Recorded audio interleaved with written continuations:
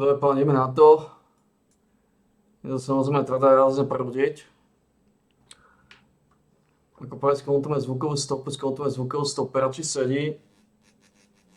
A to samozrejme nápojku. Je to klasický Hell Classic.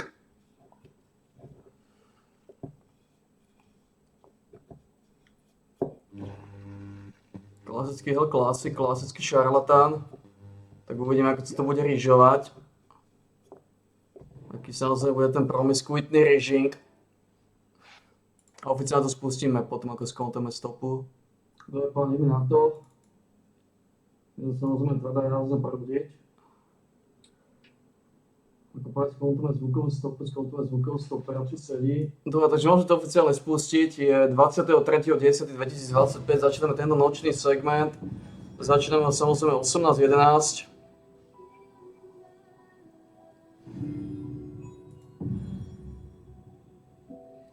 Túto buržoáziu.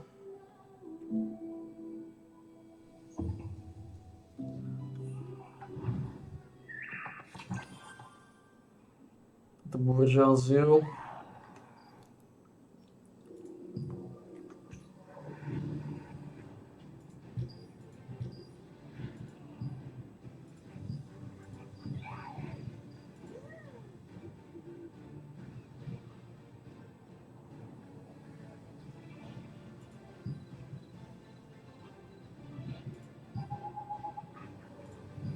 We got 2857, no one is doing these contracts, all of fucking retards. Where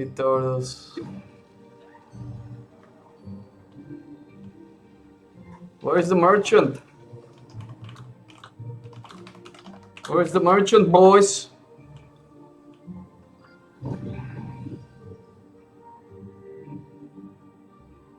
There's no ghost. It's just a rumor started by our competitors.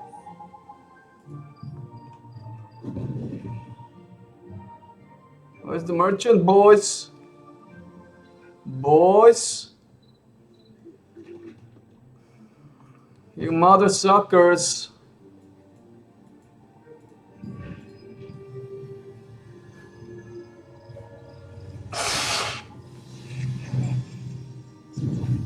Experience Stone Guard Castle like never before. You adventure. Fresh cooking ingredients here. Take a look. I won't charge you for browsing. You are the belly buster, you are the belly.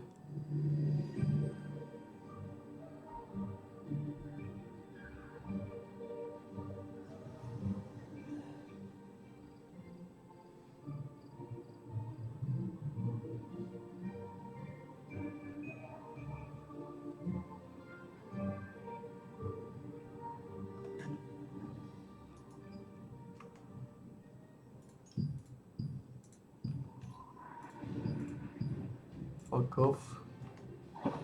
Husk.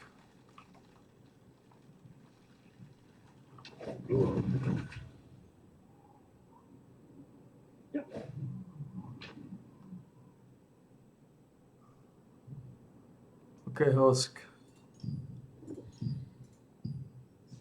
Are you a big boy?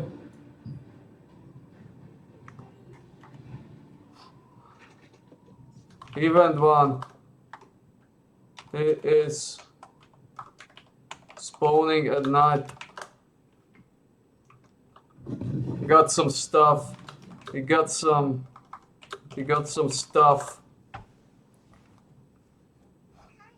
Billy Buster.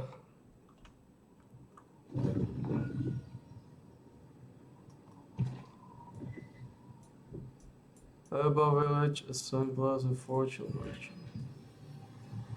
No. The roaming one. The night spawner.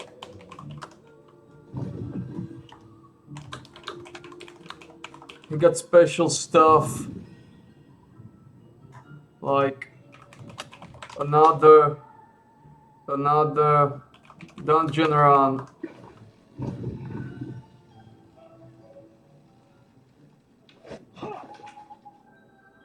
Mother lover.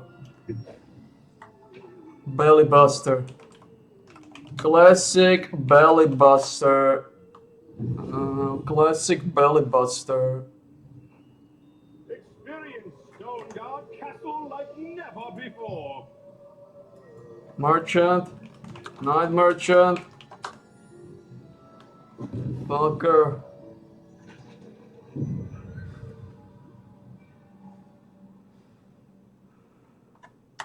Classic belly buster. You want belly buster? You want belly?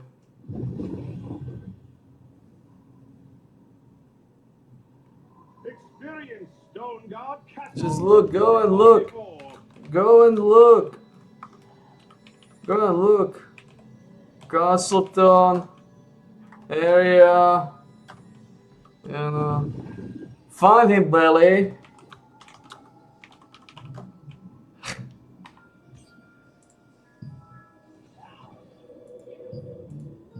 Find him, Belly.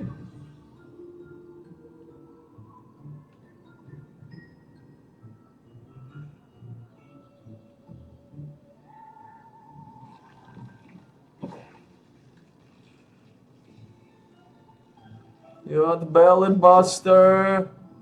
You are the belly. Oh, he's not up here. That's for sure. Maybe he's down here. Got him! Got him! Got him, Belly!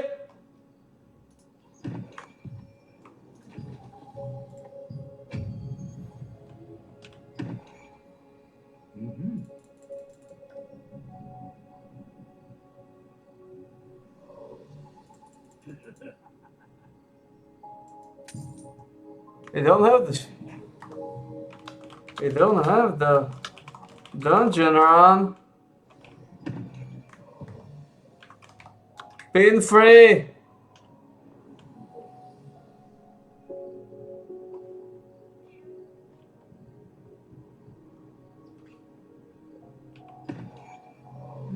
But he got a fucking pumpkins, this guy.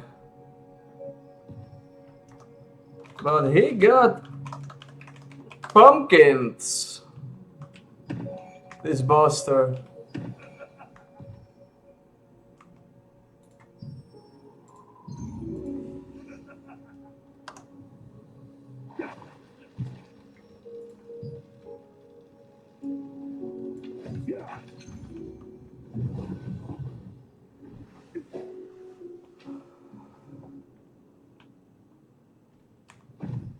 He got pumpkins.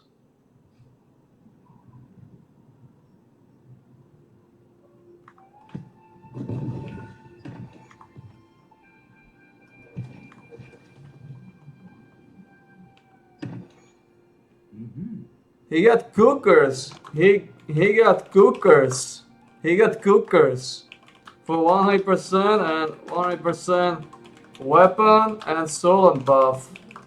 He got cookers, 5 pieces. 5 pieces, not bad. He got cookers.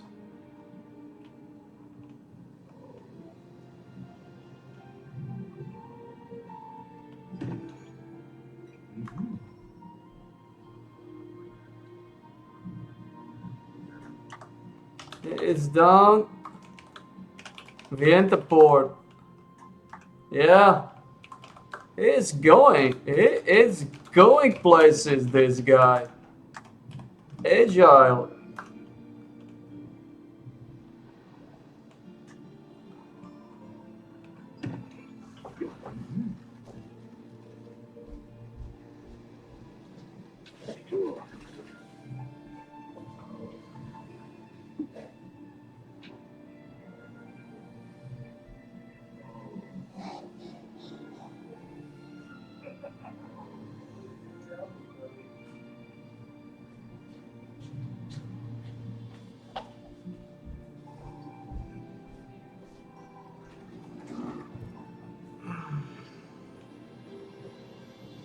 Down in Vienta port.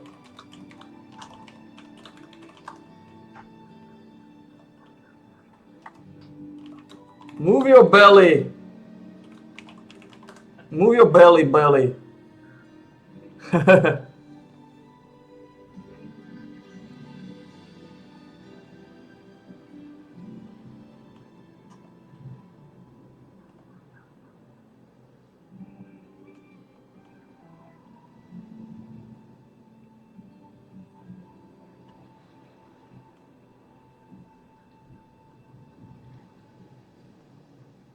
I never noticed.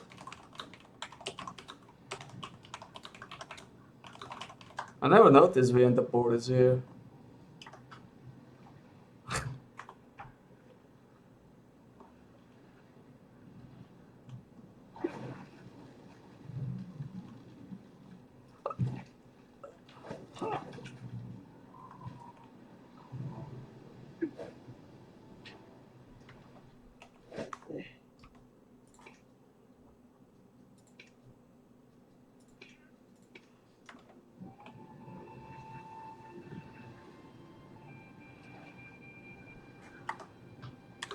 I think there are some more giving special dungeon.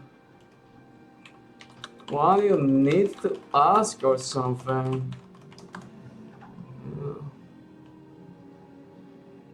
The villagers.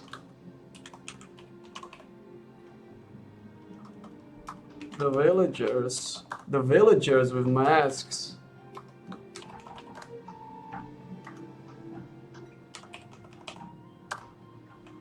Oh.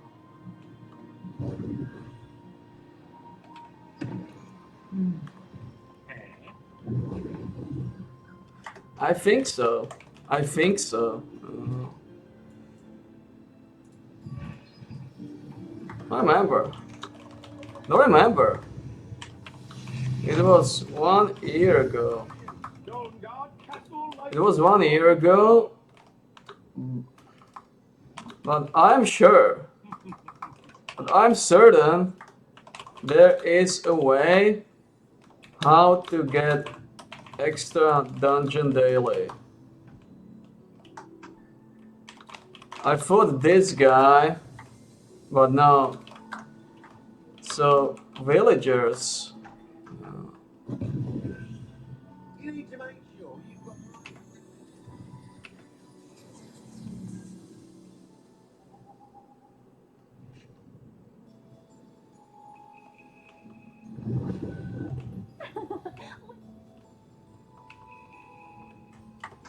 It must be suspicious peddler. It must be suspicious peddler. Maybe another trader. Maybe another trader.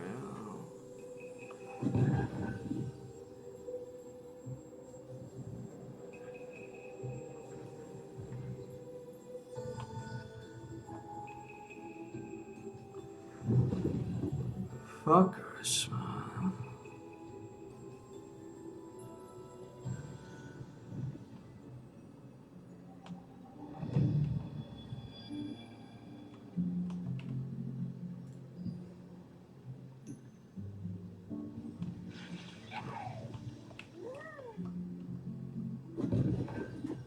Valacius.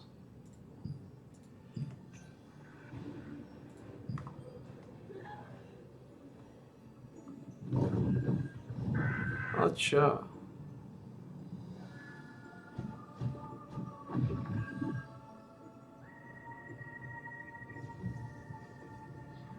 experience Stone Guard Castle like never before.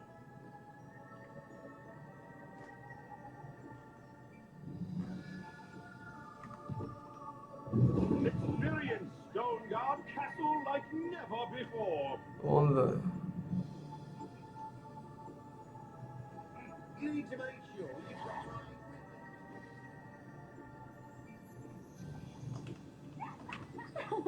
Welcome.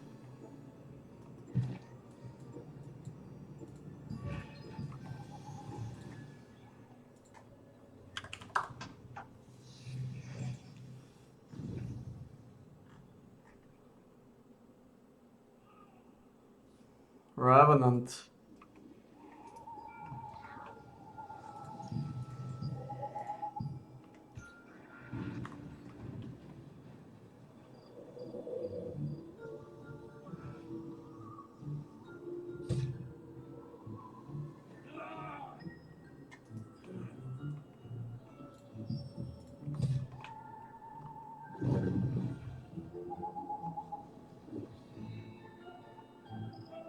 Classic. Classic belly. Yeah.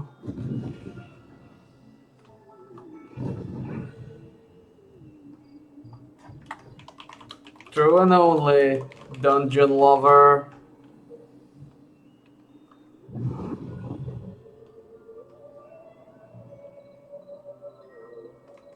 Let me finish this.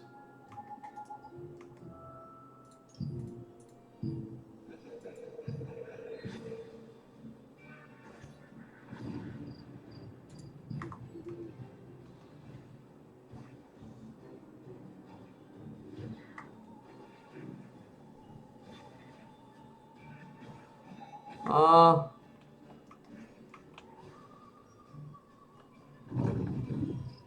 Vordos.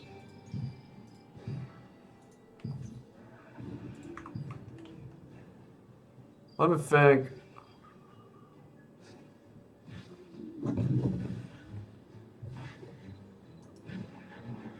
Bobo. Uh, I need to figure this out. I need to figure this out.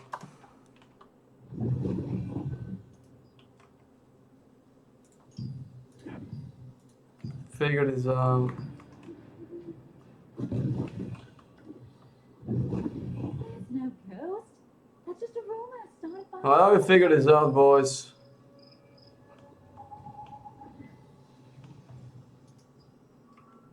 Take a look at the contracts I before you need to start. figure this out. I'm sure you the rewards are worth it.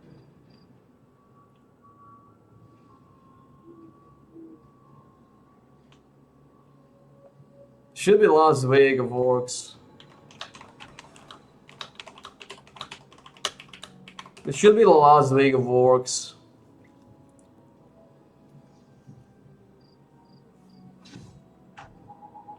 Should be Las Vegas works. Monday top. Monday top.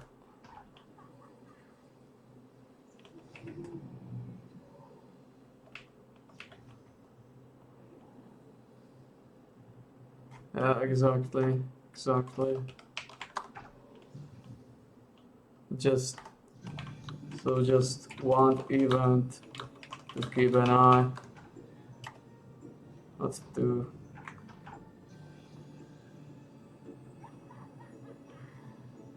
Even though we grab some, we don't.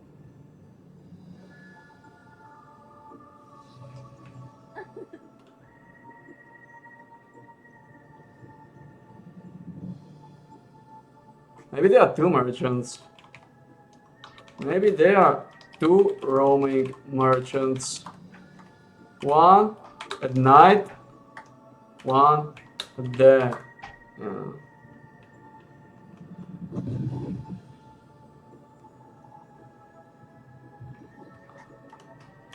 I doubt they took away one extra dungeon. Let's see the reason.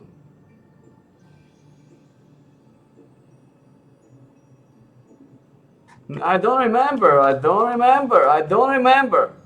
But I know there was a merchant selling extra dungeon coin. And night guy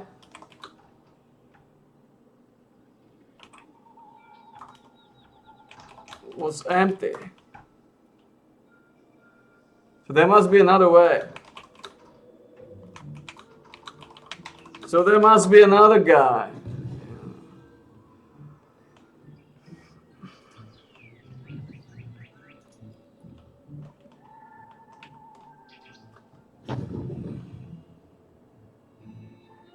Looking for a sunrise crafter. You absolutely need to grow skill. We figured this out, Belly. Don't worry.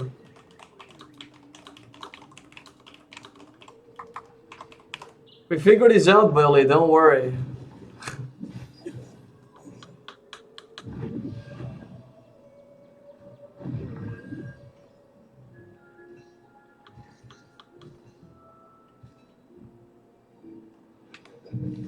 February 39, 1185, the Herald of Archium came to deliver Revel's letter. They haughtily demanded loyalty and obedience to Revel Ulpius, the new emperor of Silesium, demanding a gift of 1,000 wolf hides, 500 deer horns, and 1,000 Orstella stars. My enraged little brother, Crimson Dave, that loyal soul, drew their swords. I calmed them and then firmly said, Archium messengers, give Revel this reply. The moment you enacted your foul plan to slaughter the family of King Hordes, our patience gave way to a burning desire for revenge. If you dogs of Revel ever set foot inside this manor again, we'll slit your throats and throw you to the wolves. They quickly mounted their horses and departed. A meeting of the elders was called at once. There was fierce debate between those who insisted on avoiding war and those who asserted the need to fight honorably. Watching this clash, I resolutely cried out, I, Hope's Castle, declare with all my heart that an honorable death holds more value than a life of subservience. What the fuck is that word? There shall be no compromise with the demons.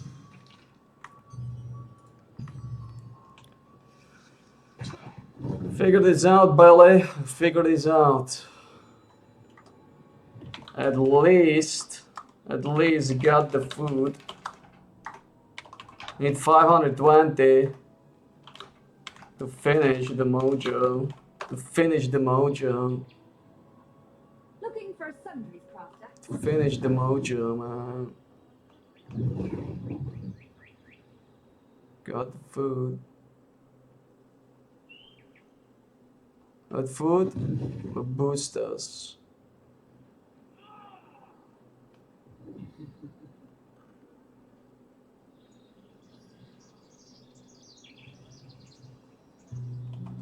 Ah, boys. Where is this? I never push a mojo here. Fuck off. Don't tell me.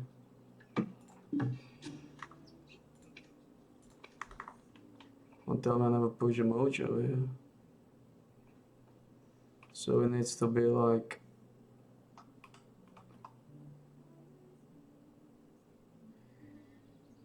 a little bit further away.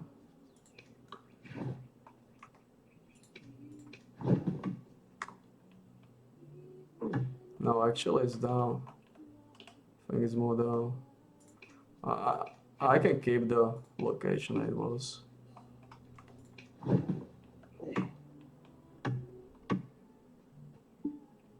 Oh, that's fine location, I keep this. No, actually this is a real bad location. Needs to be a little bit.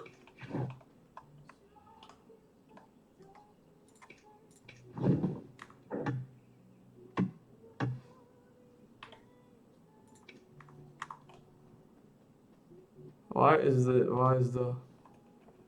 oh, maybe it was here. In this bush. Can it be? Can it be this bush, boys?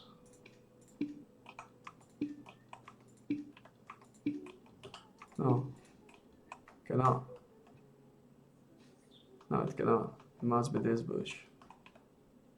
So it's a little bit of a bangle angle, right?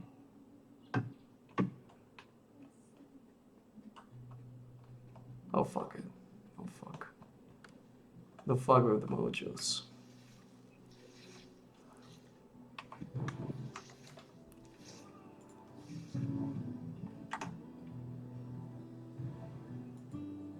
Yeah, get the latte. Yeah. Yeah, get the latte.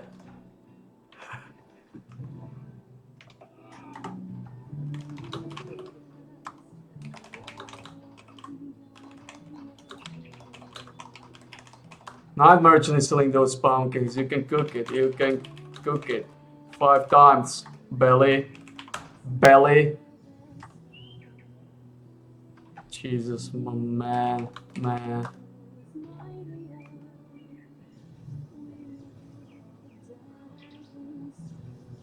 Fucking belly.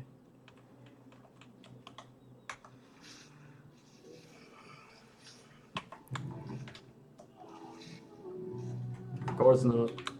Of course not. With the pie. With book? With book, yes.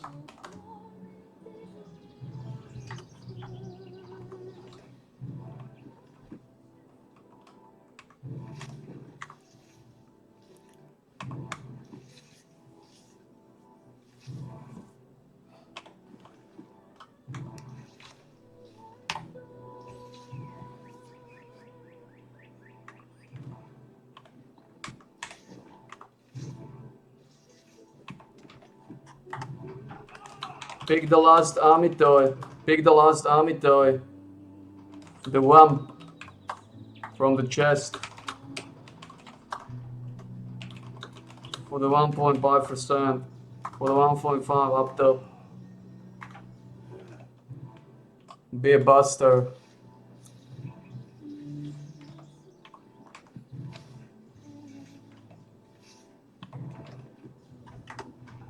I did not get it from Expedition, so I used the chest. Fuck it. Can't be bothering with the Expedition another week. Need that Mystic for Puma.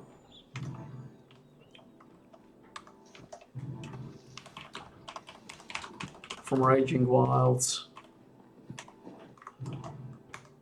Right, Billy? Right.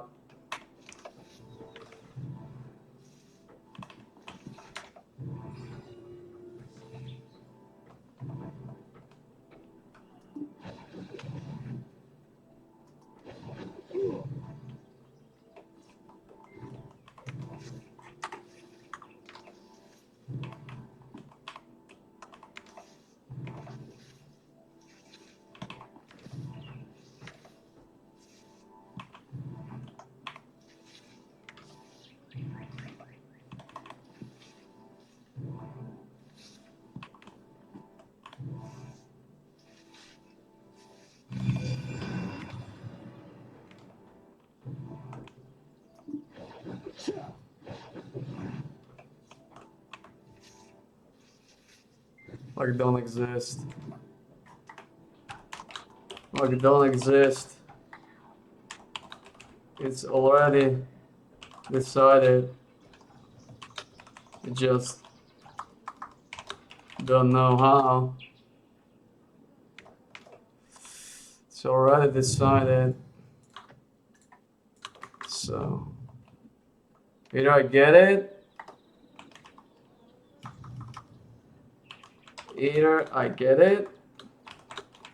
or not.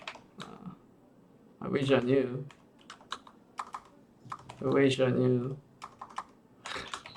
I wish I knew. I wish I knew.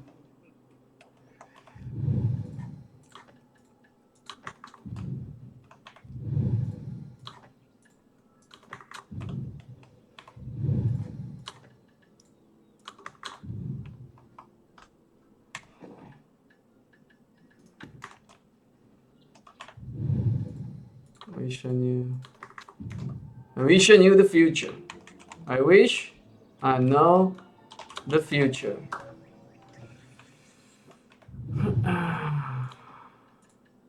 We are the belly buster, you are the belly.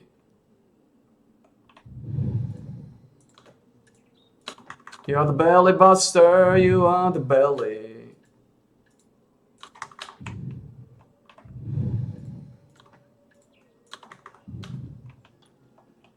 You are the belly buster, you are the belly. Oh yeah. Give me the mojo, okay?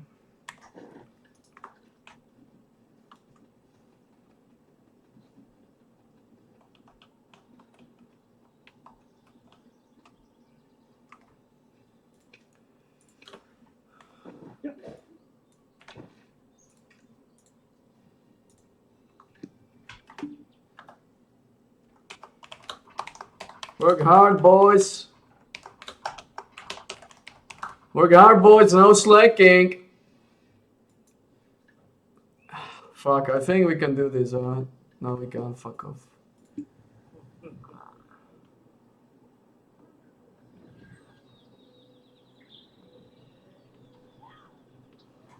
Yeah, but it also makes you dumb. So, rather not worth.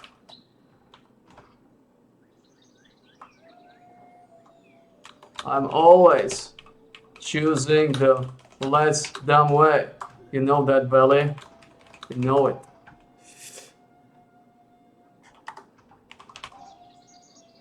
Believing in luck is the higher dumb stuff. Oh, fuck hope. Fuck hope.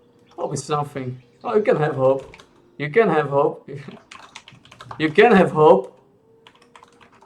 You can hope is it's decided for your glory and for your belly. For your glory and for your belly.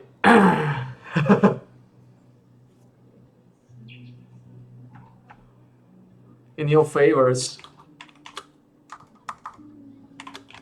In your favors. Like, you can have hope. So you can have hope and still avoid higher dumbness. So you can have hope and still avoid the higher dumbness. Win-win.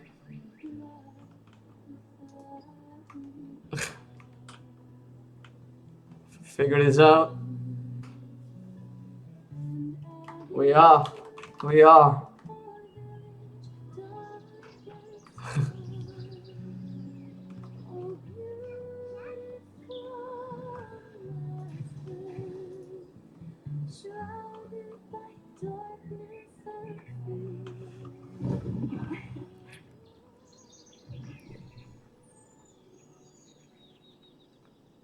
Shadow Dancer. Who is this fucker? Grab it and grab the bitch. Fuck off.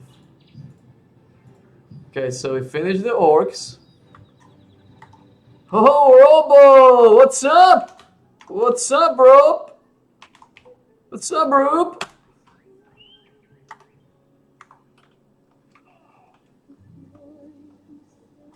You French? Are you French?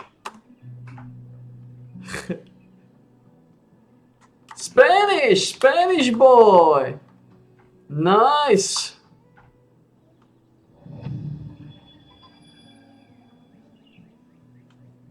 Nah, fuck those Yaya boys. I like it.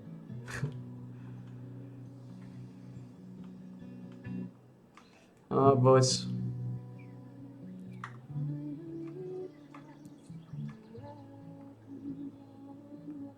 So, find out how to get the coin for extra daily dungeon run.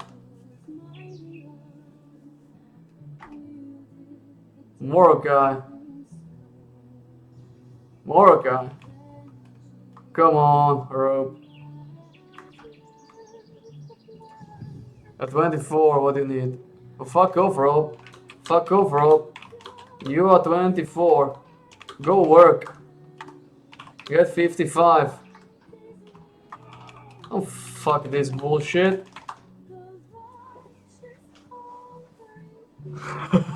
Fuck off, Rob.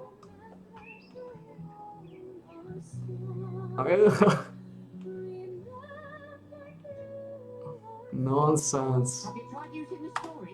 It's very Oh, fuck this bullshit.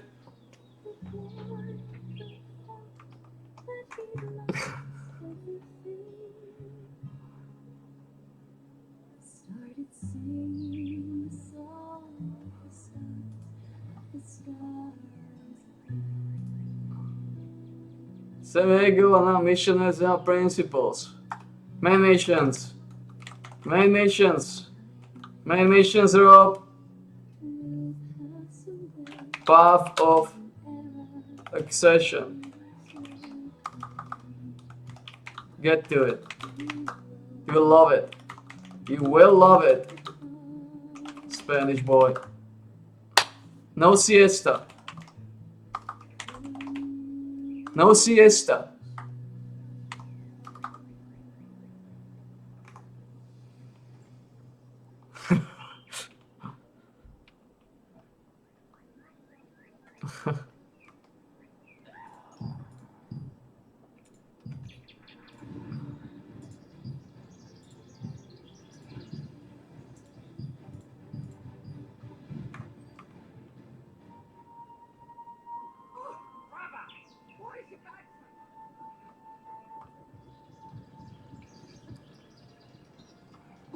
OK, ukážeme si nápoj, ideme na to, dobre?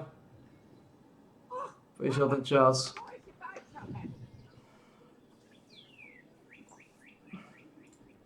Ale páni, ukážeme si nápoj, prišiel ten čas. Je to klasický Hell Classic. Je to klasický Hell Classic, klasický Bublifuk, klasický kalamár. Áno, 250 litrá servátka, ako to vyzerá. Takže je to klasický Hell Classic.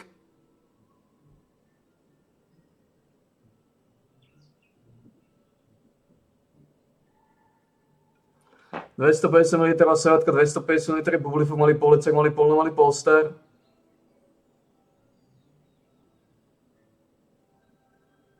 Vidíme ho, 250. Klasický Classic s vitamínou Bourgeoisie, takže je to zase taká promiskuitná povecná výživa. A samozrejme lustriu a klamu, gives you power like hell, ale to sú choré promiskuitné ťahy, áno? Choré promiskuitné ťahy. Nefunkčný marketingový špíc. Gives you power like hell. A to je všetko. No. To vyzerá, takýto kalamár.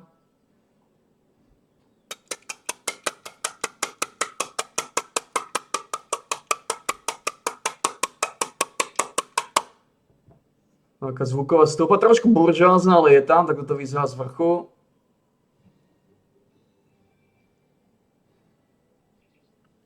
No.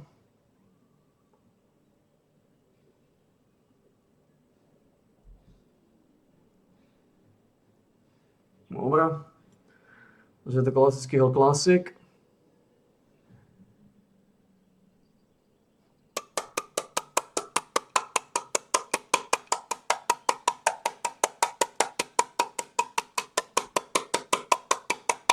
Zvuk je trošku mákový, ale je.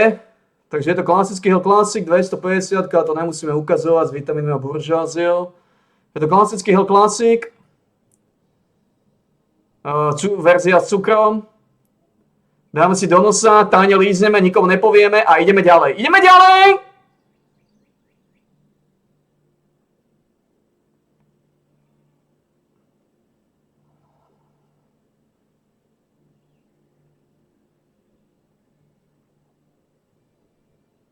Dobre, teraz sme ukázali prvú sériu.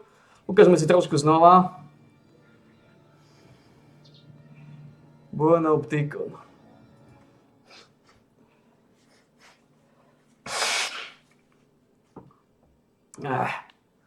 Ukážeme si znovu. No. Ako to vyzerá, takýto klasik, klasický klasik.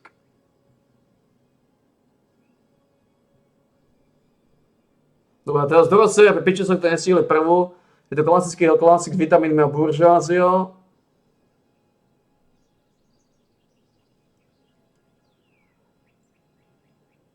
$150, vidíme to. Zatiaľ to má taký náčrt, tak to vyzerá.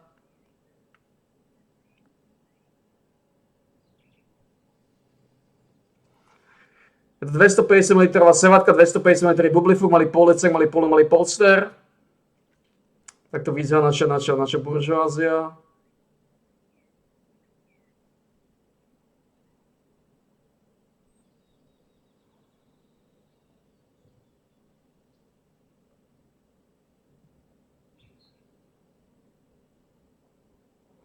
Klasický Hell Classic.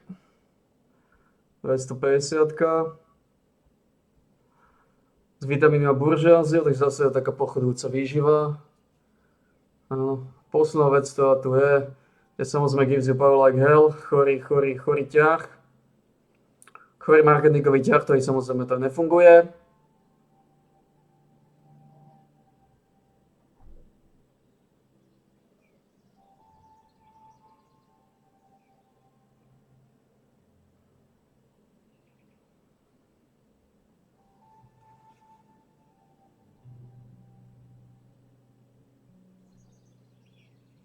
Vidíme ho.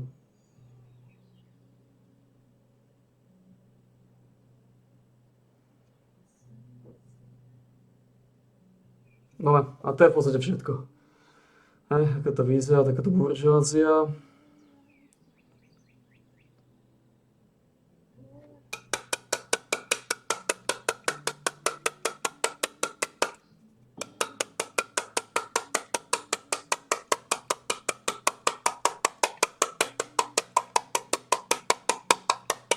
Zvuk je dobrý, zvuk je májový, tak to vyzerá z vrchu, takáto fiškálna jednotka.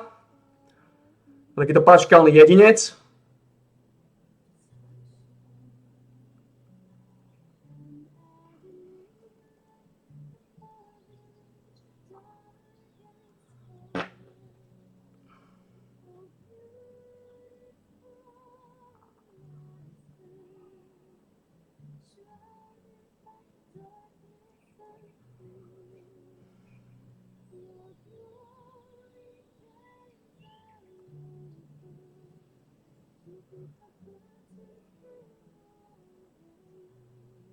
Dobre, to sme ukázali. No a teraz posledný lízol, samozrejme. Klasický Hell Classic. S vitamínmi a buržoáziou. Klasika. A je to verzia s cukrom.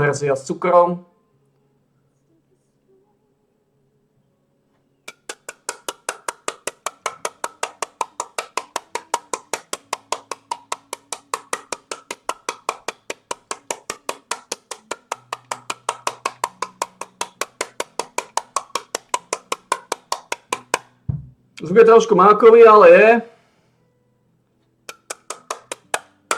je trošku mákový, ale je. Takže takto to vyzerá. Je to klasický Hell Classic s vitamínmi a buržoáziou, verzia s cukrom. Takže dáme si do nosa, tajne lízneme, nikomu nepovieme a ideme ďalej. Ideme ďalej!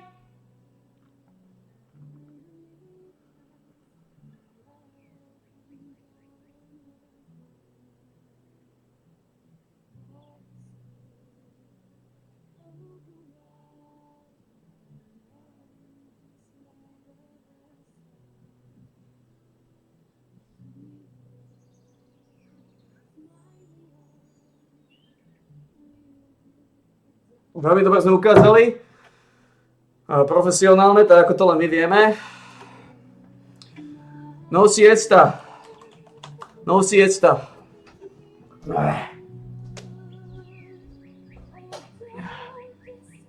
No siesta.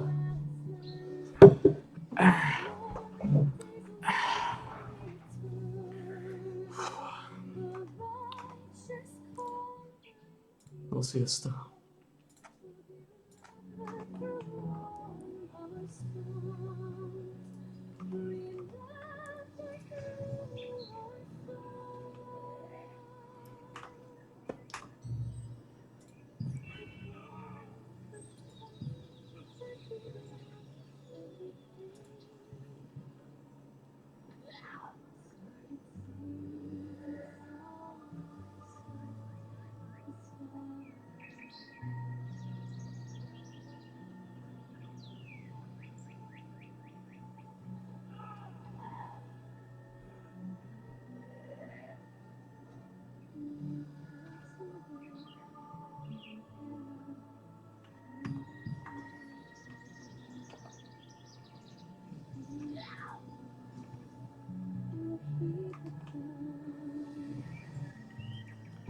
I think there is a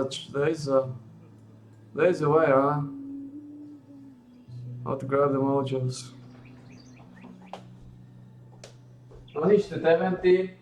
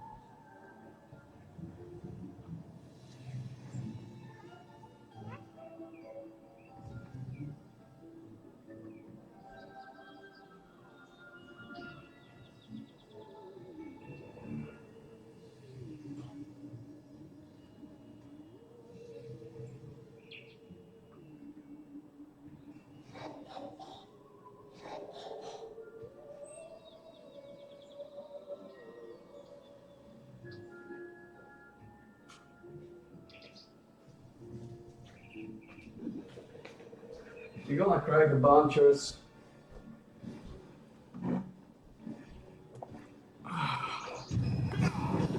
No siesta. No siesta.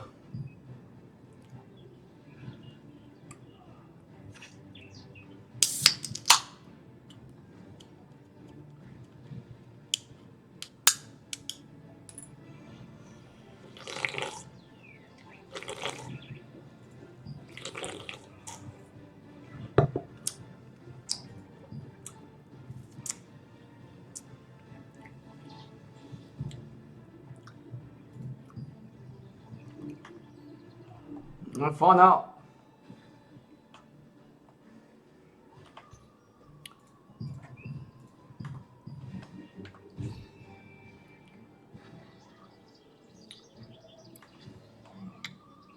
Ray hook.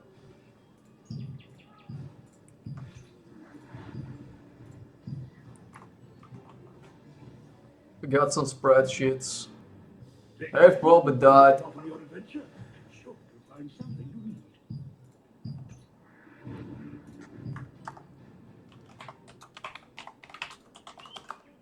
Sad. Sad. She was solid. She was a solid one. Do you want to use the contract coins that you earned through contract? Oh yeah, I need to back review this.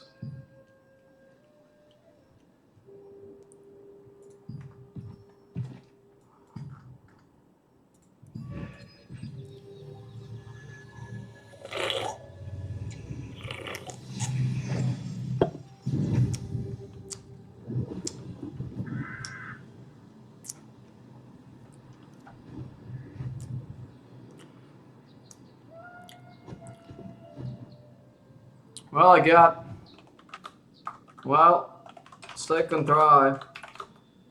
I got sword shield with collision chance. It's only $500, but well, I think times are rough. So I take, maybe take 500, maybe take those little. Like rough times for business. For business valley. My whole operation just stopped.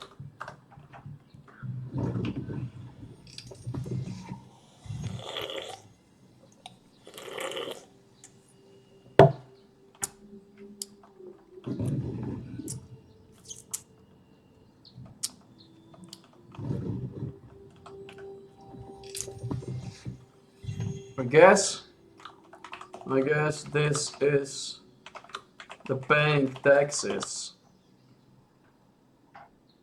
time.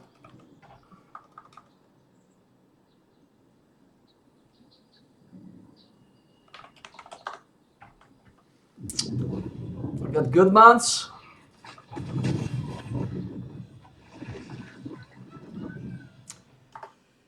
These are months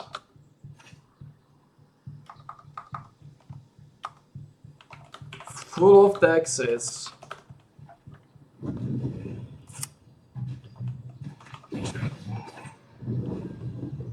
I hate this tax delivery.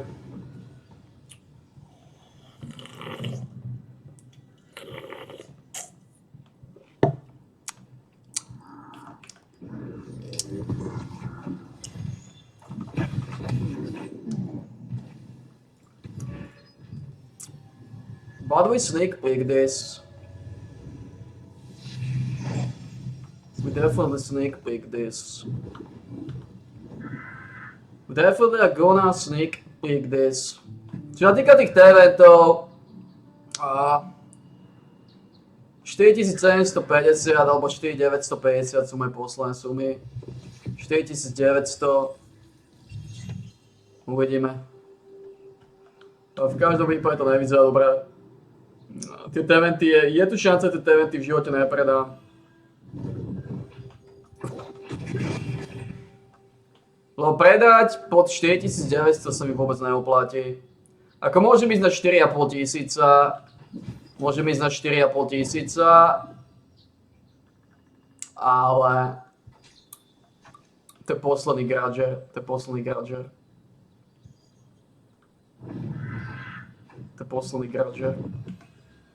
Veľmi ja by som išiel na 4,5. No ne, jednoducho tá situácia je taká, že buď ich predám za 4900, alebo ich nepredám.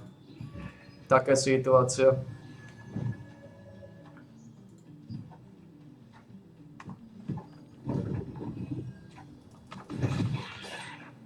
Tak by som povedal, že je situácia, taký by som povedal, že je ten grad, že buď ich teda predáme za 4900, alebo ich nepredáme.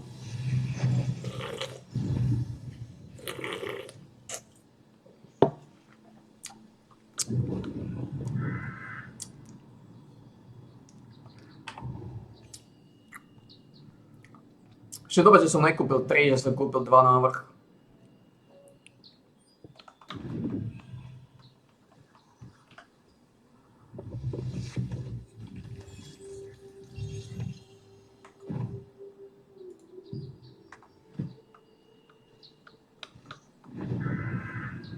Som kúpil 2 návrh.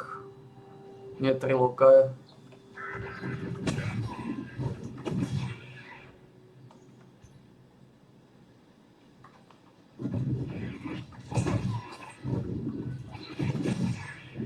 Full of taxes. Mine's full of taxes. We call them a tax delivery system. It's a system in which we are paying taxes.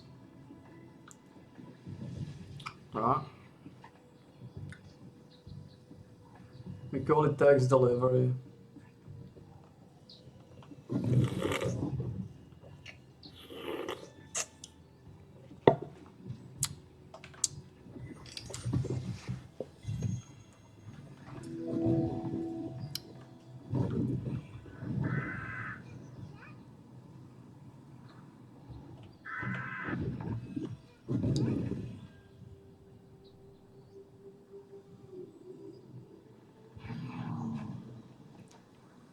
Can't be bothering with it. Tax delivery system.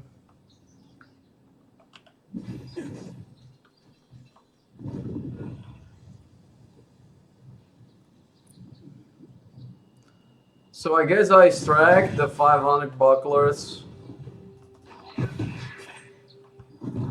Like we can have 15 shards for it, but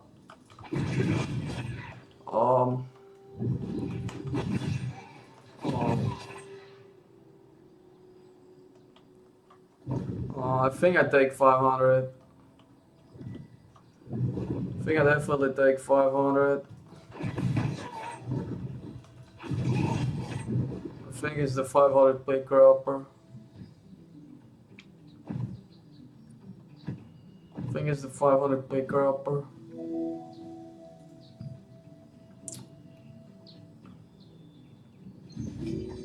Let's see if the dungeon is correct.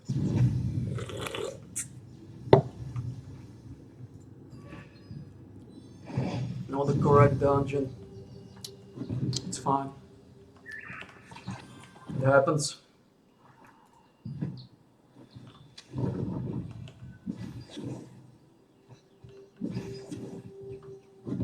It's fine. Not the correct dungeon. But we grab it. We grab it by the throat.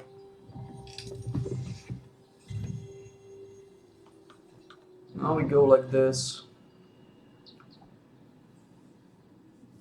We are the belly busters, we are the bellies.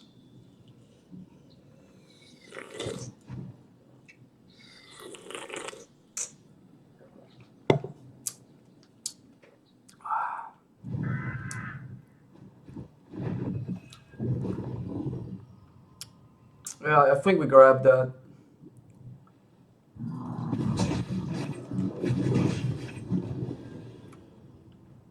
Yeah, I think we grab the bellies. I think we grab the bellies for sure. There was a situation like we are like thinking if we can use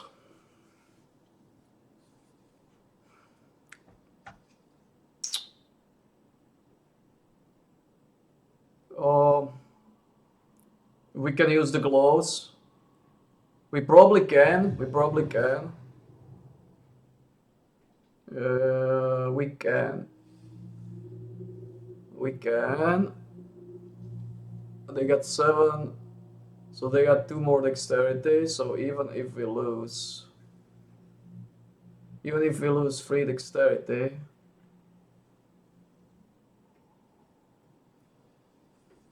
we lose 3 dexterity, right? Because they got 7.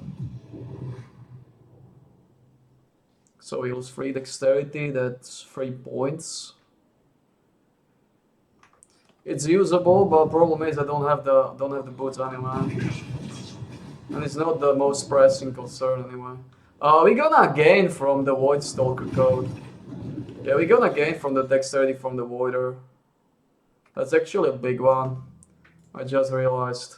So the gloves are usable. The gloves are actually pretty solid because we get the chest. The Void chest is pretty ugly.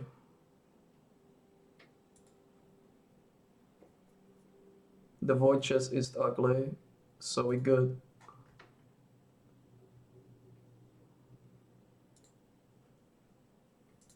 It's pretty ugly. Yeah, it's dexterity and strength. It's 5 strength, and yeah, this is ugly. This is ugly one. Yeah. So it's usable. Boots are usable too. I got gloves for it. Boots are usable, but I need to get the boots. That's the big thing.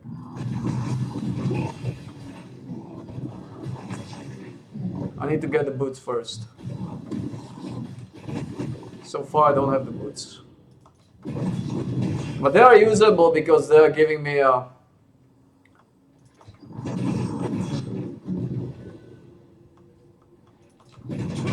They are usable, but I would rather avoid it if I don't need to use them.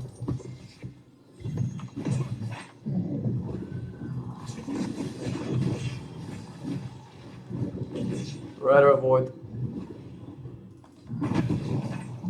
the heavy machinery.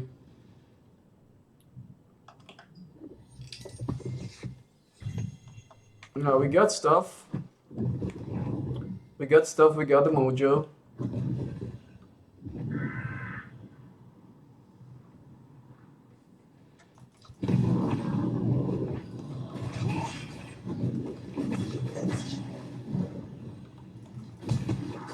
I would rather avoid it.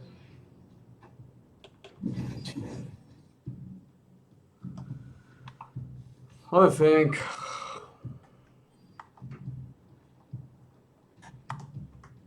times are rough.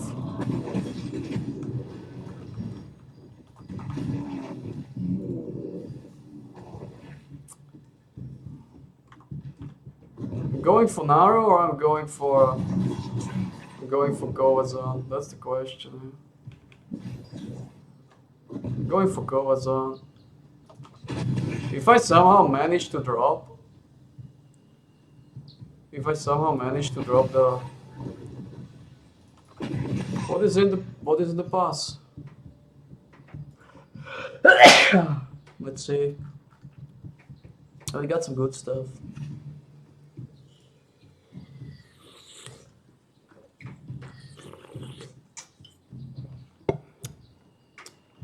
Let's see, 9,000 is nothing.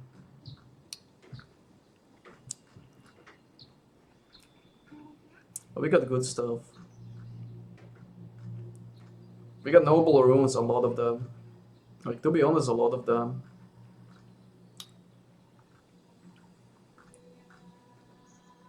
Yeah, we got a lot of good stuff. We got a lot of good stuff. It's 4, 6, book.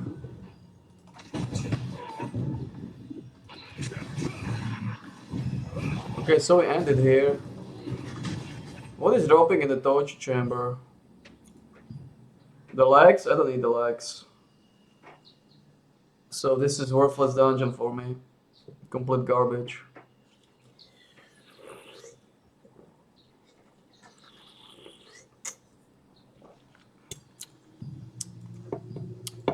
I need boots.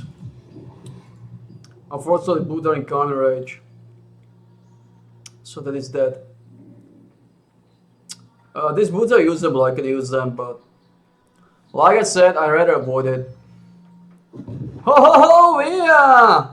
Welcome back!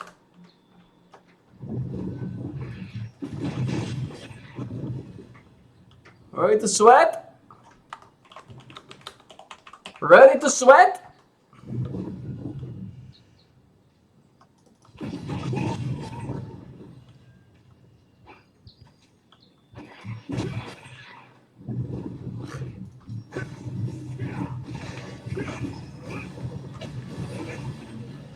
Yeah, exactly.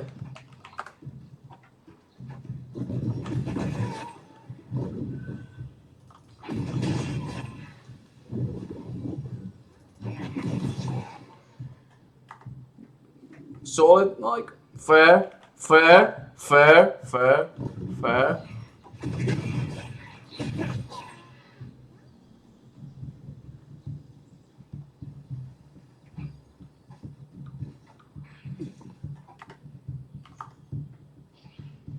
.00, sharks are soon.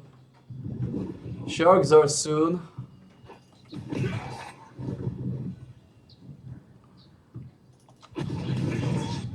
Sharks are. In 46 minutes. You love sharks. You are the shark lover.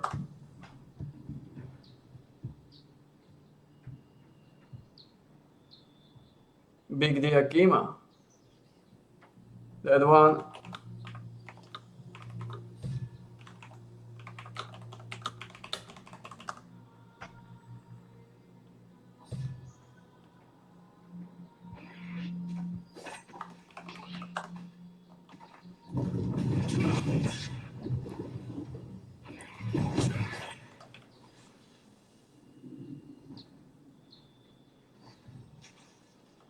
Spell of Accession free.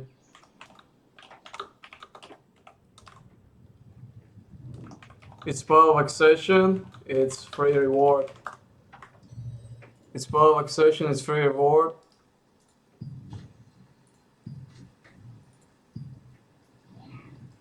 In step 2. In step 2.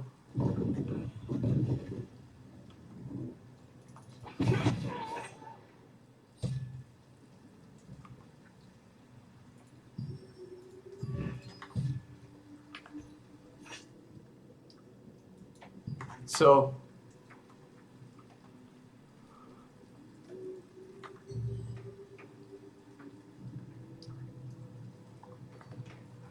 yup.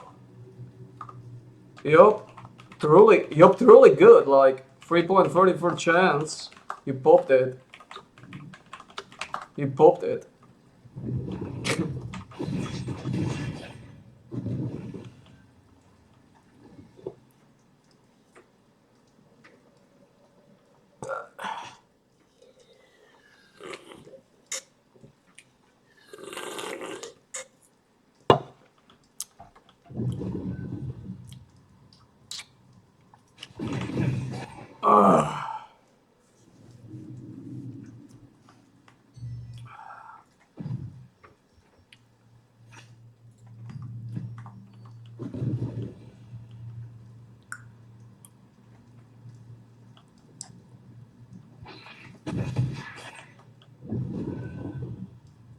That's true, that's true, that's true.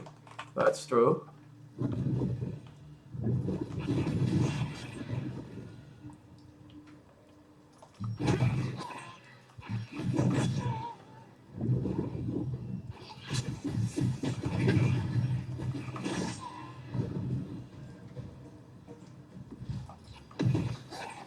Sam the Belly can teach you shark hunting. Sam the Belly can teach you shark hunting.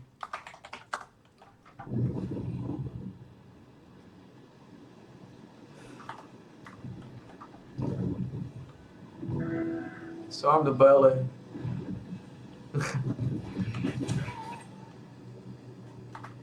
He is refusing to play sword and shield.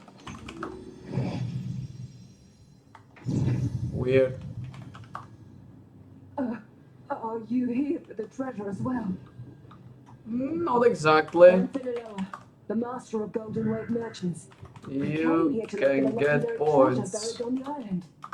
other ways. But we were forced to split up by these reptilians. Adventurer, I ask of you, please find the other merchants.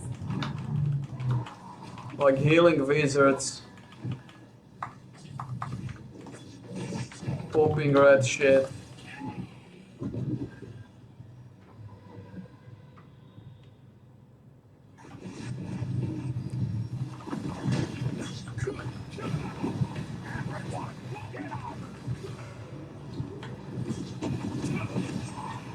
Get your nose into.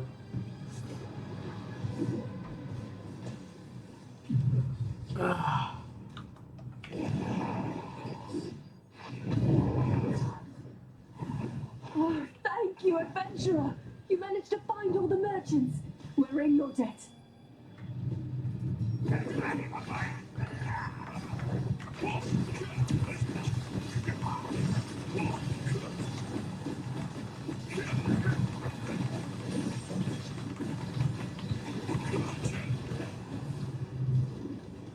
Just pick your nose into it.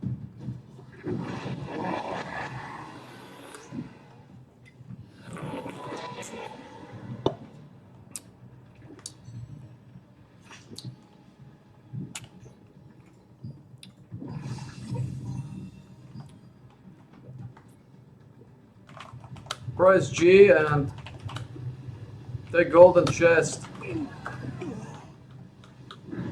If you didn't. For rewards.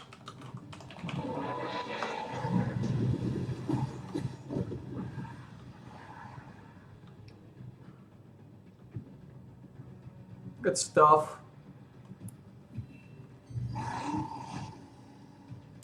Got the good mojo stuff in there. Actually, this is like... I need to do this dungeon probably forever.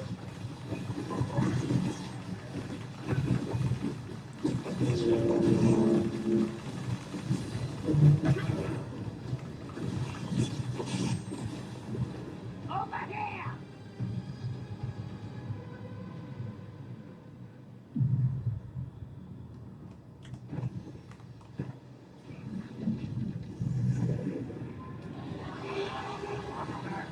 Just as I was getting.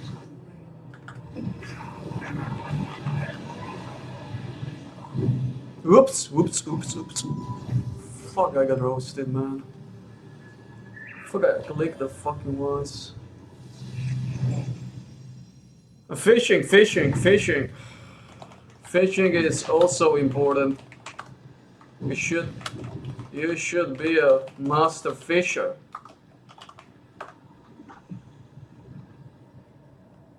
You should be a master fisher.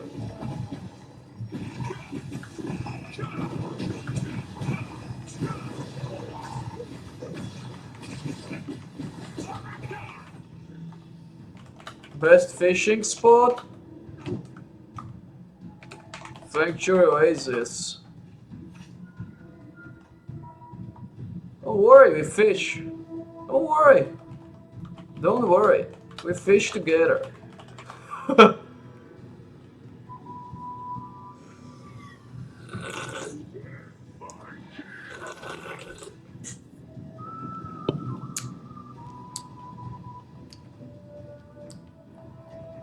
Don't worry. Like big boys. Like big boys.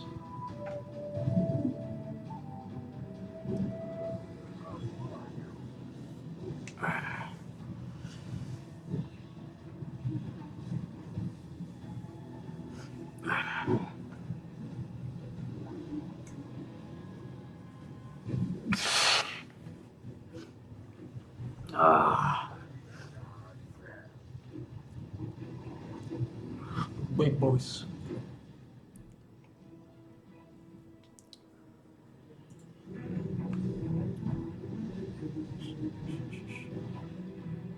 God, I need the boots.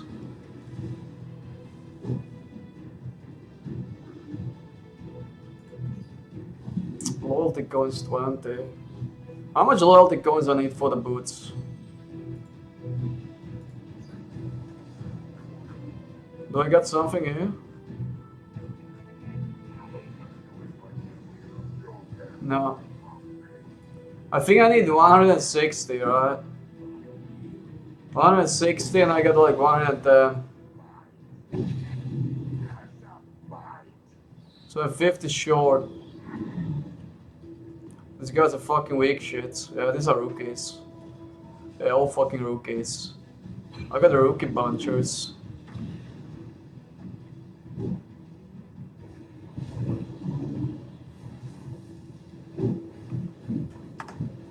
Big boys.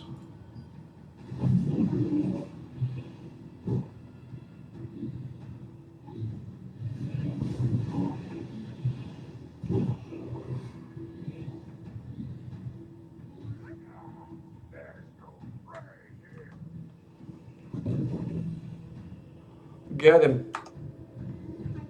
Big boys. So we need to kill, gather, and fish in 30 minutes. No. No, no.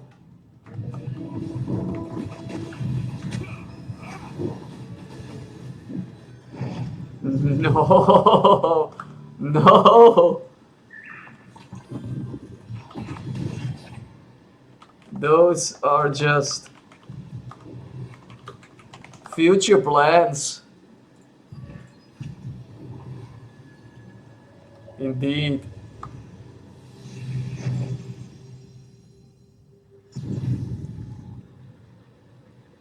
We fish. We fish. Right now, we enjoy swamp and sharks. Right now, we enjoy swamp and sharks. In 35 minutes. Yeah, yeah, exactly. I'm multitasking. We got some browser shopping to do. Remember? Remember? uh.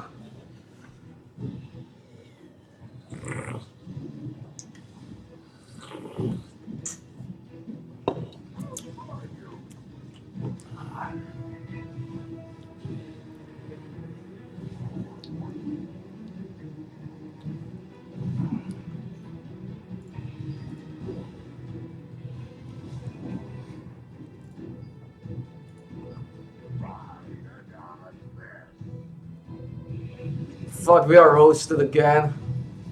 How the fuck we always getting roasted? Always getting roasted. This boss is a fucking mother lover.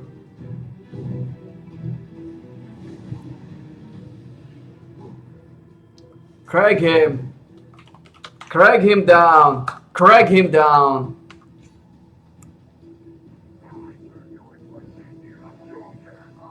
Craig him down. I'm starved. You body you.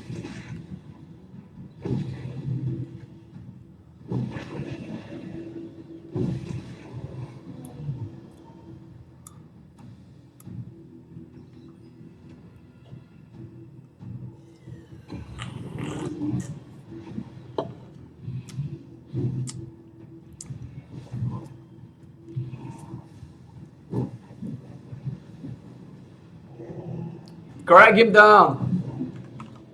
Put him to the bed. Put him to the bed.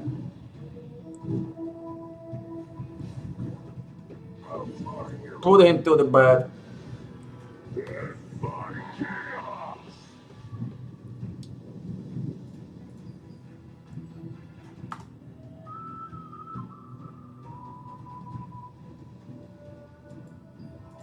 You need to bury. You need to bury. You need to bury. That's a rat. You need to bury.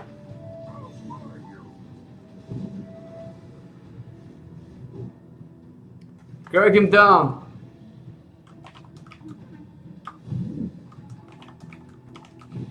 Crack him down. Burn the Kentucky. Burn the Kentucky.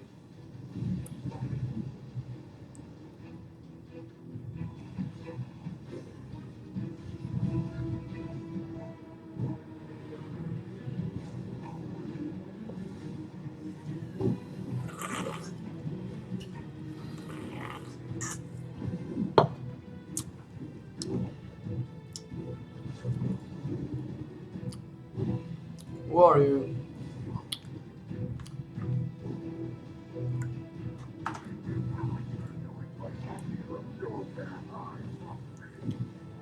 I'm starved.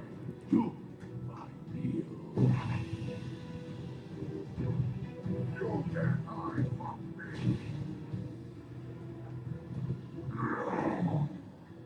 Only Chaga watching.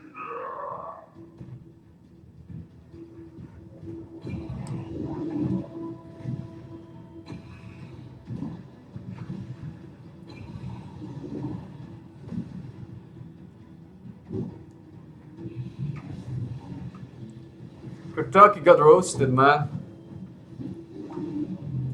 So, I think we need 160 for the boots, alright? So I got 110. Well, I get 10 here, I get 10 here. So I got 120. 120 is not enough, right? 120 is not enough. Because like I can use the boots. Like they are not the best, but they are usable.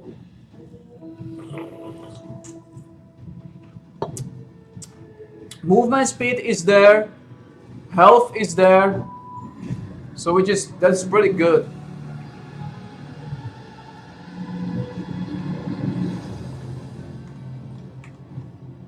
Movement speed is there, health is there, so it's a good mojo.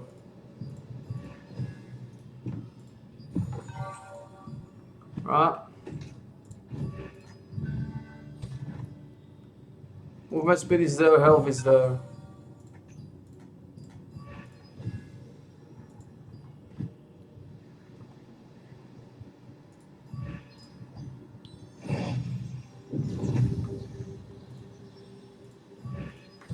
How much we got? 4 minutes. Oh, we got 4 minutes in the mojo land. We got no loyalties here. That's a bugger, man. That's a bugger. It's all fortitudes. It's all fortitudes. It's all fortitudes. It's all fortitudes.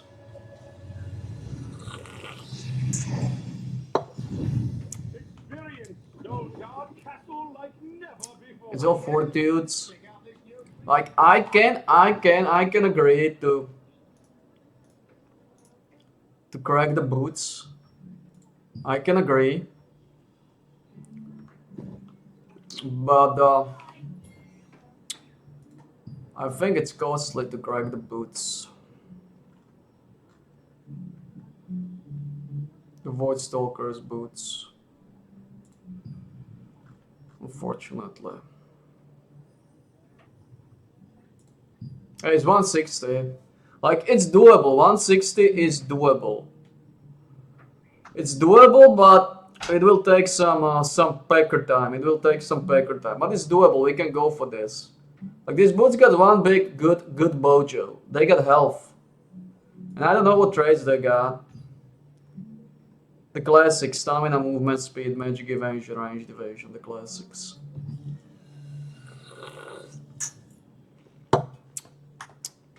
But I can use them with this glows. Like endurance is fine, fortitude is fine, hit chance is complete garbage. But my point is, they got dexterity and added attack speed, and there is attack speed there too, right? So they are usable. Hitchens is complete horse dog, but like they got fortitude and endurance. So basically, they got 7 dexterity. They got adder attack speed. So they got endurance, which is good. Fortitude is giving us a sneaker peeker. They're usable, but the question is if I want to press it. If I really want to press it. If I really want to press it. You know? If I really want to press the bullshit. Sadly, I didn't drop the boots. I didn't drop the boots here. The boots would be good, but I don't have the boots. So the question is like, we can keep doing this, but this is not worth doing this.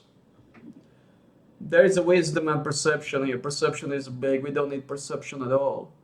Endurance is the same. We lose wisdom. But I think we can deal with wisdom. I think we can deal with wisdom if I switch something for something else. For probably this is only probably this.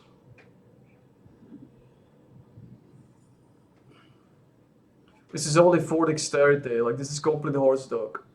Right? This horse dog is giving up 4 dexterity, so we can switch that horse dog, we can go for the choker. We got a lot of chokers, and choker is also giving us dexterity, but a lot more. We can go for a choker. Right, we can go for a choker. Or we can go for a better bracelet. But choker is the play, I think. Choker is giving us a lot more dexterity, which can do the trick, but I don't know. It's not that needed. It's not that needed. It's like Mojo Lojo. It's fine.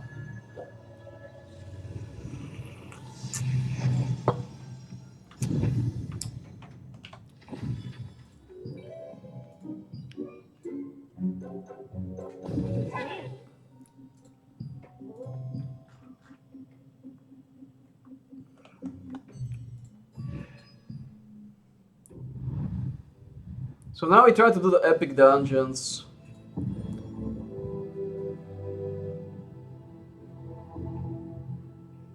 There is no time. There is no time. There is another issue we got here. How much I lose on the Tavans so far? It's looking really badly. So far it's looking really badly for the Tavans. I'm gonna lose a lot of money. I'm gonna lose a lot of money here. I'm gonna lose a lot here. So the advancements were like badly, real badly. We got a really bad advancements. Like a complete horse dogs, man, complete horse dogs.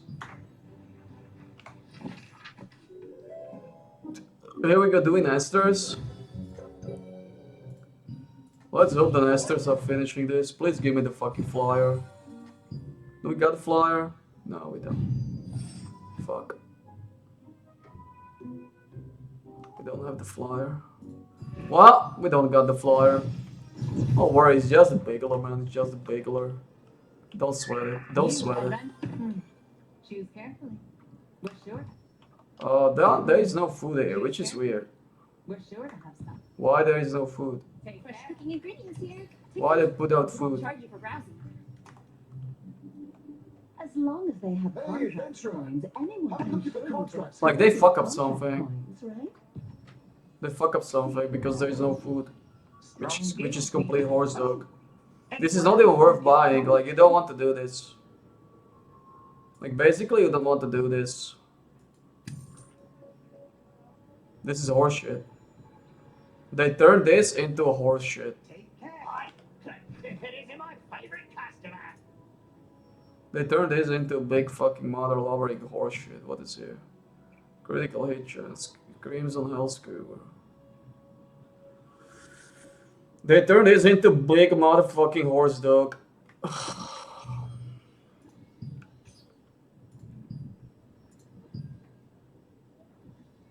A collision chance, like everything is going down. You either get this or you fucked. So basically the...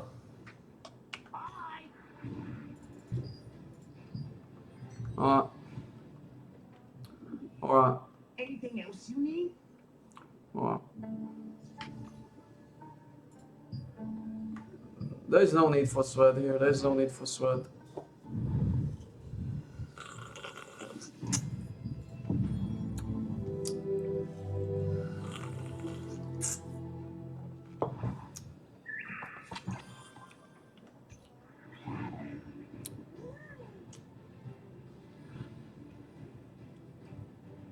Fate's Abyss is enjoying his roots in the Fate's Abysses. So let's work this, okay? Let's work this out, boys. Let's work this out.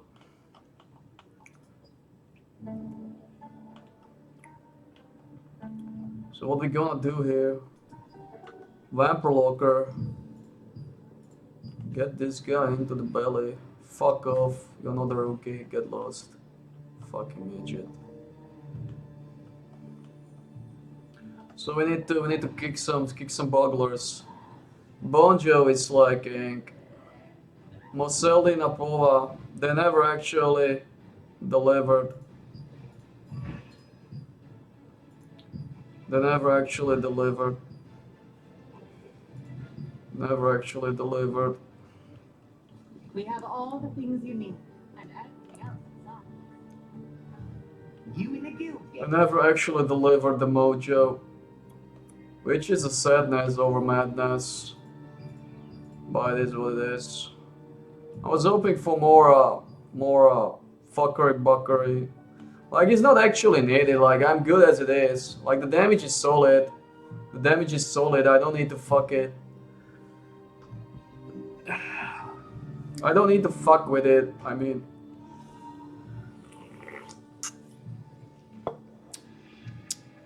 because the problem is, I don't think I have enough gear score. Like, I don't. Basically, I don't.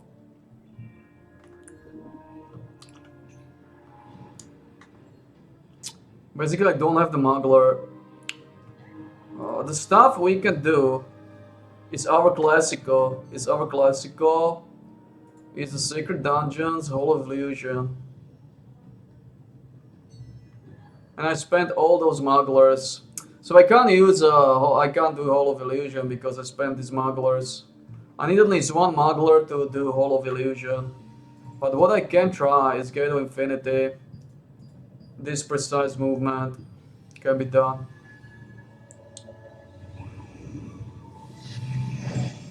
This can be done.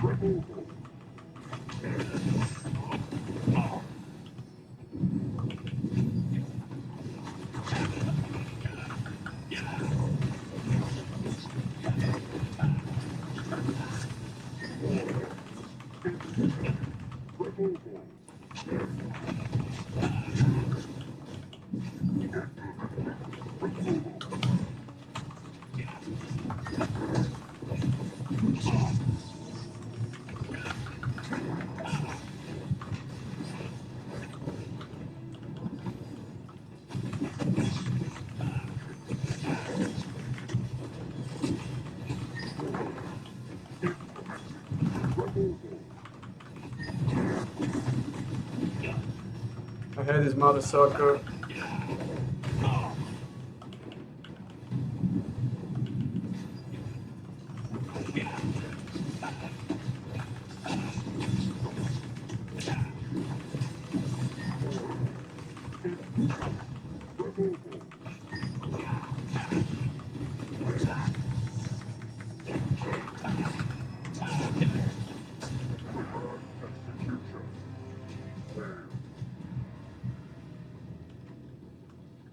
Fuck off. I'm leaving this fucker. Grab a Lojo, man. Grab a fucking Lojo. What are those gummy fishes for?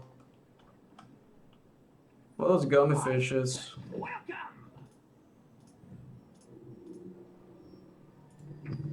What are those gummy fishes?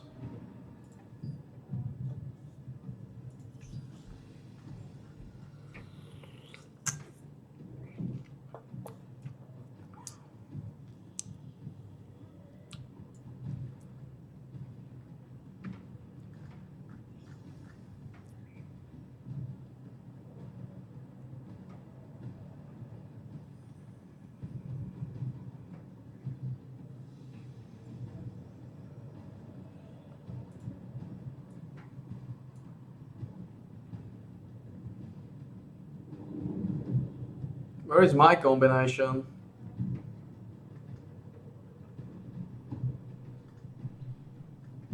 My combination is not even here. Here it is. I think this is all my daggers. Great, so May your steps be light and your what are the rewards? lighter.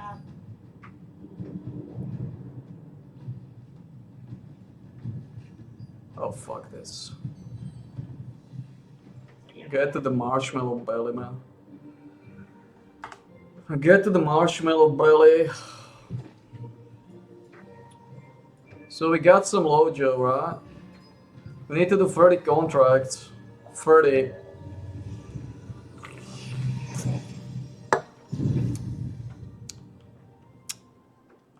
Stone Guard is this area.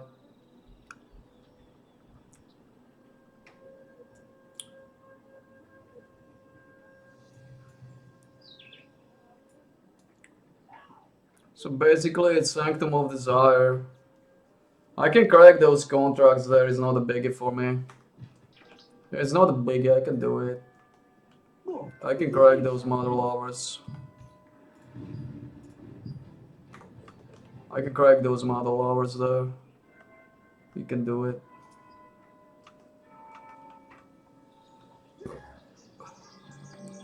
Uncle Oleant.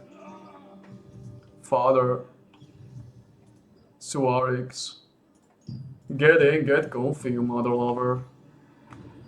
So what is here? We got some new rookies in the making, like Felix. Like this fucker can be good, this Mother Lover. Yeah. Felix. So we got orcs. Unfortunately, those orcs are pretty nasty. They're pretty nasty. They're pretty nasty. They're pretty nasty. We got orcs 11. I'm not gonna make it. It's undoable. We got 1 orcs. It's going a little bit slowly, a little bit cheeky freaky. We got Kovazan. Who is this girl? It's Tatiana. Like, this is a bagler, man. This is a bagler. That's just a rumor started by our competitors. There's no ghost. That's just a rumor. So basically we got this, like, it's like, we got problems, but you know how it goes. You know how it goes. So basically I lost money with the events.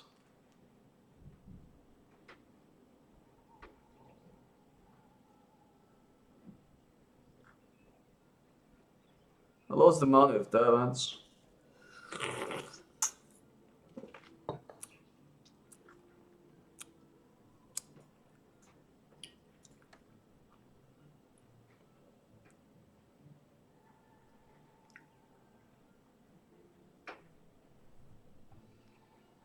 Pán Bročko, no, vykazujem vás dnes z rokovacej sály v súlade s paragrafom 32 za to, že ste neposlúchol moju výzvu. Smeráckí zločinci sú tí, ktorí boli odsúdení a vyšli zo Smeru. Sú to zločinci odsúdení. Neviem, ako ich mám nazvať inak ako smerácky zločinci, ktorí boli odsúdení. Takže ja som nikoho neurazil, ale smerácky zločinci, tak mám čo hovoriť, KBH-skí zločinci, alebo PSK-skí zločinci. No, sú to zločinci. Pán Pročko, prvá oficiálna výzva k tomu, aby ste sa vyjadrovala v rámci slušnosti, tak ako predpokladá paragraf 32. Dobre? Môžete pokračovať. Diktátori, ktorí tu teraz vládnu, diktátori, si to vysvetľujú tak, ako chcú. O chvíľu budeme rokovať o rokovacom poriadku, ktorý si oni prispôsobili tak, ako si ho prispôsobili. Pán poslanec, ďalej vás upozorňujem, že sa odchylujete od predmetu prerokovanej veci. Vráťte sa k predmetu, dobre? Odsúdený, keď bude odsúdený a pôjde do basy, tak bude môcť 7-krát viac telefonovať, bude si môcť kúpiť o 1,000 eur viacej potraviny. Pán Pročko, No. vykazujem vás dnes z rokovacej sály v súlade s paragrafom 32 za to, že ste neuposlúchol moju výzvu. Pán Pročko, nepočul ste, čo som vám povedal ako predsedajúci? Som povedal, že ste vykázaní pre dnešok okrem hlasovania, dobre? Pretože porušujete paragraf 32. Čo?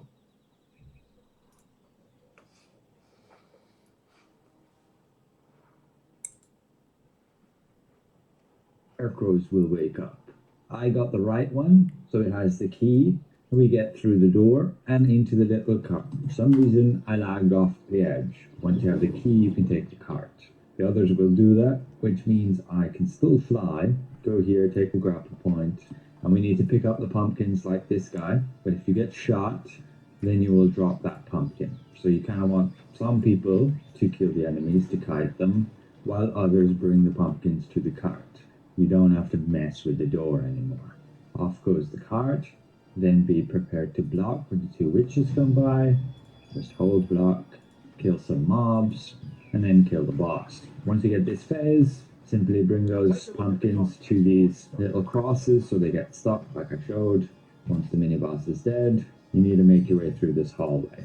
So don't run into that big Let's fuck 'em. Should be able to get here, tuck in, let it pass, move to the next.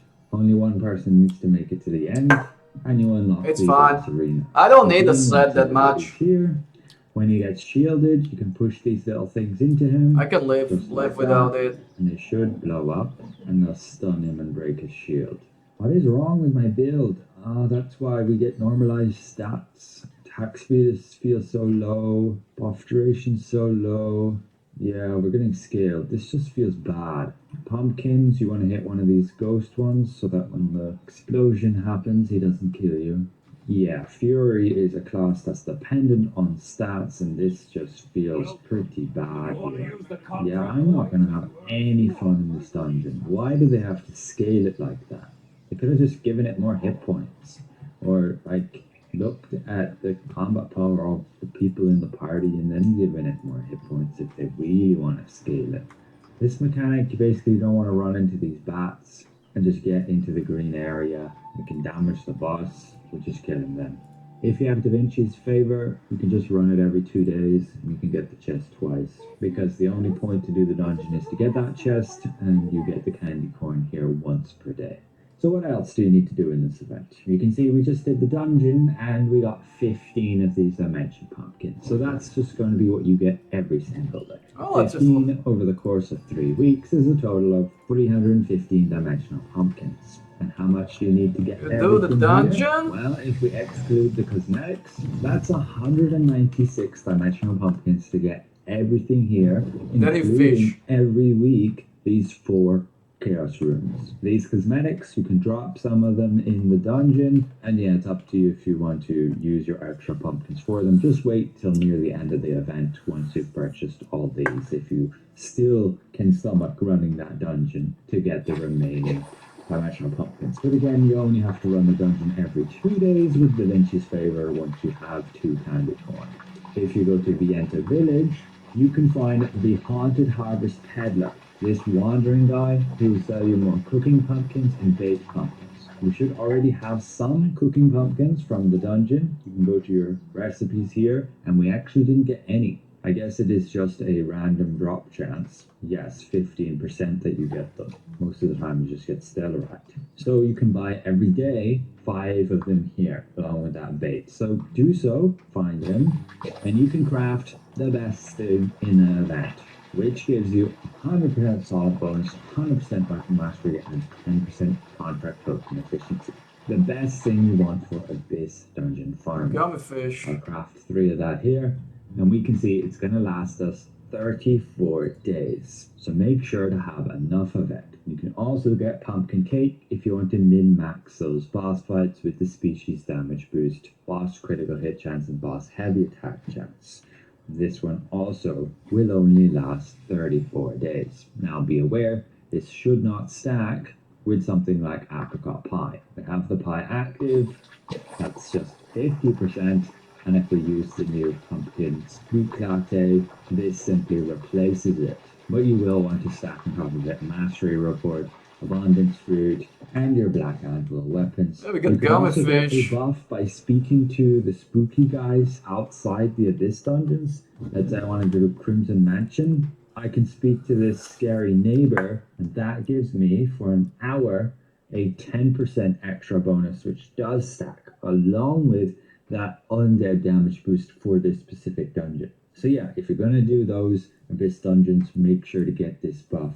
Stack it with the event food as well. As for this pumpkin bait that you got, you want to use that for fishing. So we'll just cast our line, remember to equip that bait, and then catch your fish. We haul in a pumpkin taffy, and you can see he's a food. You can actually eat him, and this gives us 50 species damage resistance, boss damage reduction, and skill damage resistance. So this is really good for your survivability food, your defense food, and that should stack with your attack food. There is another fish you can get, which is the gummy fish. We just caught that there, and it's a movement speed buff, attack speed buff, stamina buff, and this is like your utility food. So when you look at different food recipes, you can stack one from each category.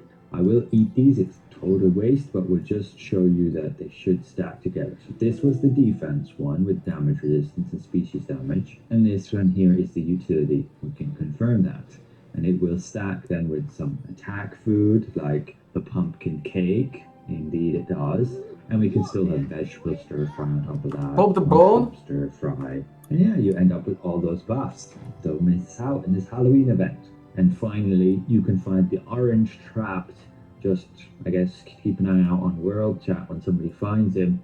And you can visit his store for some cosmetics, including this Amatoy from last year. So yeah, that's everything you need to store for some, I guess, keep an eye out on. And finally, all those buffs. Don't miss out in this Halloween event. And finally, you can find the orange trapped. Just, I guess, keep an eye out on World Chat when somebody finds him. And you can visit his store for some cosmetics, including this Amatoy from last year. So yeah, that's everything you need to know about the Halloween event. Let's move on to the new Battle Pass. You have a bunch of new tasks here you can do, claim your points, and get your rewards. First thing I notice is they do indeed give you noble rune selection chances. Of course, it will still be random, but within a category that you choose. If you want to buy the premium pass, it's still 500 lucent, and you can get this morph here. Not really one I'm going to care about when I have this one from the Nightmare Dungeon. But I don't like running around with a fat morph, so a rabbit for me it is. Nothing's going to change out of it to come up with a smaller morph or one the same size. You can get this Amatoy here on the free track, and then this emote on the premium track, cool looking throne, and you get the headpiece for the outfit here at level 45 with the full outfit at level 50. And on the free track, you get this emote. Generally, Anis. We can check in the Mirror Boutique, and this is the full outfit on a female character. As for the male character, that's this here. But you can go ahead and remove the decorations, removing that cape. But there is no other variance to it. And be aware, they have added the ability to hide your cloak right here. But ultimately, what you get from this Battle Pass If you pay 500 Lucent, this is what you're getting. Still just 70 unlock stones, 120 runes, 6 of those noble chaos runes. That's honestly probably why I would buy the battle pass, just for those. Of course, you can get unlucky and they can all be useless. But compared to the heroic pass we just had, this is a bit underwhelming on the amount of materials. So to compare that versus the Korean server, 300 unlock stones, 100 There is a reason. 50 There is a But reason yeah, they do why not I am get not the new doing chaos Tower runes. 4. In terms of the shop here, doesn't look That's like the there's one anything belly. new. I do highly recommend That's the getting one these belly. runes, because that's 50 just for 100 of these star crystals. Now let's have a look at the shop. Follow update. me, They Leah. have released that premium You bundle open the red- with the new you open the ghost red outfit shit. right here. It comes with this dash morph, this Yeah. glide morph, pretty cool, ghost dragon, this swim morph, this Amatoy, and this emote. Again, that outfit you can see here in the Mirror Boutique has 3 different variants. But yeah, nearly 3,000 Lucent for that bundle, and then you can of course get the weapons to go with it. So this being the orb, and I'm not sure It will I'm such a spawn. fan of that. I It don't will really like this spawn. ghost goo that Like- they put on everything. Even the outfit has this, and I'm just not a fan. They could have made it more of a spectral, misty blue like they do up there. You can This is the bow, Correct frogs, the sword but and the shield, don't do it. the daggers, broken wands, and finally the crossbows. There is also the housing bundle here, so all these decorations that I the showed best in the way video as is well, to like find this a bone, too. A lot of Lucent pop it. to be able to customize the look of your house. And then there's this one too. Yeah, they're pretty cool, but I'm not so sure if I want to have my house for the entire year looking like that. And then it just feels like a waste of Lucent to purchase all that. And they claim there's a discount on them. I mean, I guess there is a discount You compared look to funny. if you go scroll down You here, look funny. you can buy the pieces Oh, fuck. individually. And here Oh, are is the that- little plushies that Godspeed mentioned on her Ion Elysium for this month. The summary for that was this Pop right here, red shit announcing the will- Halloween event up until November the It'll 13th. give you Announcing stuff. new furniture dying system, the ability to designate This another bone. player to This decorate bone? your house, and new Archboss furniture coming You November pop the 6th. it, They've also launched And some strong official foes. TNL merch. and strong Minus foes some appear. That's great. So that's on this website right Then? here. And every order will also give you. Then you crack this them down. bundle. It's the code to help Huh? you adjust your fashion in game too. So they just have all this listed here. I guess it's going to depend where you're located, how reasonable or not these prices are. They did put a little bit of an update to the Ornate Coin Shop for the housing. You can get like this rug. You can this also hourglass, focus and then some on the red runes shit. and scrolls to help you. Have they updated the Let's runes? find some. No. You're still spending 55 coins for one normal rune chance chest. What are they doing? Please update. Bones are And they have also added the new anniversary celebration packs. This was last week, but it was after fucked the by I had posted my video. It was later. sweaties. You guys have these weapons, but you have to buy this pack for real world money to get them. And they have not added the food here, but they do have on the Korean server. I do not know if they will ever add it, but it is always a possibility that it comes eventually. And this gives you 200% to Solent and Mastery gain. One thing I'm a little bit peeved about.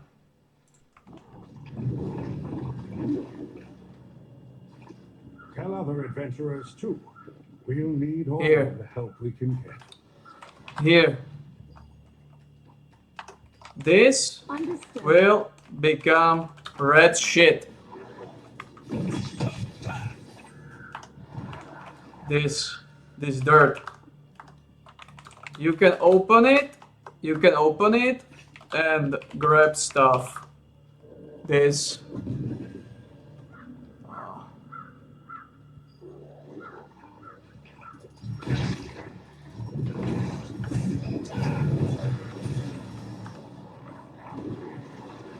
First stage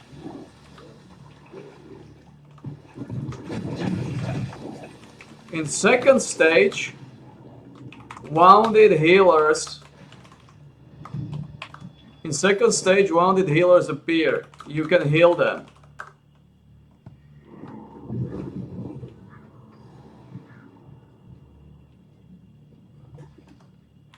You need 700 for best reward. Delivered. Huh?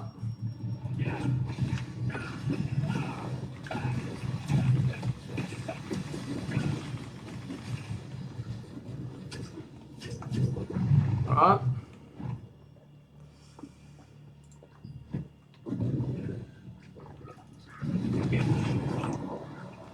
Event starts in 137. Right, so you grab this.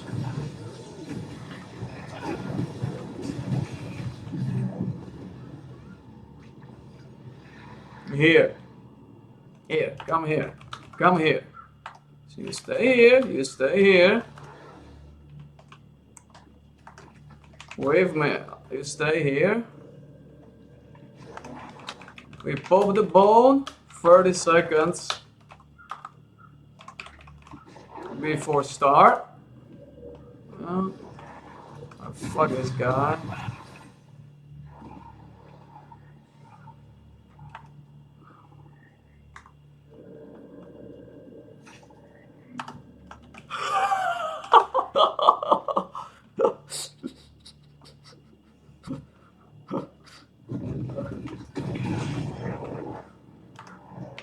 Belly got his day. Belly got his day. We pop, we prepare sharks. We pop, we prepare sharks. And you basically stay with me. It's tutoring around. This time. So, we are bound. Alright?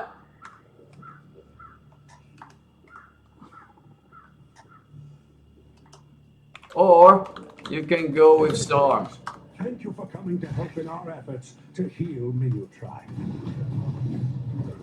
The divine beast Minutrite flies all over Telondra, absorbing the red fog and cleansing the land. It is our duty to help heal the wounds that Minutrite has suffered from the fall. The Lightbringer Society wizards will use their magic to focus on treating Minutrite's wounds.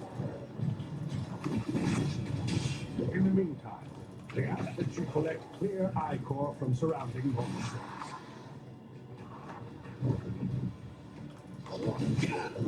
Some monsters produce a substance called clear ichor, which has special regenerative properties that help resist the red fog's effects.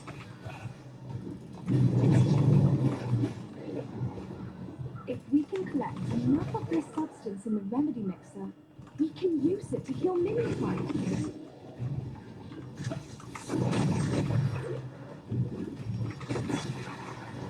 If you have trouble getting to the remedy mixer, find me or Laura in the swamp. We'll be happy to transport your clear icon for you. We get 100, we deliver.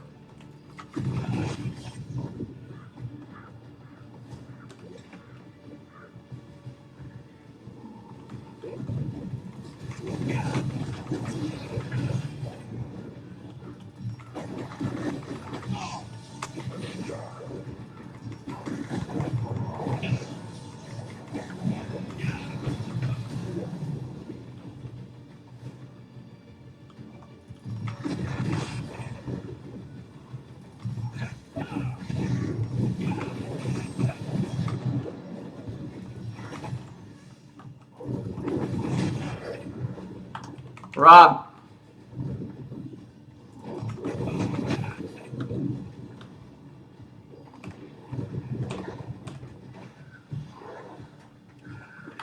Run.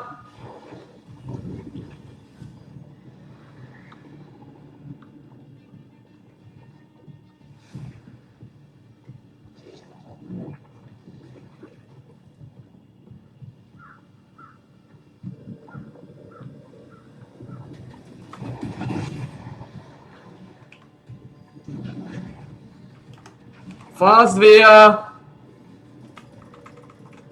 They detected a spike in the red fog Here. settling over the swamp. You missed. You missed it. When the red fog is thick, You missed 3 times. You got 2 times now. use the swamp It's fine. outlets for quick travel. Next time, Via, be faster. Lambert, we'll retreat from the swamp as well. We'll be back when the contamination clears up. Peak lover.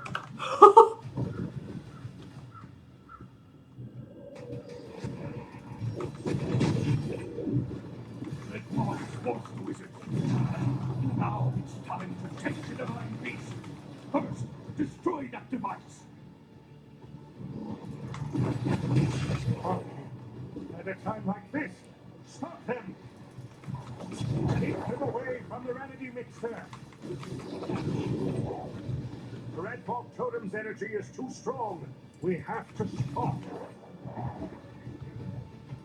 Defeat the Arcane forces nearby and neutralize the red fog totem.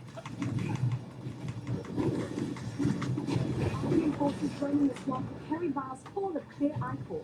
Take these vials from them. Open.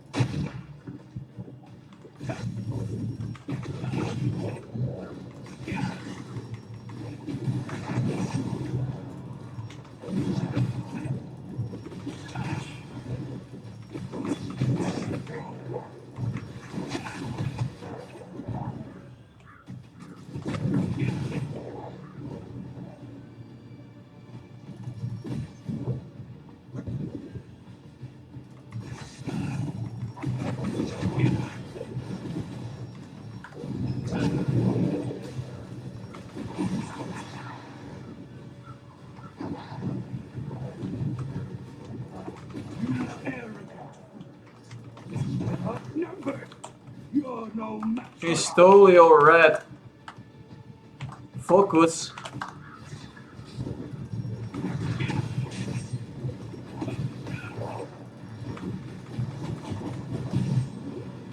Nasty guy stole your red shit. Rude.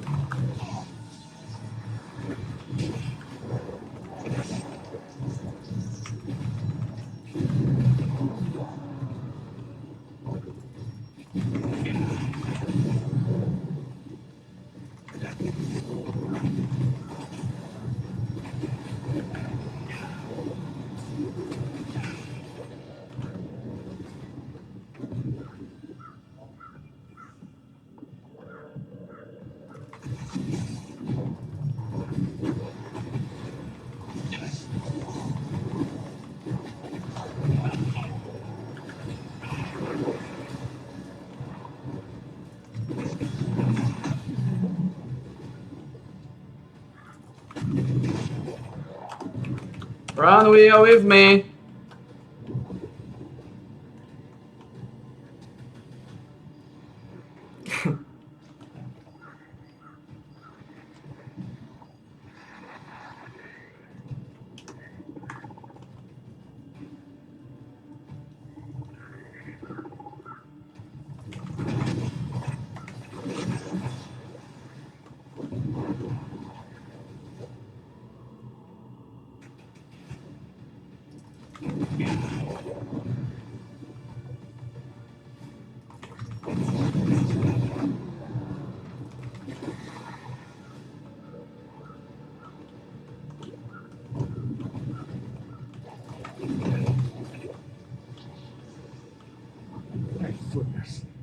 crisis averted. Now let's focus on healing Minutrite. Minutrite's breathing is slowly returning to normal. Well done. We healed a good amount of damage thanks to your help. We need to deliver. Adventurers, please channel your energy into the healing magic circle. We'll keep collecting materials to help with our healing efforts. We appreciate your help. We'll set up a link magic circle for your convenience.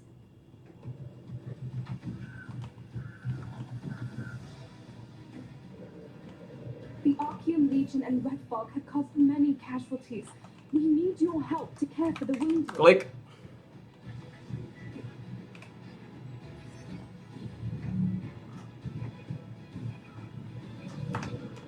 How much you got? No wizards. You need 700.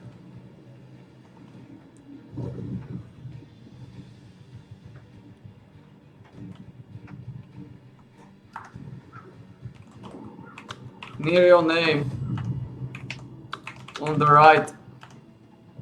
The number 700 plus.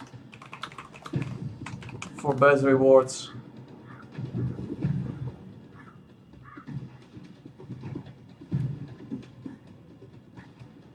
On the right. On the right. Karkos, Minutrite is in danger. Defeat Karkos so Minutrite can get ready to take flight.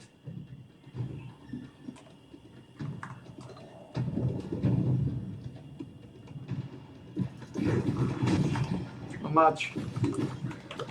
How much we need?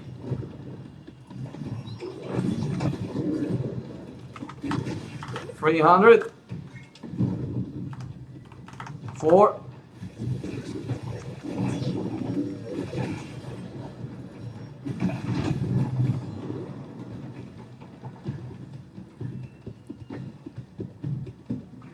Oh no!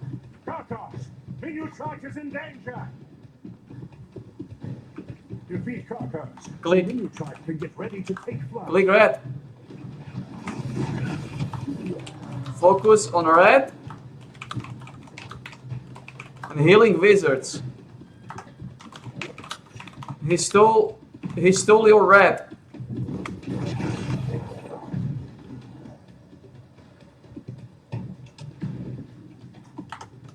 Click.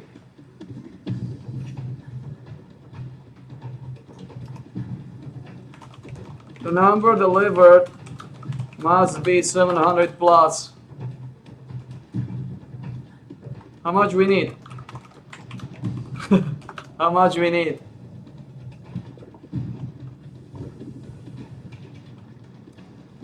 Fuck off, Sarm.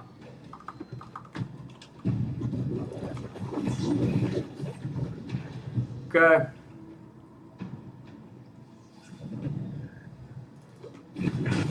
Okay.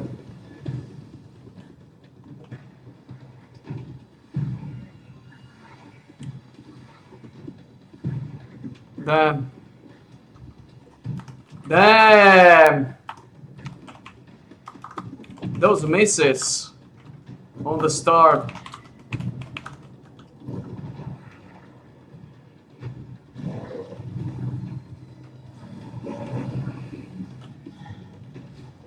Come!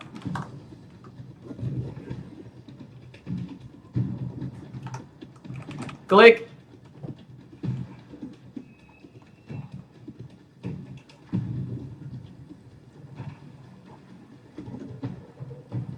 Here!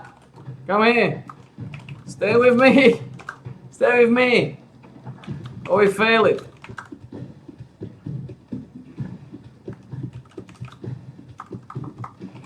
Heal him. So 510. We need 190. We need 190, okay. Alright. I need 190.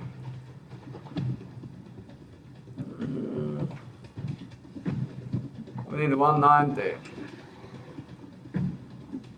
We need 190.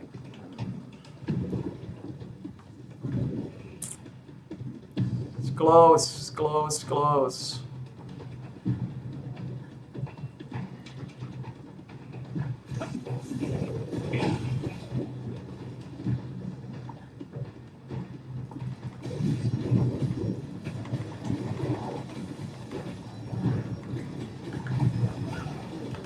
Red.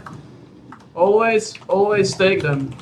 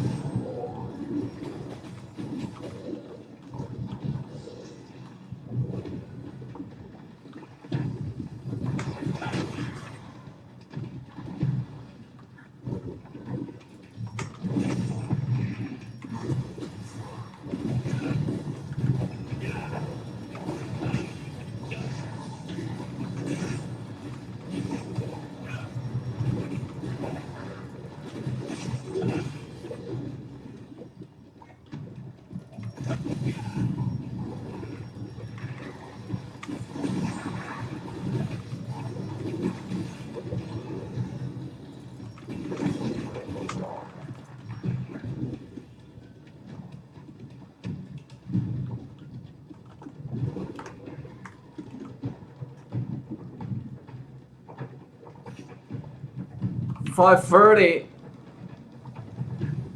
Okay. 5.30.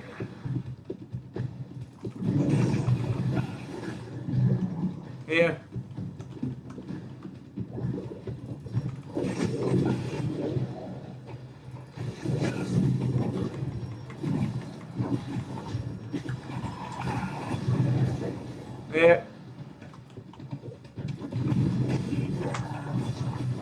Here. Here. 5.36.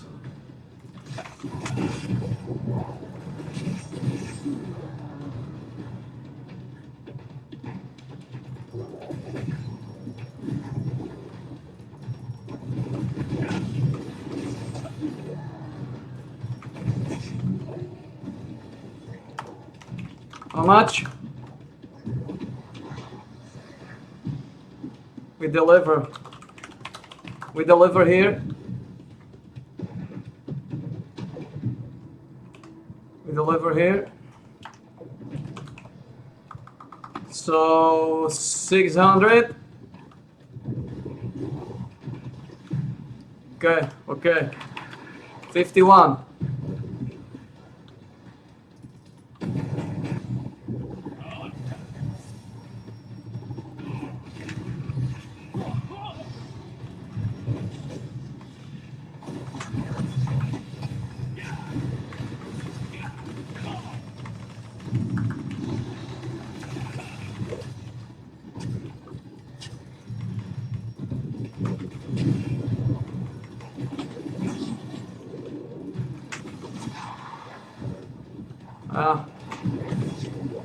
It's fine.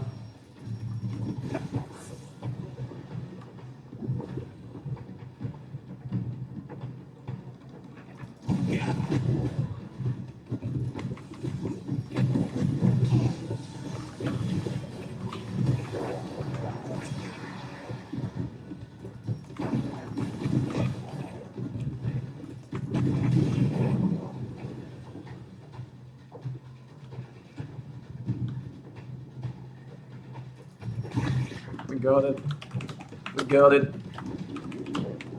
With bosses.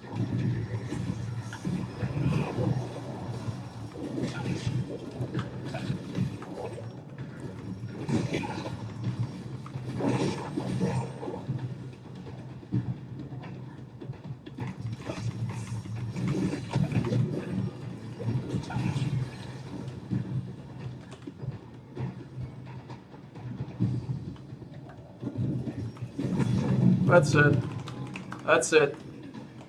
Soon we got guild mission to deliver 4,005. So you can sweat there. You can practice now.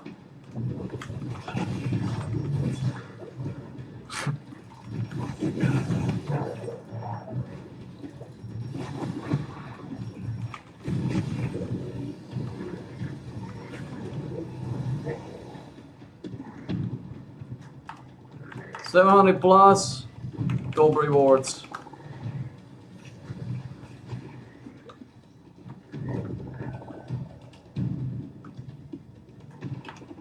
Come heal him. Come heal him. Come heal him. Practice. Practice healing.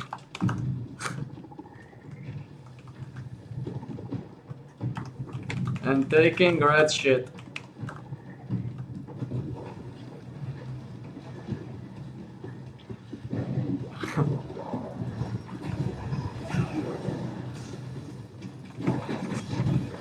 You know the drill now. You know the drill now. Basically, you need to deliver before the tire 1 is full. Then you get 3 times. So basically you try to grab 50, 100 fast and deliver fast. Depends how fast the meter is filling. In second stage, you got 2 times. So you deliver before they fill the tire 3. Here is 1 for 1 at the end game.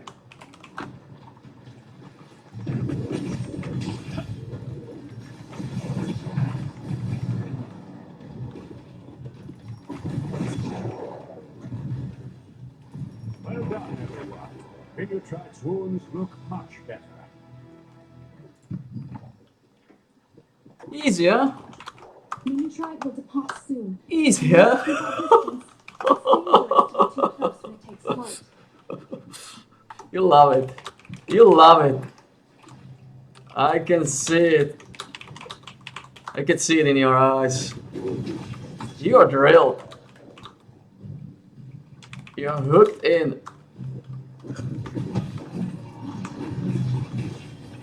I'll never tire of seeing the divine beast take flight. Amazing. This is the only. You don't. The Lightbringer Society thanks you. Fire orcs are a lot harder. You just done nothing there. If I show you how to do fire orcs, you will be like, fuck no, sweet sharks.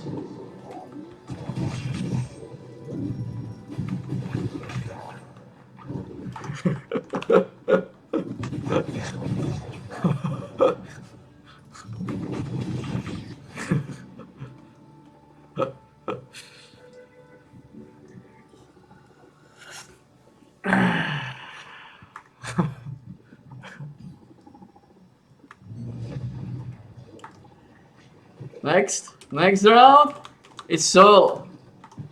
We see if you can deliver 700. If not, we need to.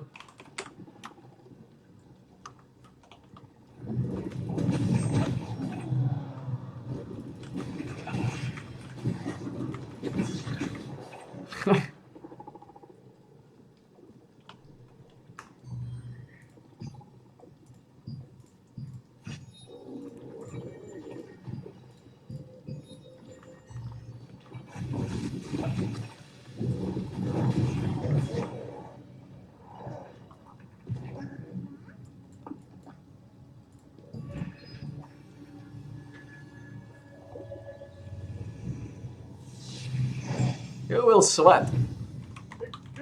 You will sweat. Never before. Where are you off to in such a hurry? Next orcs. Next orcs.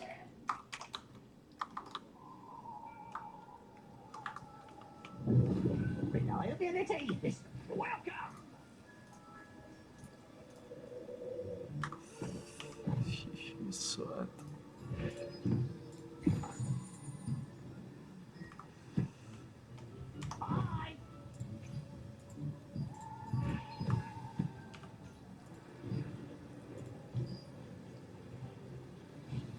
So we need like 500,000, less than 500,000. If you don't, well, no worries. If you don't, well, no worries. Practice will do it.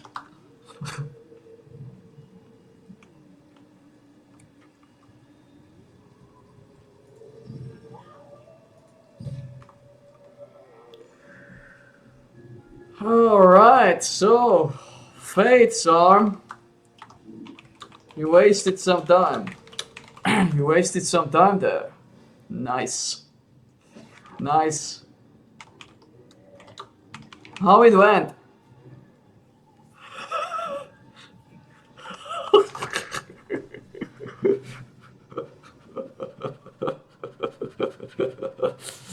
Sweaty show? Sweaty show? Sweaty show? Give me a fucker, man. Give me a low Joe. Sweaty show? Reliable? Welcome! Bye! Sweaty show, man.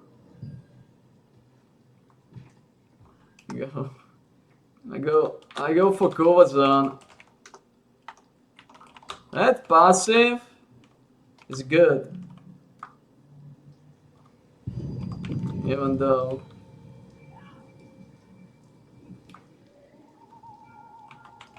Dwarf is dropping Amitoid though. Amitoid though. I know. That Dwarf is never dropping anything. I know. I know.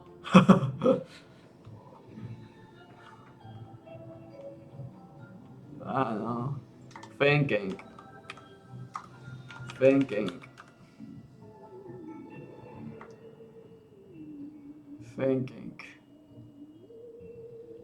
Like, they get still better chance for Amito, I guess. That Kovazan passive is shit. It's under 15% HP. That's huge. That's huge minus. It's huge minus. Oh man. Yeah. We stick with Dwarf.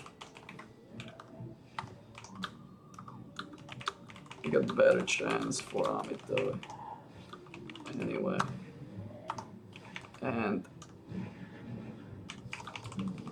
it's needed.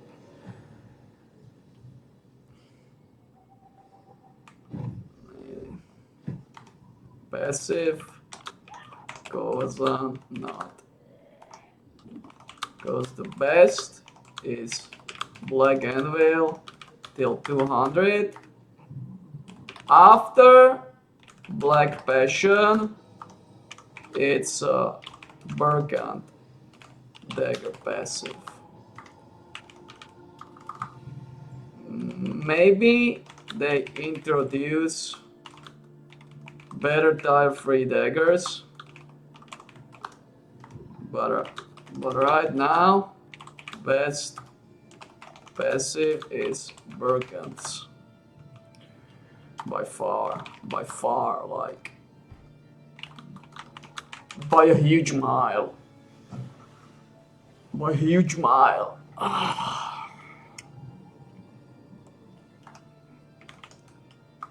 Kovazan is not even close. Kovazan is just a child. Kovazan is not even fucking close.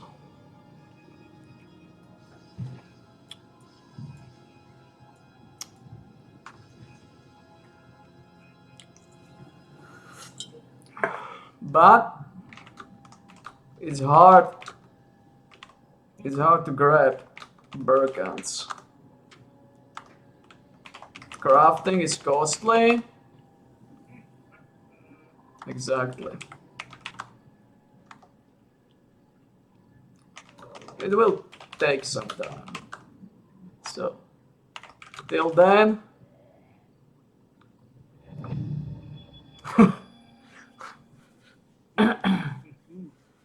first we have to get it.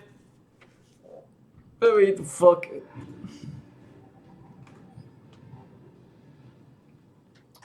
But I will be using Black Passion forever, probably, for the Solant. I don't need the small damage spikers. Right now, all those skills are nah. Even Berkant is kinda nah. It's kinda whatever. Maybe new Tier 3 will change that, but doubt it. Doubt it. Doubt it.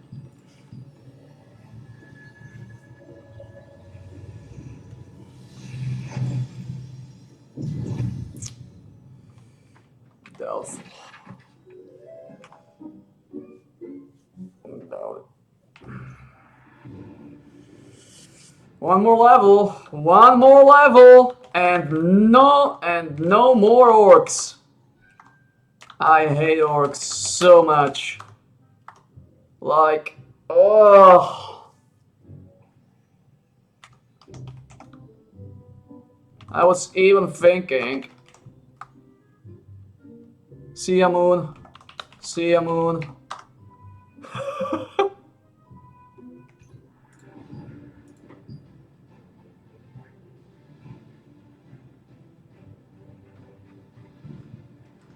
I don't even remember moon.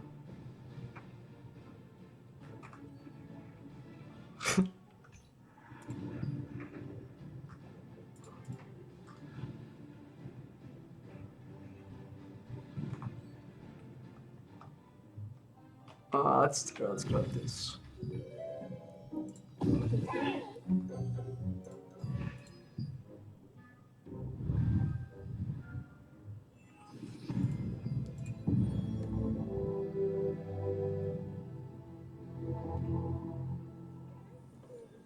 Strong guilds need big benefits.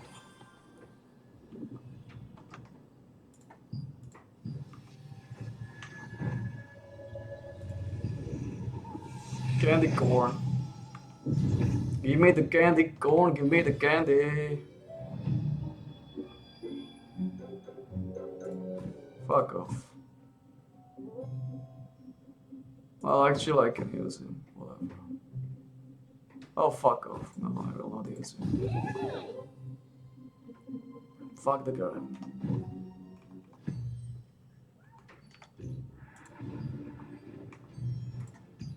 So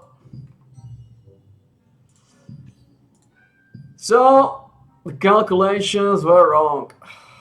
I will lose money. So I lost the money. So I was wrong. I will lose. So I was wrong. So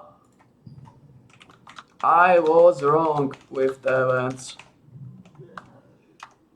I will probably lose money. Well. So it's wrong. Price will not go up because the buff wasn't strong enough.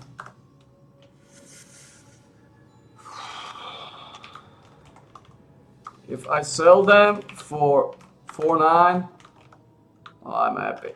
I'm okay. Buff wasn't strong enough. But I never ever go under 4-9.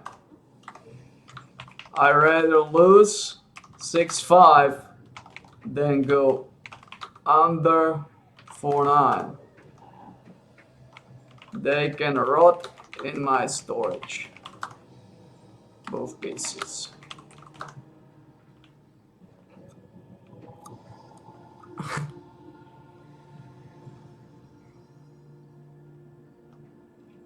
You need to make sure you've got the right equipment in there. Experience Stoneguard Castle like never before. That's fine.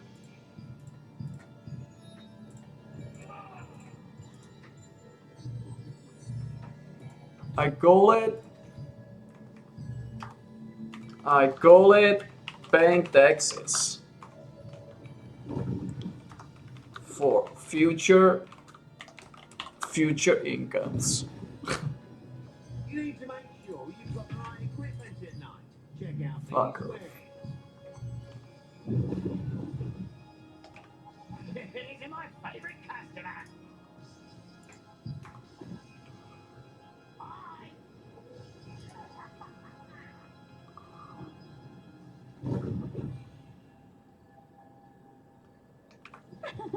Welcome.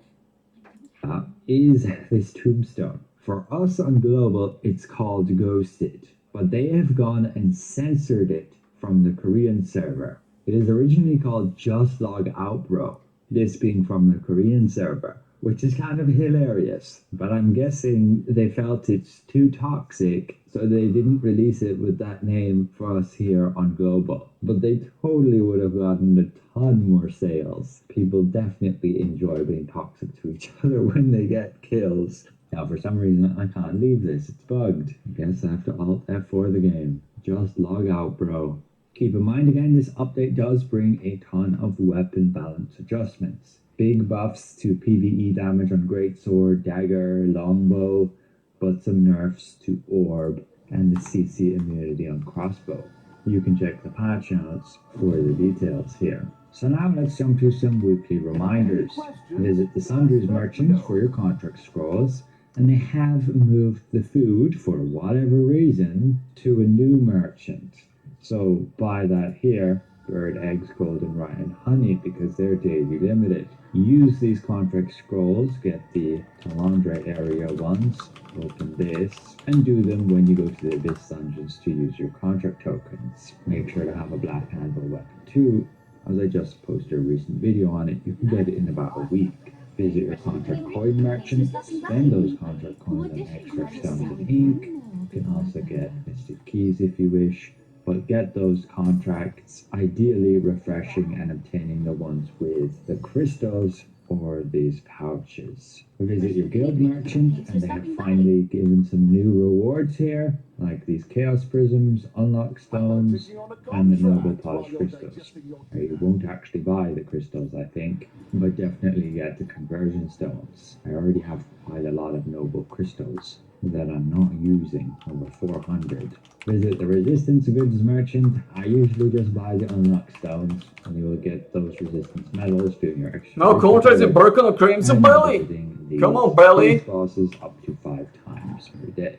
Go to the Lawless Wilds, Again. Nebula, get these Belly stones, is purchase those again unlock stones, in Fate's purchase, Abyss. and afterwards the conquest. What a man! Go to Battleground, What a man. do your matches, get your combat coins. I generally recommend just getting the runes and then getting the equipment chests. You can get your What a obsidian, man. you still need it. What a warrior. Make sure to do your raid. Very easy on normal. Hard has gotten pretty easy too. Ideally have a static group though for that and nightmare. Purchase your chaos prisms here. Otherwise I'm just going to save my entropy shards pretty much just for trait unlocks. This week the new dimensional trial for Fate's Abyss is here. You ideally want to do it on at least tier 1 every day to get the points to get these extra runes and rewards, and otherwise do the random normal queue to spend the dimensional token ones to get the extra loyalty coins to convert them to unlock stones. Go to your secret dungeon, do Taylor's Tower via the Okay, let's grab some dwarves, boys. It's do done. Gate of Infinity here. I don't know why it's showing that, but you can get the achievement rewards. and do Hall of Illusion 3 times for those rewards on the highest difficulty you can manage in a reasonable amount of time. And that should be everything. Again, make sure to make use of all those Halloween buffs. The dungeon feels kind of awful. I don't know why they have scaled it so badly. I will just enter again to show you. Our base damage is like a third of what it is normally. Critical hit is only like 500 instead of nearly 2,000. Heavy attacks 200 instead of like 700 I have. But my main issue is them massively reducing my buff duration to just 27% when I normally have a build with nearly 100%. And same with the cooldown, I nearly have over 100%. And attack speed also feels awful because dexterity is only 55 instead of 99, along with only having 55% here. So combat just feels bad. Like they should at the very least not change those 3 stats because they really can change how combat feels. I feel like I'm attacking super slow, and so yeah, it just feels horrible. Devs, if you're listening, do not scale like this. Yes, reduce the base damage, but not those 3 stats that directly influence how often you can use your abilities, how long their durations last with the buff, and how quickly you attack. Changing those just makes it feel super bad. Don't reduce these attributes, just scale down the base damage if you have to do scaling. I feel they shouldn't, but I'm guessing they want people at 3,500 combat power to be able to beat the dungeon at about the same rate as somebody on over 7,000. But I quite frankly would be more than happy to one-shot everything after a year playing the exact same dungeon. Could have at least come out with something new, and then we wouldn't be complaining. But no, you're recycling old content, and we'd be more than happy to just breeze through it since it's just repeating the same thing again. But enough said. That's it for the video. Another massive thank you to all my channel members for your extra support. Thank you for watching, and we'll see you guys around.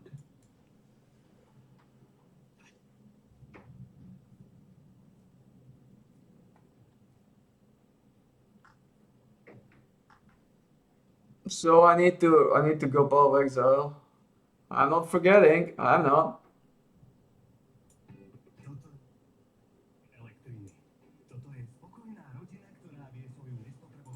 I'm not forgetting.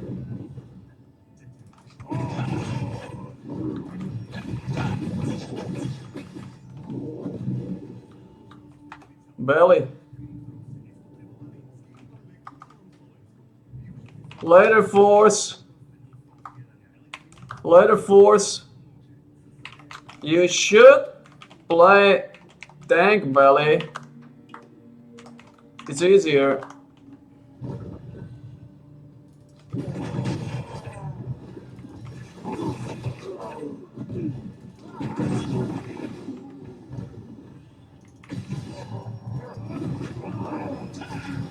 What's up, Trucker? What's up, Trucker? What's up, Trucker?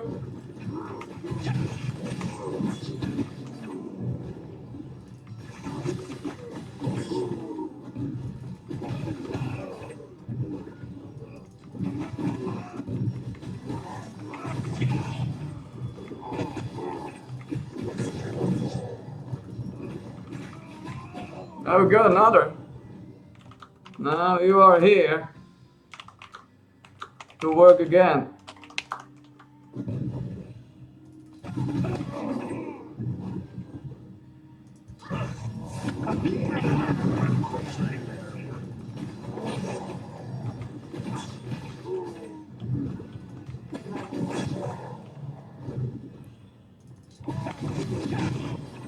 Yeah.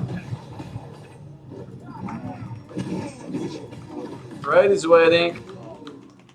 Raid is waiting.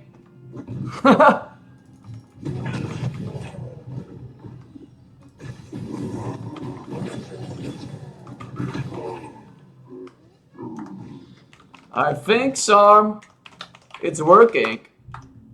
I'm here, what? 4 minutes? Got one.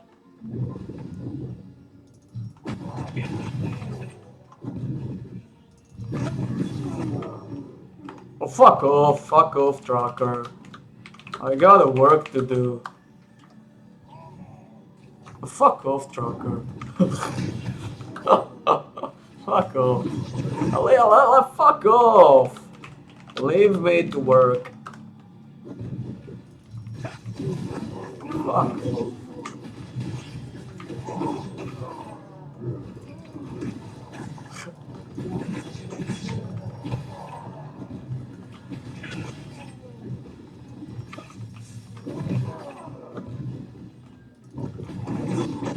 Yeah, well, it's work. Always. It's always sad.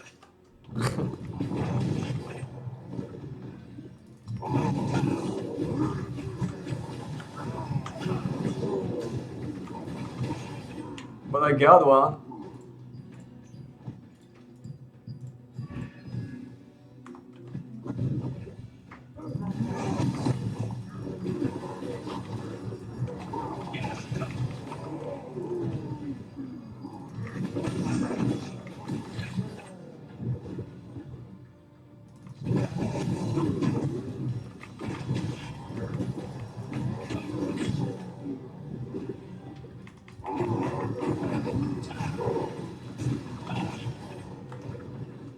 Right, for heroic drop, Tracker. That's your bread. That's your bread and butter.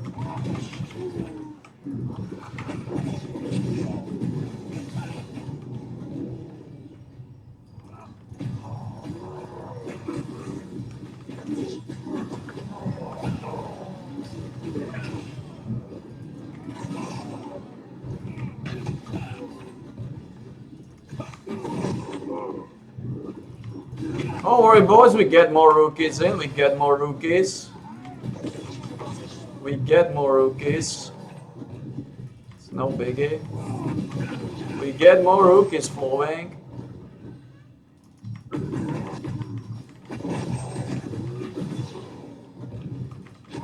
We get more rookies flowing in.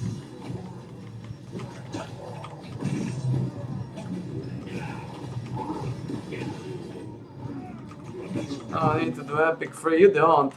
You don't. Epic freeze. Tar free are bad. Go for good tar 2. Go for good tar 2.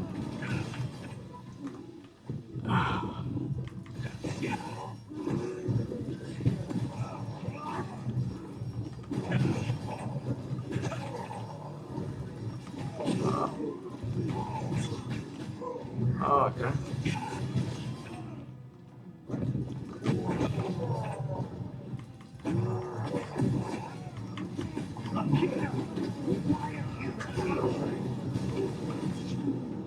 Let me see if we can get some mojo here. We are doing this. I dropped one. If I drop another, I'm fucking fat, man. I'm fucking big. I'm fucking huge. It's not that I'm huge. I'm already big. I'm already huge.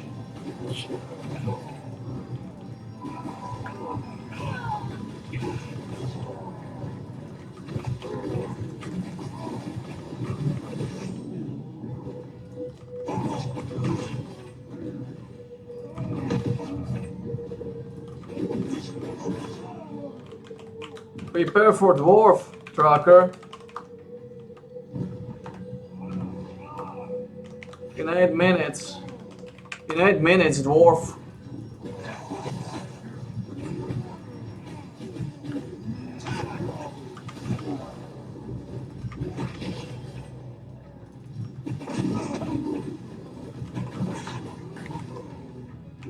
Black Anvil.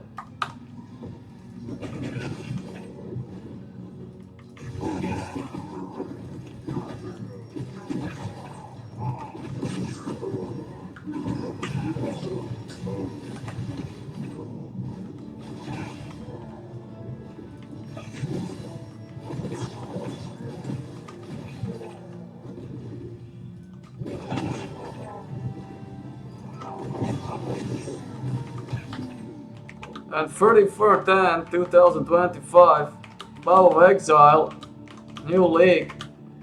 We can crack the hardcore tracker.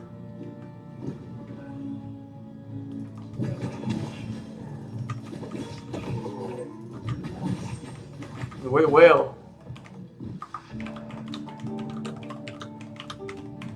And we will crack the hardcore.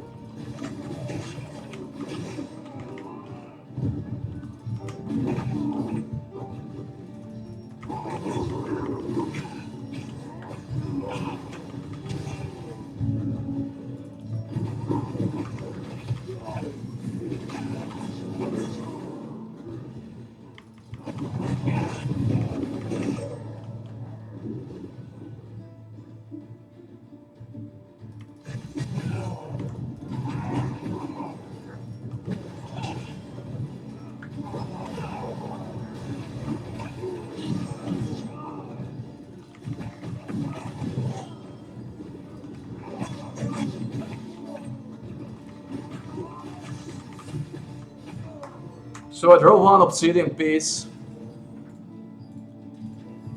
which is pretty ugly. But we got it, boys.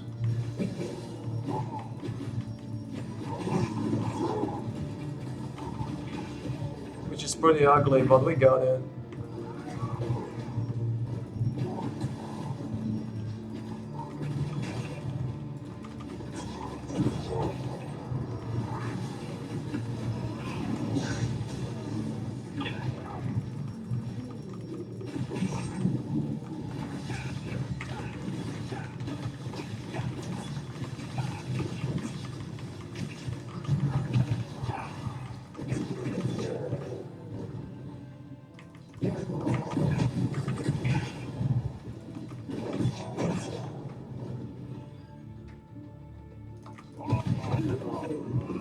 So we just need 32 contracts. 30 contracts. Dwarf.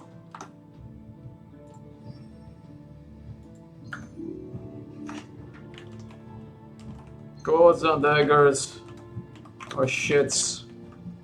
Shits. Shits.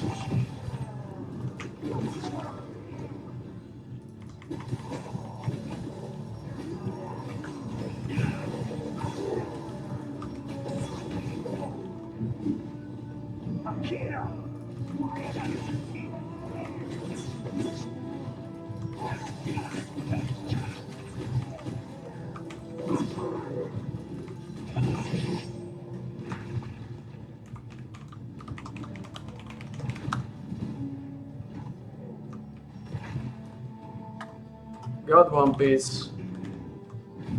Got one piece.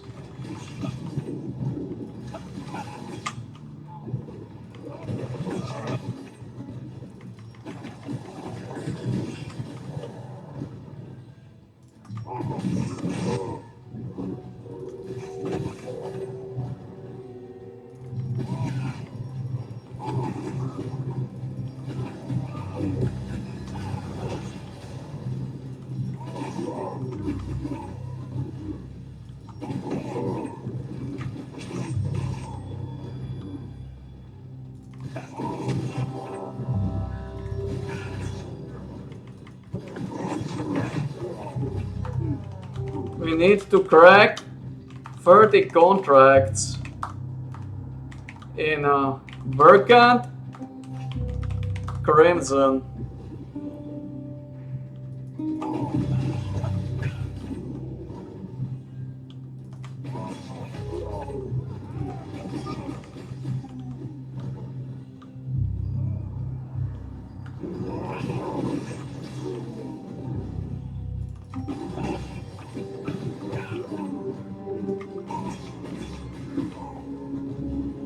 Maybe Tracker. Maybe Tracker will help too.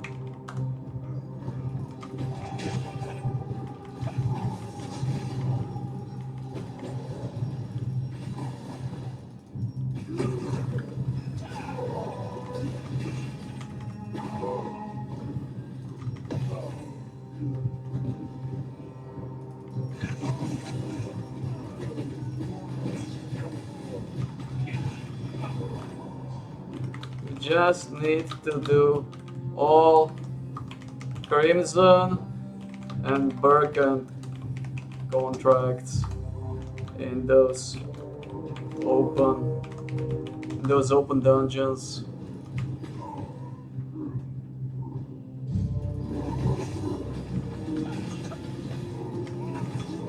For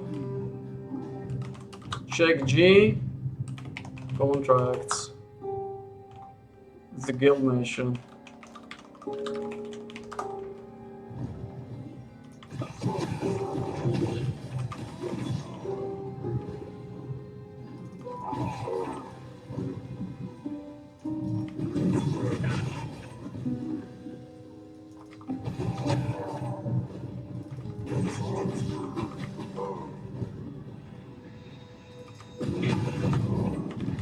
Buy those from weeklies.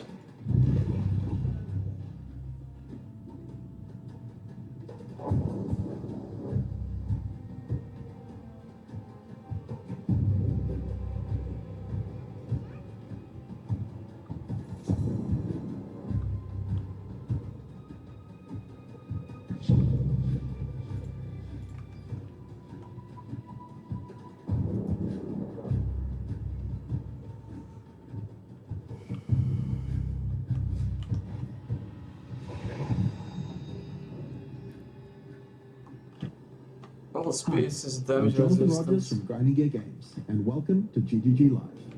Today we're going to show you an exclusive reveal of Path of Exile, Keepers of the Flame, which is coming out 1 week from now on October the 31st. Dwarf. Quick drops are enabled on today's live stream, so you'll be able to claim your Hiveborn Crawler pet by following the instructions below. Without further ado, let's roll the trailer for Path of Exile, Keepers of the Flame. We, the Keepers of the Flame, serve the will of the Dreamer. His instructions whispered from beyond the walls. But now, the Hiveborn are here, on Rayclast, and they seek to poison our world.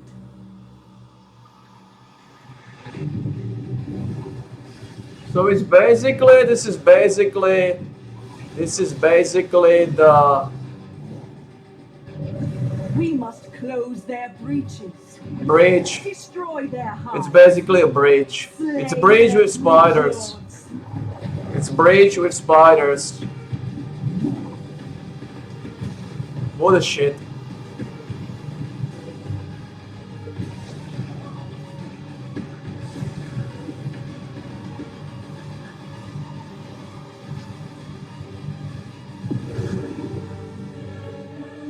And by his gifts, the Dreamer provides. They brought this war to our world, but we shall end it, whatever it takes.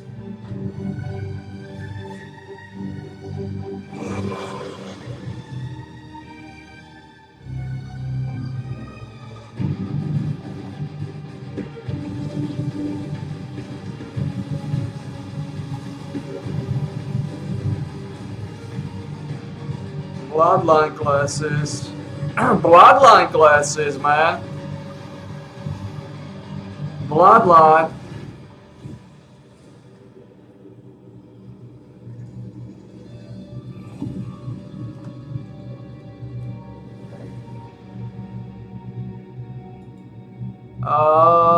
Don't think so. Don't think so, boy. As you can see, this expansion is a true sequel to the Breach League. Belly, man. I tested it a lot on 6.7, 6.5. I still got bricks with 0 GS, so no, Belly. Big no. Big no, Belly. GS is not important for the bet. Right finish. You can test it. You can go high GS.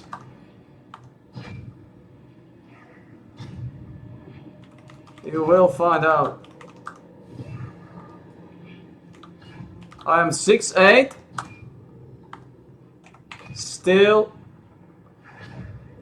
Still got weak fucks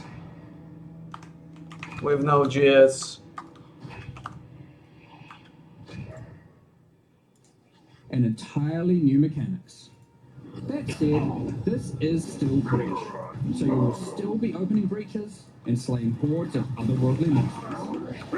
The Breach Lords have found the means to stabilize the connection between their realm and Wraeclast. Now, with their grip tightening, we learn their true goal in our world, conquest. The threat they pose has now escalated to home soil. On the coast in Act 1, you'll encounter Aelin, the founder of the Keepers of the Flame. This is a monastic order sworn to defend Wraeclast from the Breach Lords. The exit to the Mudflats has been barricaded by Highwood, Breach monsters that are working to claim every inch of Wraeclast. Aelith can grant you a small spark of the power of the flame, allowing you to blast away their barricade and move onwards. Once you enter the Mudflats, you'll find it infested with breach No, monsters. They appear to be constructing a kind of finished? creating strange shapes and structures that absolutely don't belong. Time to purge them with fire. Aelith needs you to protect her as she empowers the flame to do so.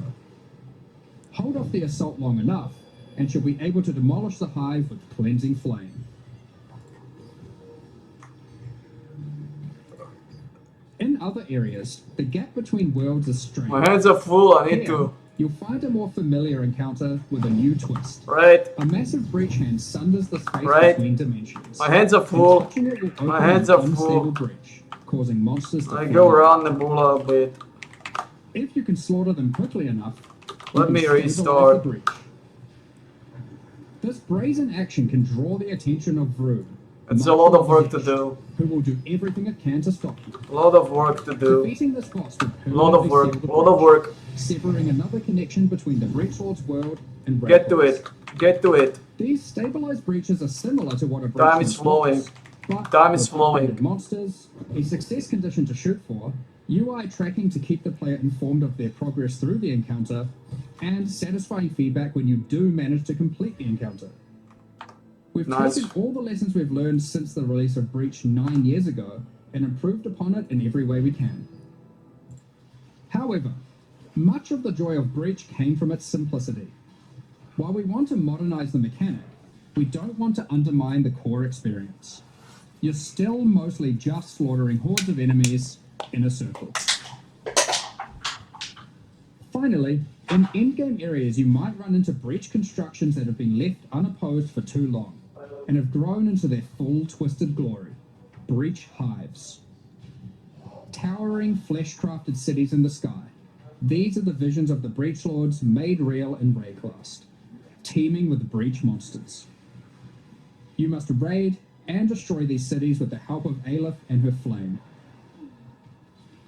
In some of these hives, you may even encounter some of the Breach Lords themselves, who will not be happy you're intruding on their planned conquest. Now, let's talk loot. Of course, being in exile is hard work, and you're unlikely to help entirely out of the goodness of your heart. Fortunately, Aelith has power and rewards aplenty, born of the Breach Realm itself, to offer you for your assistance.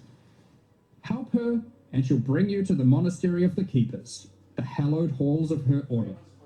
Here, you'll find the Genesis Tree, the growing heart of the Keeper's power. On interacting with it, you'll find that this tree has a tree. That's right, it couldn't be Path of Exile unless the tree also had a tree. More importantly, the Genesis Tree is an engine of unholy creation, and a profitable one. As you complete breach encounters and work more with Aelith, you'll be able to grow the Genesis Tree larger and larger, sprouting additional limbs.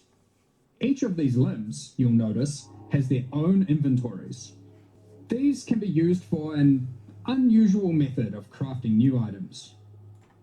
With this system, you'll be able to grow currency, uniques, equipment, and a new The kind Clan of the Bellies. grafts. The infamous, Grafts are breach hands grown directly from the Genesis tree. Born the with infamous same belly flesh and sinew busters. as the invading monsters. These fuse directly to your body in a completely safe process. Don't worry about it. With grafts, you can harness the power of the breach. Some provide passive benefits like this, or this, but they can also grant a wide selection of powerful skills. Come on. These graft skills can provide a flexible way to fill gaps in your build, offering everything from damage to potent defensive buffs Let me and power dream. control. Let me dream. For example, Belly. the battering all graft. Let me dream, belly buster. To erupt from the earth, stunning Fuck all off. those they hit. For some additional pack clearing power, you could consider the Squalling Tool Graft. When commanded, this graft will cast Dance in the White, creating a deadly ice tornado, which aggressively seeks enemies and fires off bursts of ricocheting projectiles when you critically strike with skills. For some further utility and a useful buff, try out the Storming Ish Graft. This can be commanded to call down a ring of bolts from the sky that will leave behind the new Radiant Ground. Radiant Ground grants a potent damage No buff to idea. enemies standing within it and It's makes so- your hit damage lucky. If you're simply after raw damage, look no further No idea, than the it's Erupting Sword. Zoth Graft, which causes massive eruptions of fire where you command, which then re-erupt when you Warcry. There are a total of 16 different graft types you can grow, each Lazy? with your own skill. You He's can lazy. even unlock a second graft slot as you progress through Aelith's questline, so feel free to mix and match Fleshstone horrors to your heart's content. Now, grafts aren't just here to make you stronger, they are also your means of feeding the Genesis tree, which needs constant supplies of graft blood to grow anything useful. You can do this by defeating breach monsters, which will leave behind blood that your graft will automatically collect. You know, Sorg? When you feed this blood to the tree, your allocated passives will be put to work. This section of the Genesis tree can be used to grow new grafts for you, which the Genesis tree will then birth in a gruesome display. Basic passives on the tree might increase item rarity of birthed grafts, or the chance to birth additional grafts. These passives can target specific types of grafts, and this passive causes grafts to be birthed with a random amount of quality. Quality improves the amount of blood that can be stored by your grafts. This section of the Genesis tree births currency items. Basic passives can result in more or better currency. Allocate this passive to sometimes cause a shower of currency to burst Back to work, bad. the tree. Yeah, it's a bit gross, but working with the organic matter of a bunch of dead otherworldly creatures is never going to be a clean affair. Grafts themselves are born of a different world, so are unmodifiable by most currencies. Still fucking. However, Still with this fucking passive, around. The Genesis tree Still can fucking occasionally around. grow fleshy mockeries of currency orbs. These function like augmentation orbs, regal orbs, or exalted orbs, but they work on your Well, I'm- grafts I'm not- instead of normal gear. Yep, it's graft crafting. Okay, I know where I am, huh? Allocating this passive can result in Foulborn currencies. This Foulborn Exalted Orb, for instance, behaves as a normal Exalted Orb, except it guarantees a higher tier modifier. By locking out a large portion of the lower rolls, a normal Exalted Orb would be able to hit. The largest section of the Genesis tree is used to grow rare equipment items. For these, you have a lot of agency to influence the type and modifiers on your grown item. For example, you can specifically target boots with a dexterity requirement, with an increased chance for speed modifiers, and reduced chance for cold modifiers. Or maybe you prefer to look for a two-handed axe, with increased chance for physical modifiers. This section of the tree is for growing unique items. Similar to the equipment section, there are passives that let you target growing specific types of uniques, or rarer uniques. The process of growth is not always a perfect one, however, and can result in some defects. This passive can result in birth uniques becoming Foulborn, which mutates one of the existing modifiers on Come the here, content Sar. into a new one, resulting in some Want to interesting see. new ways to use that unique. Attack damage. This Foulborn Quill Ray no longer has increased projectile speed, but instead has increased area of effect. Another Foulborn Quill Rain could replace the mana gained on hit with the much more powerful modifier, where insufficient mana doesn't prevent your bow attacks. Here are some other examples. This passive even gets a rare chance for Foulborn uniques to have multiple different modifiers mutated. I'm sure you'll come up with some extremely powerful uses for these. We'll leave it up to you to discover what this mysterious part of the Genesis tree can be. So, ultimately, you'll be slaying masses of breach monsters, harvesting blood with the aid of your grafts, feeding that to the Genesis tree, growing some items and better grafts, and back again to the slaughter. Chance is working As for with all sure. our challenge leagues, this league will come with a set of 40 challenges to pursue, and completing them will award you with Got a lot Kingdom more of the Flame stones. armor set, allowing you to truly embrace becoming a monk and worshipping the Dreamer. Now, craft skills won't be the only new tools to play with. In 327, they're also adding a collection of new skill and support gems. Let's go over them now. Kinetic Rain is a new bond attack, which covers the ground in unstable kinetic energy. These hazards collapse at the slightest touch, releasing their energies into any unfortunate soul who happens to be standing on them. With enough projectiles and area of effect, an enterprising exile could carpet the world in dangerous kinetic force. Wall of Force creates a barrier of kinetic power, causing allied projectiles to ricochet towards targets automatically. Drop one behind the boss, and redirect the bolts of your armies. I'm sure you'll find ways to break this one. Conflagration is a new feel bolt attack, which the rains damage? down fiery bolts from above that stick into the ground and pulse as you approach. Once you get close enough, these bolts detonate, causing ravaging ignites. These bolts chain react, allowing you to create fields of incendiary destruction. Thunderstorm is a bow attack, which creates a whirling storm of wind and lightning where it lands. While you're within the storm, it will rapidly grow, until it becomes violently thunderous with lightning-infused clouds. At this point, leaving the storm will cause it to detonate, dealing damage to everything within and releasing a flurry of tornadoes in all directions. Attacking with Kinetic Fusillade will create hovering orbs of energy. These linger for a few moments above you, before zipping off to nearby targets, chaining between them, then detonate. Living Lightning support will bring to life living sparks of energy, elemental minions that zap through packs of enemies with speed and ease. Use these alongside your spellcasting to augment your pack-filling abilities, or find Even whatever is means not possible now. to cover the world in living sparks of ruin. Windburst support unleashes chaotic Berkan tornadoes into your attack, and which ricochet Crimson around Contract. wildly and quickly. Berkan and Crimson These deal Contracts. moderate damage as they travel, The but dungeon explode into ones. a highly damaging burst when they expire. You So buy it's a choice from between scaling Sundries the up to weeklies. get better coverage, or down to access the burst more quickly.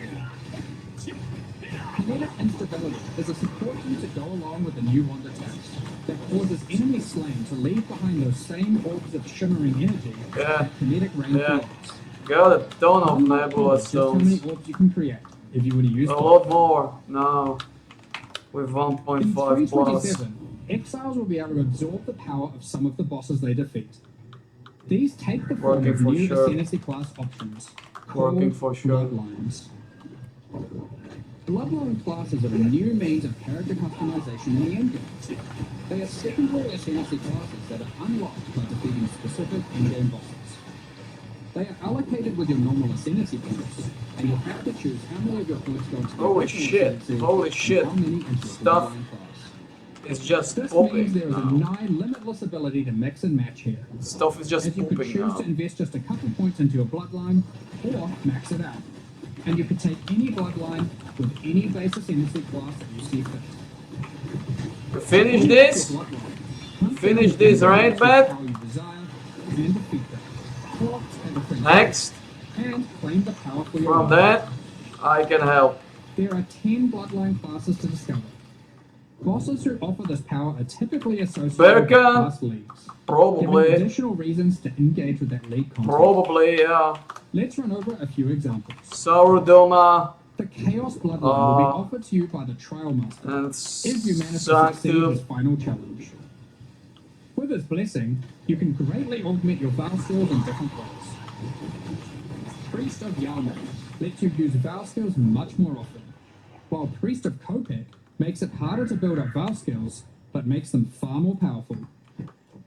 Or take Corruption's Embrace, which grants more Vow Keystone powers the more corrupted items you have equipped.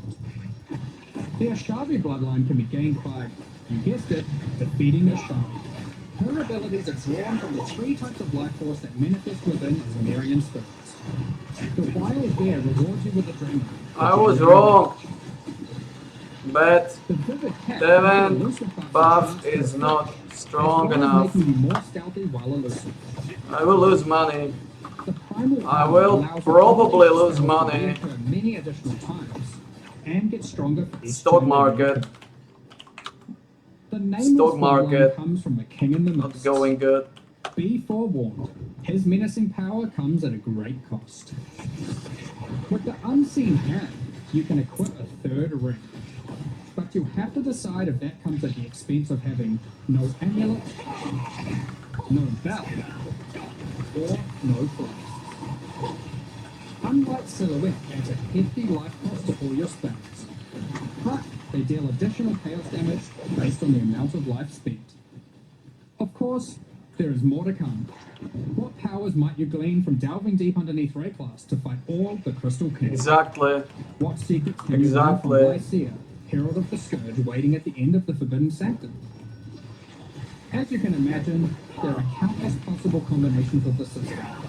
You could be a Slayer that embraces Good thing corruption I and got- power, or perhaps you play an Good thing I got only occultist 3. that doubles down on their dark power, Not 10. integrating the Nameless bloodline. We are excited to see what crazy and interesting builds players come up with. 1, In the most recent Path of I Exaltation can use. expansion, the 3rd Edict, 2, we introduced I can a much show my anticipated butt. feature, fully asynchronous trading. It was a fantastic success. So now we're excited to announce that we'll also be adding this feature as a Path of Exile. When you reach Act 6, you'll be able to find Faustus in Lionized Rock. Previously, he just operated the currency. Now, You he sure? will also act as a steward. You for sure your do, merchants. Tracker. These are where you can place items for sale, for direct and instant purchase by other players, even when you're not online. To list an item, simply place it in the tab and select a currency and an amount.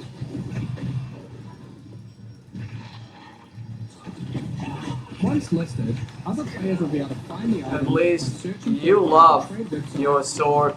for the new in-game market. Ghost search. Storm. To Not purchase it anymore. yourself, it's as easy as hitting this button. It is which will strongly teleport into the seller's hideout, where you can view their refusing merchant's to tab, tank. buy the item, and also view the rest of their wares in case something else catches your eye. Every purchase costs a small fee of gold, as Faustus takes his cut. To account for this further drain of gold, acquisition and cost balance elsewhere in the game have been adjusted. Anything you've managed to sell successfully will have your profits collected here, in a separate tab to claim at your leisure. To be clear, previous means of trading, such as via pre-existing premium stash tabs and the website, will still function just as before. Merchants tabs and the asynchronous trading that comes with them are an entirely additive feature on top of the already existing methods to trade.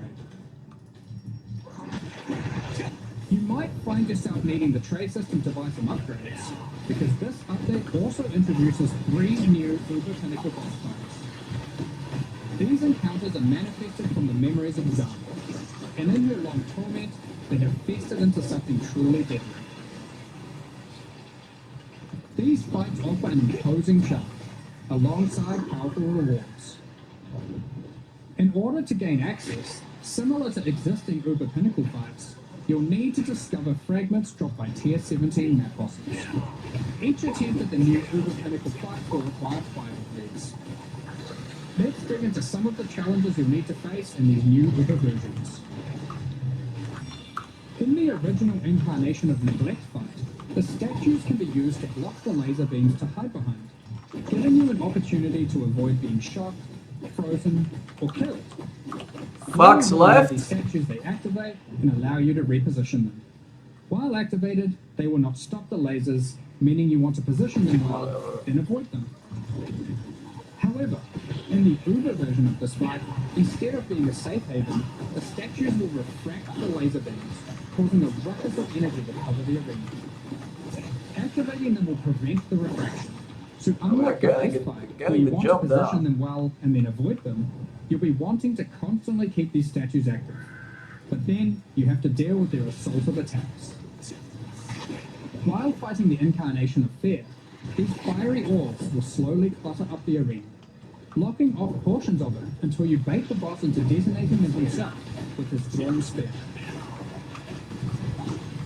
When Uber arrives, these orbs are attacked by a flaming leash to the boss, rotating around him constantly. More and more will spawn as the fight goes on, making it even more imperative that you clean them up by cleverly using the boss's abilities against him. What is this? Normally in the incarnation of Dread Fight, during the bullet hell phase, you have to acquire a red rose, run it to the boss, then collect a blue rose, doing the same, causing it to get heavy stunned and interrupting its movement. In the Uber version, you have to do the same, but in order to get the blue rose, you have to defeat the incarnation of Neglect. And to get the red rose, you have to defeat the incarnation of Fear. Good luck. Given the difficulty of these bosses, their rewards should be worth your while. Let's take a look at some. From the Uber incarnation of Neglect Fight, we have Bitter Instinct, a spiky shield that turns retaliatory strikes into preemptive ones, making it just a matter of time before the long arm of justice crushes your foes. Alternatively, you might find Festering Resentment, a poisoned blade with an unending supply of toxins built into the hilt. These toxins are put to good use, causing every spell you trigger to be capable of poisoning with all damage it deals, enabling a truly crazy trigger-centric poison ruckus.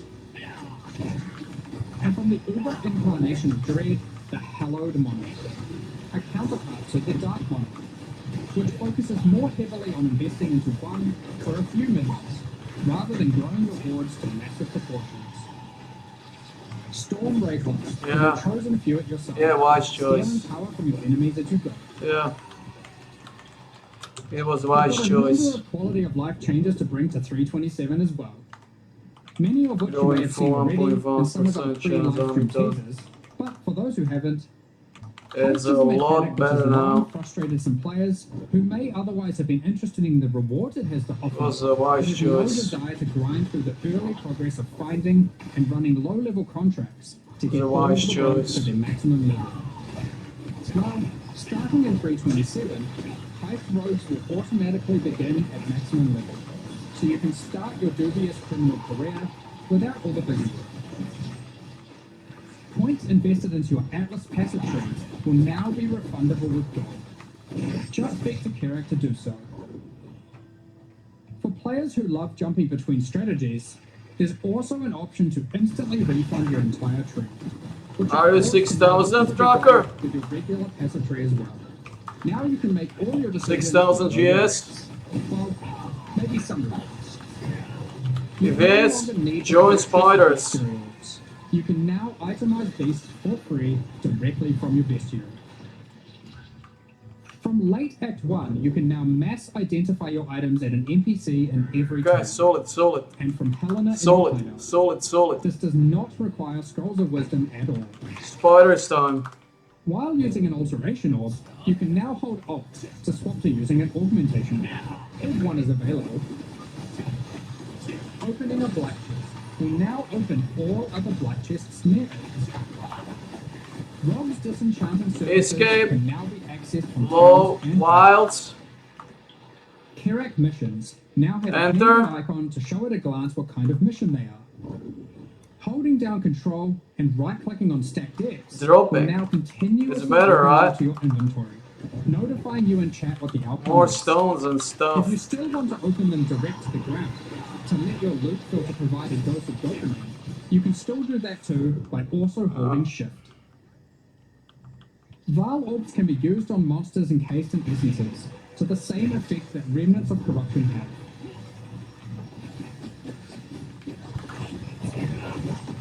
When multiple skill gems are ready to level at the same time, you'll now be able to click this button to level them all up at once. Next up, we're going to be talking about Imagine new League having support packs. +7. Today, we're launching two new Now series we of are support packs. +4. The Champion of Theopolis and the Verdant Magus packs. Each tier contains the pack's full face value in points, alongside several exclusive microtransactions. As always, the microtransactions in these packs are purely cosmetic and do not affect your character's power or progression in any way. The Champion of Theopolis series of supporter packs contains 6 exclusive microtransactions. Manifest a Champion's Ferocity, as the Lion's Might unique finisher effect rips your enemies to shreds.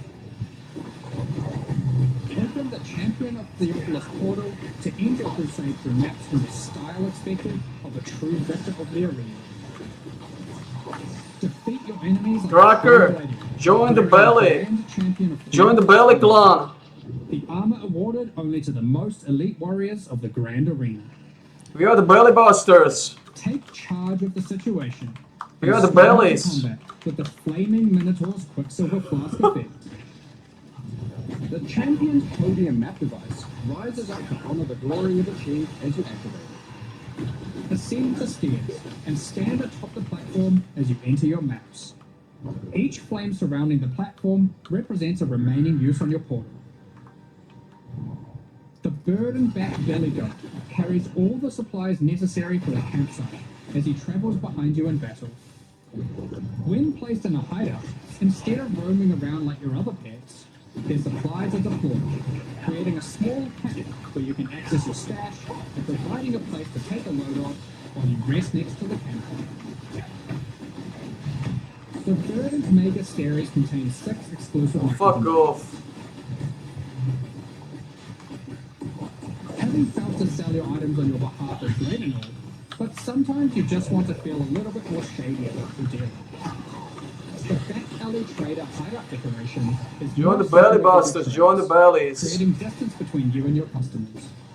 Note that until 327 is released, this Back Alley Trader will only serve as your current Join the trader. belly busters. Once it's out, it will be updated to have the new managed shop option I to want to also join them. facilitate your trades. The Verdant Wayfinder pet is It's a fine. loyal companion to any Master Magus. It's fine, Tracker. Relax. As you approach waypoints, it envelops them with its vines, guiding you throughout Rayclast. Control Earth and nature itself, as the Great Verdant Magus armor set envelops you in the ancient power now lost to time. There's also a matching back attachment included.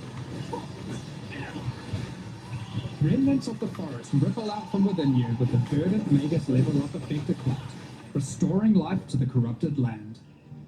Call on an ancient golem to use Just their power to relax. create a safe passage for you to Just retreat relax, to Tracker. with the Arcane Golem portal. Got tired from work. As a Supreme Verdant Magus, you can travel to your Arcane Isle hideout. A cluster of islands held together by ancient magic passed down between elite mages.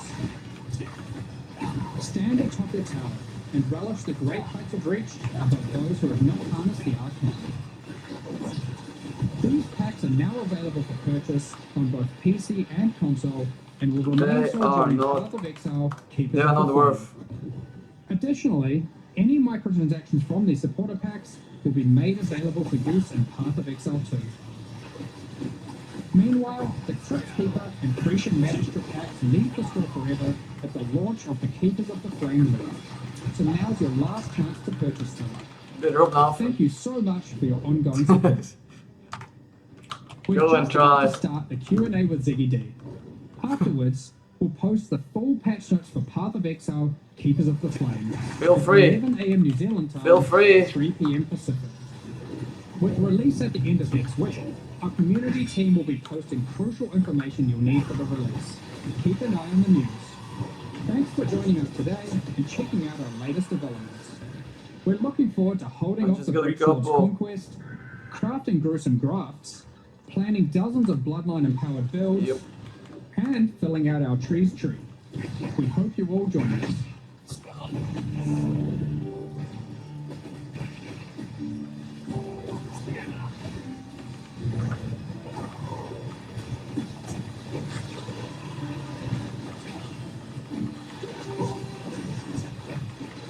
G'day Exiles and welcome to the post-reveal discussion and Q&A with Jonathan and Mark, lead guys who make games. I believe the word distrust is the hardest institution.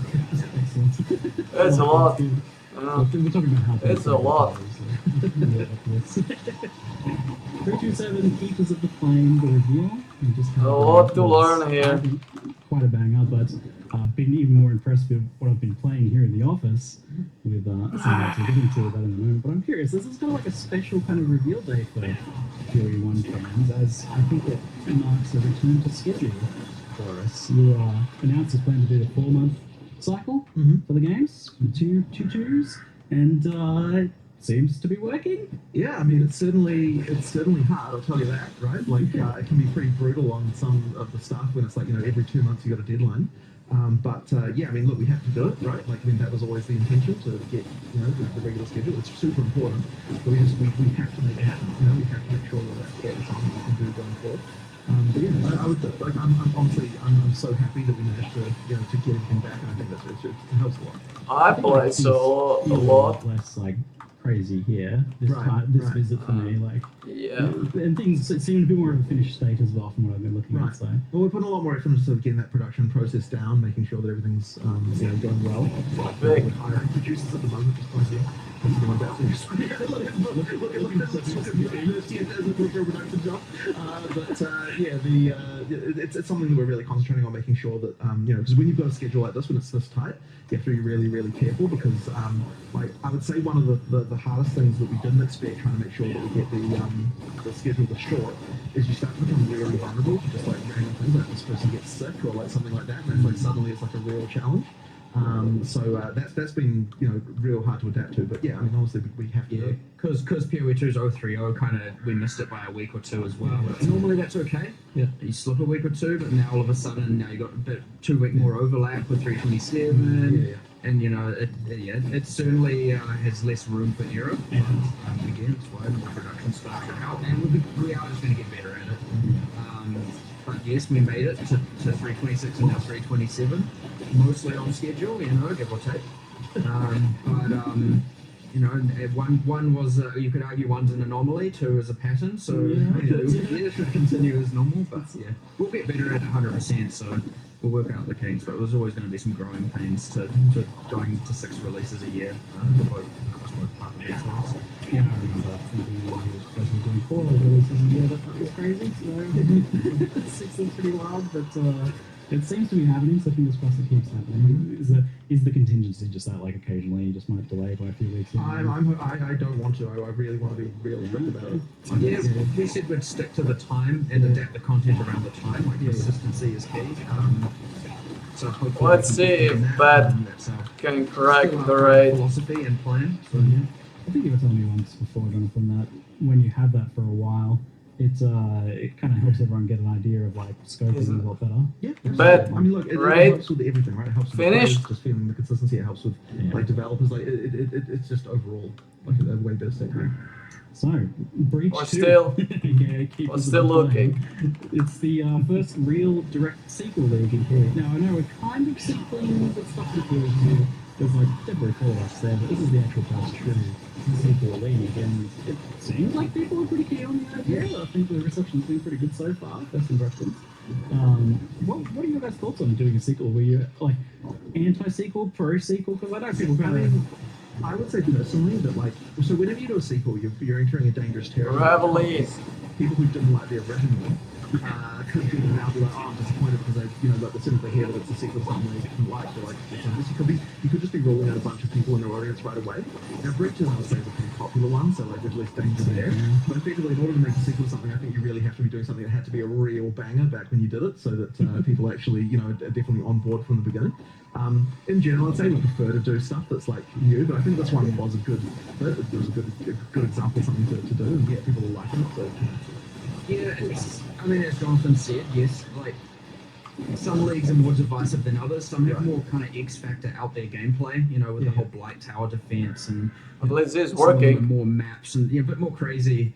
And immediately you do turn off some people, and we know that going in. When we make these, we try and make it, something good for everyone. But Breach had that just like you're just slaying hordes of monsters, you're just killing it. It's the classic. We talk about reinventing the wheel here. We talk about not reinventing the killing monsters in circles. And it has that. And by the way, there's a massive thing when doing the sequel is we're like we must keep the killing monsters in circles because.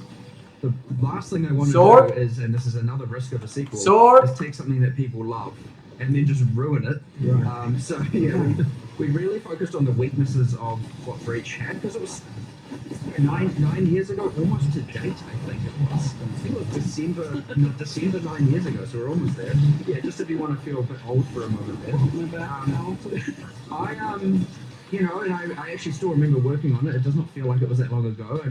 I made those 5, the 5 Breach Lords back when, and put together all the monsters and all that interesting stuff back then. And I was like, what was I doing? Like we took the player characters, put some micros on them, and dunked them in bed. So it's not only been fun to come back and do a sequel. Which, by the way, we've codenamed a Breakable, which is obviously a given.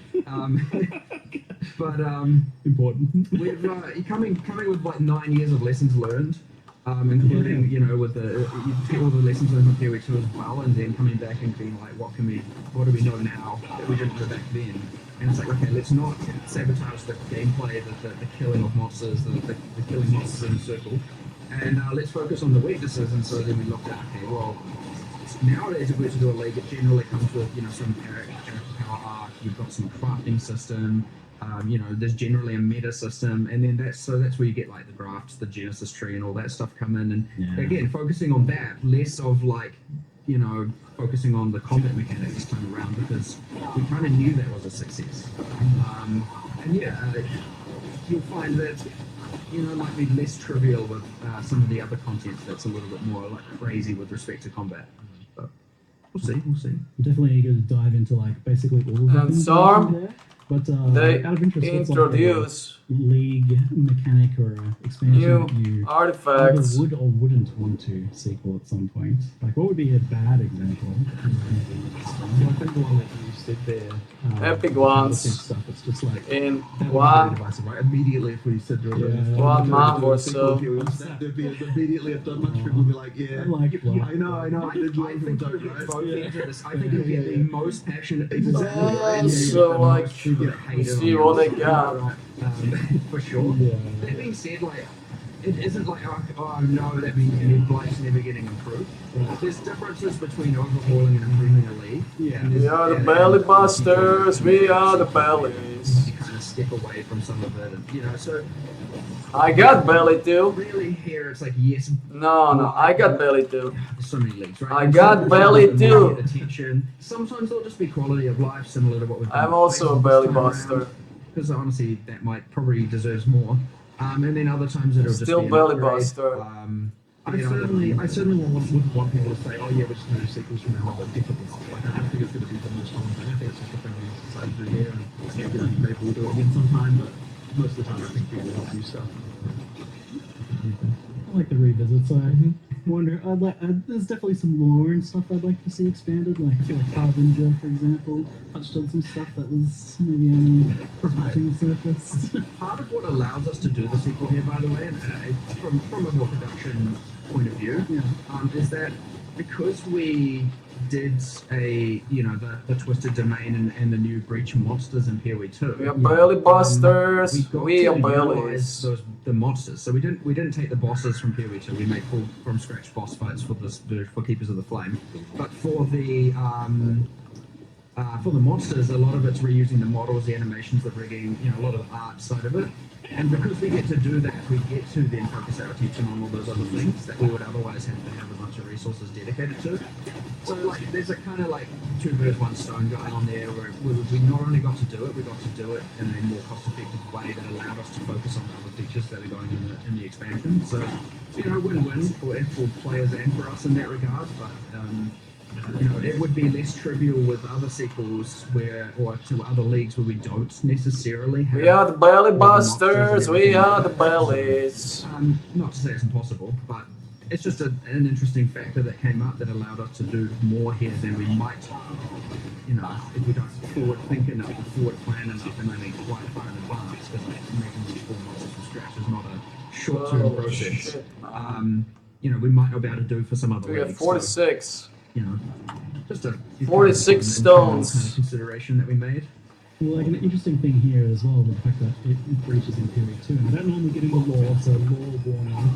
But shit. I'll try and keep it as simplified as possible because I definitely delve into the deep end of the lore of this stuff. But, so to simplify, PoE 1, Chayula, Daddy, we fight them.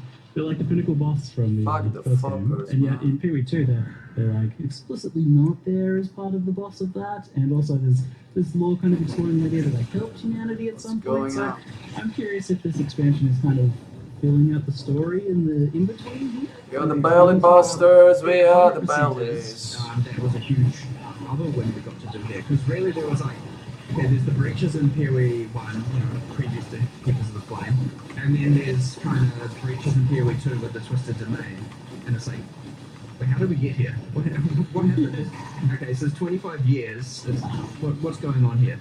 So we wanted to, given again, because 9 years ago we weren't really putting that much into the narrative of leagues, and into, you'd find back then, we're not far from Onslaught League back then, right? It was just 20% of some stats. So, and even when we had Anarchy, there was Exiles, but there's named characters, but we didn't really have voice acting for anything. We've kind of stepped up our game in a lot of delivery of that. So now we get to, come back and go, let's establish a bit more about Breach. Obviously, there's uniques and flavor tests historically, but we got the we garden. want to establish a little bit more. They can't add do some it. Interesting stuff to it. Meanwhile, also, progressing the narrative towards what if people are playing PoE 2 see. Now that being said, if you just play PoE 2, you don't need to know all of this. If you just play PoE 1, good on you. You now know it all. It's all entirely optional information to know, but you kind of have this. Worth noting, on the kind of Chiola arc, there's a bit of is he good, is he bad kind of thing going on. Still to be determined, at least for the players. It's got a cult following, but that doesn't necessarily mean one way or the other, does it? Here's a baddie here, you're an acolyte of Chiola over there. Yeah. What goes on in between? I was reading the flavor text of the Acolyte of Chayula this morning. I'm like, even that doesn't really kind of suggests that maybe it's not a good idea to be following them, but but there's power. But the monastery of the Keepers of the Flame is actually where the monk trained and from PoE 2 grew up and all of that stuff. So kind of little fun bits there. People playing both games will appreciate it. It's still great. It's going to be great in either game, and it allows us to develop. So because what they both said in Ray Class, it's still a shared narrative, and it's nice to be able to evolve all of that. And it's honestly been fun, really, honestly doing all of that. It's cool to expand kind of some of the story of the Ascendancies there as well. You're getting a bit more of a tie in there as well. But you said the monks trained there though. Bad Squad. The monks trained here in the studio. Bad Squad. Now officially, the monk has been trained by one of our IT administrators here. Since he was the person I'm not sure what the martial art is, but he's very well trained. I believe a black belt, and we used him for our mocap reference. Hopefully he doesn't mind me mentioning that, but it's quite fun. I think our animators enjoyed that one a little bit as well. So it's also well done. you guys hadn't really done too much of that in the past, or? I mean, mocap? Yeah, like... I mean, the animators always film visual references, so like they've got a room basically where they go up and they're just, you know, like doing all the animation acting out. They're often not actually mocapping technically with like, you know, certain everything, but they're often filming that and then doing animation to it. So I'd say one of the most useful pieces of technology that we've been able to benefit from Matt, is it's a are you live? single phone shot mocap and very quick from recording to in-game animation. It works really well for animating obviously humans, but also for when it's involving just a single human. It's like ultra quick. If you have two and they have to interact and make contact, it's not very good at handling that. But it's been insanely fast. So you just get a single small tripod with a phone, and you can record a human and chuck it in game pretty rapidly. So that's been amazing, and honestly, almost all of the human animations you'll now see in game where it's not someone punching or hitting another person. So like, it's not, you know, the best for combat and kind of scripted cinematic interactions between characters, but just those kind of freestanding town idols and all that stuff, yeah, you can do pretty rapidly now. It's been a pretty big improvement, I'd say, in a cool way. So. Yeah, and I mean, we're getting like theoretical stuff in Conflict War 1 as well. Like, I've definitely seen things like, that's a lot more going on there than they usually would do. Yeah, we were just talking about the fact that the original bosses were just exiles with extra colour filters on them, right? I mean, everything new. Oh, Ben right then. Like it's been a lot higher standard for some people for a very long time, right? Fuck. It's not like you have people being like, oh, you know what, I'm going to make this worse quality because it's done really wrong. Obviously, we're going to make something look as good as we can make it. Exactly, right? So, you could probably phone it in a bit more, I reckon. They don't. No, an artist doesn't want to do that, right? They want to make stuff that's good. So who wants to do that? Yeah, That's a quick way to remove their job satisfaction. Right. Make bad stuff. Yeah. It's too good. Yeah, fair enough. So you mentioned the sanctity of the kill monster in circle, so on the mechanical front. I noticed that there's actually two distinct types of creatures here. There's very much close to the original one, but then there's this hive one. What are the differences between the two and how they work? We've got 4 encounters total. Right. The more common one is the kind of what we're saying is the hive. So the breach have come through those the hand portals. They've stabilized the breach and are now building their hives. And so you'll come across as different walls and constructs and some organic, inorganic. And you get the little spider things, which I think is the Twitch drop for the stream. You get those and they're kind of building and they're like putting together like molecule by molecule building these hives. And that's the one where you come in and you get given the power of the Keepers of the Flame, and that can just incinerate away all of the material, and you're kind of just like running around pretending to be a righteous fire build for a moment. I just noticed that you don't have to click any doors or like too many walls. They just evaporate before you. You just run around. You run around burning stuff. It's kind of satisfying. You see ash going everywhere. There's a couple of things going on there. So, but generally, when you get to the center, you summon an Aleph and you start the encounter. And effectively just kill a whole bunch of monsters as they're trying to get to her. They're trying to kill her. They're not super effective at it. We're not doing the whole like. They are persistently wanting to aggro on her. They're going to try and kill you. It's honestly. We're the belly busters. We are the bellies. Meant to be too interruptive of a mechanic or anything like that. Again, because I wanted to just keep killing monsters being the primary focus. There is a thing where the more walls you build. We are the belly busters. We are the bellies. You get these like spawners, these like high portals, where the monsters can then come through. So if you want to activate more, to have more monsters, have more difficulty, get more reward. You want to burn as many of those pipe spawners as possible, and then they will turn into portals once the fight begins. We are the belly busters. We are the bellies. Fight and leave. Go for it.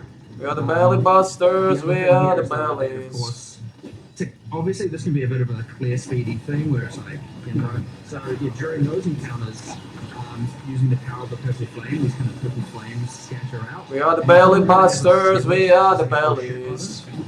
And so like if you're getting overwhelmed, there's like different things you can just click if you wanted to, if you needed to. Most powerful characters will be fine. Just as a kind of like, will send out a giant nuke and clear stuff, or like create this like flame wall and anything that runs into it will burn. And that's honestly more to help out players that are kind of struggling or on the weaker end and aren't able to kind of keep up with it. So it just normalizes the difference between bottom end and top end of it. Again, not meant to be intrusive, not meant to be like complicated. We kept We it are the simple. belly It's busters, just, we are the I mean, bellies. when you boil it down, it's basically just like a fast-paced wave defense. Like, just survive The belly too. 6-8 waves of Pretty monsters much, that are yeah. rushing at you pretty fast, and but it doesn't have that same clear speed pressure that your like basic one. Yeah. So that's one encounter. Second encounter is like the traditional breach, the one that players have, historically been playing. You activate a thing, the breach expands. So these are breaches that haven't been stabilized. I'm the belly buster, I am the You belly. activate it, it starts expanding, you kill the monsters, it's revealing, and then once you've killed enough, and if you can kill enough, like it can be kind of hard early game, but like towards the end game, that's your goal. You'll notice a progress bar filling up, and once the breach gets to the end, that means that it will become stable. And so what was going to happen is when it becomes stable, the breach are going to send through their like difficult monsters, their elites, their enforcers. We are the belly busters, we are the bellies. Secure the area so they can send through their like little worker spiders to start building their hives. So this is like a yet to be a hive. How many contracts? You obviously don't witness all of that. Generally, what you do experience is you kill enough monsters, and then in the center the portal activates, and a bunch of monsters and often a boss floods through. 22 And contracts. so now you have to go back to the So how much we need for the level up? Defeat the Yeah, boss, it's get the only weapon, went up by like what, 60,000? Yeah, you successfully that's do fine. that. If you can't So do that, basically 60,000, that's one contract. So it went up by just one contract. if you want and like not get so much rewards, just kill as many as you want. There's nothing. But generally speaking, you'll want to go back to the middle. You want to kill the either waves We are of the belly monsters coming busters, through we or are the bosses. bellies. So like locks open then once you reach that stabilization. Yeah, it locks open the type. So that's We are the belly busters, we are the Obviously, bellies. it's pretty outdated and even imbalanced, and often people were killing the breach swords that were wild ones in like a matter of seconds. But I wanted to make sure that boss fight didn't have a time condition. So yeah, once it stabilizes, that's it. You just once you kill them, it closes. You have. We infinite got time the to belly kill bosses, busters, we got the It's bellies. like, oh my god, I gotta do it. So like, it is a more substantial, and generally because you've cleared everything in that circle now, it's like, just almost like you created your own arena. You've got like a nice clear area where you can fight that boss and focus on killing that boss. Now he has minions in a regard, so obviously it's not just one-on-one, but it's like quite cool. So that's the like the martial dash fight. He has some specific drops. You generally want to kill him. And then so We that's are the encounter belly number busters, we are the two. bellies. Encounter number 3. I know who's going on a bit of a thing here, but these next two are a bit quicker.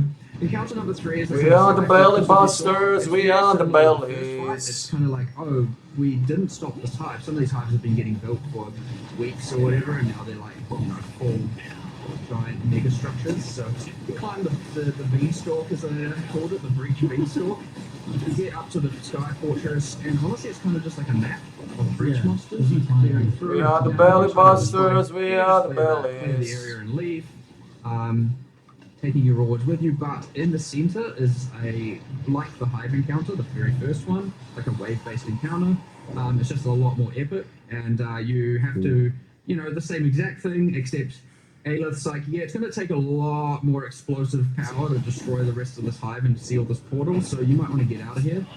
So generally speaking, once you've killed all the waves, you then have to get out of the area before Aelith hurls the entire thing to the ground. Normally you can survive that, not in this case. You might want to get out of there. Once you do, you get all the loot. So we got 60. You're not going to get that encounter too frequently. 45 minutes. But, it can be a little bit of fun, a little bit more action-packed when you're trying to escape. And then the fourth encounter is pretty similar to that, except it's just an area with your pinnacle boss, your in-game boss fight.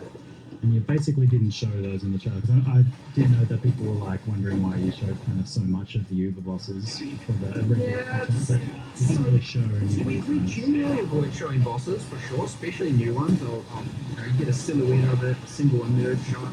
And yeah, for sure, like for the Ubers, we're like, well, they've got like 10, 15 skills each. Let's show one mechanic we've changed of each, maybe not the best option. Like, I know people like their full mystery, so like maybe lesson learned in the future might show nothing.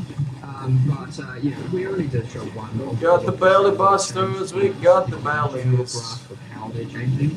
But yeah, I probably given the feedback. I'm probably not going to show this. Fair enough. We'll let it be a mystery. But yeah. So this. Yeah, so skill basically tree it's is 500,000 actually because skill 700 we tree. got. Well done. So it's 490. Tree. But this tree is quite fascinating because it's not just a like a meta progression system for the league or something. Like there is that, it is progressing, but it's also it is a crafting system. It's a tree. It's that 490. and for That's messing around with nothing. that, like it feels kind of brilliant. Like It's nothing. It's a really good idea. Yeah, it, That gives us there's kind of a defense. mixture from Chris Octavian and Most importantly, we get me and him and kind of Andrew, we all kind of just like came up with ideas. But I think the original tree that spawns items, the grows items and hatches items, came from Octavian. And the grafts, mind you, as well. He's got a creative brain on that one. Comes up with some cool ideas. I like that kind of out there style of design, which is good. And so eventually we took that kind of idea. I was the one who brought Breach to the table and was like, how can you unify these? And that came from a interesting thing where in the Twisted Domain in PoE 2, you get these you have these trees made of hands. we have the belly busters. We have the bellies. I really love them, and I'm like, normally because you're on a timer in that area, you're going hard, you're fighting monsters, you don't really get to appreciate a lot of the art assets in there. And I was like, oh, damn, I want to use those trees, but have them because I think they're petrified in that version. So I was like, what does it look like? I make them really like a bit more gross.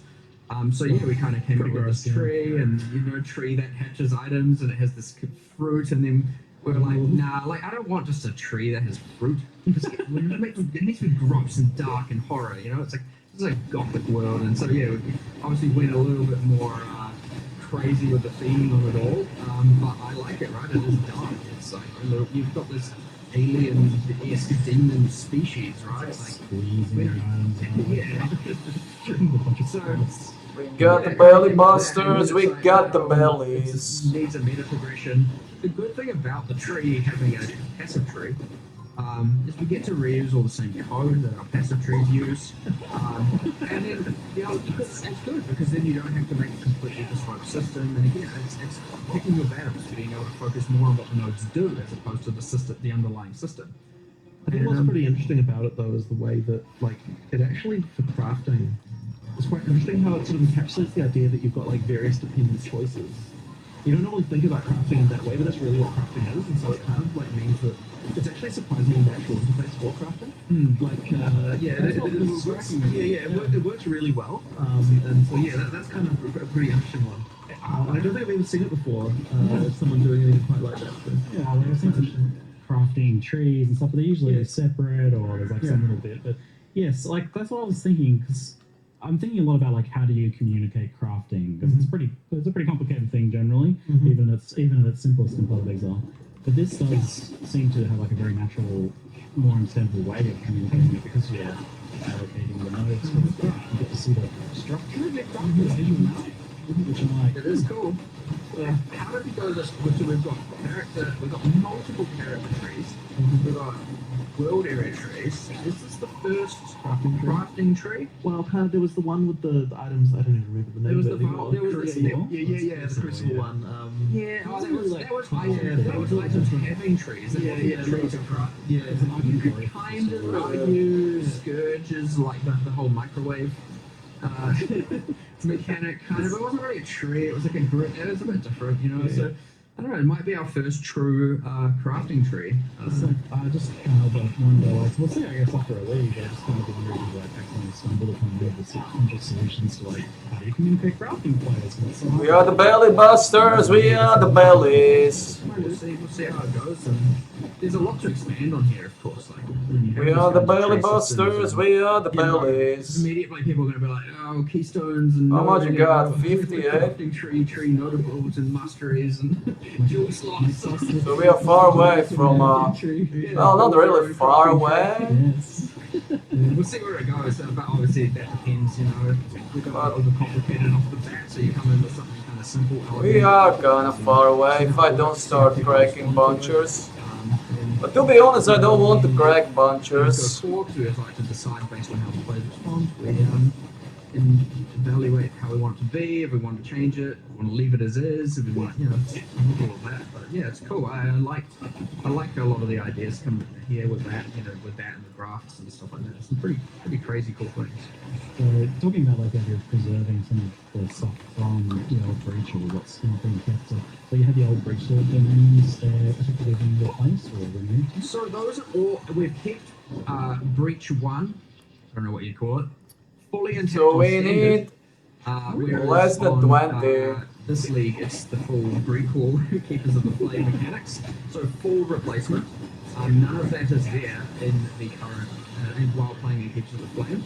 Like, all of the breach nodes on the Atlas tree are gone, you know, and all that. So 3 stones you've and got 1 currently- snack. Obviously, our intention is that it 3 goes stones forward, but we'll take the better and 1 elements of it. snack. One interesting thing here is obviously we still have all the old stuff.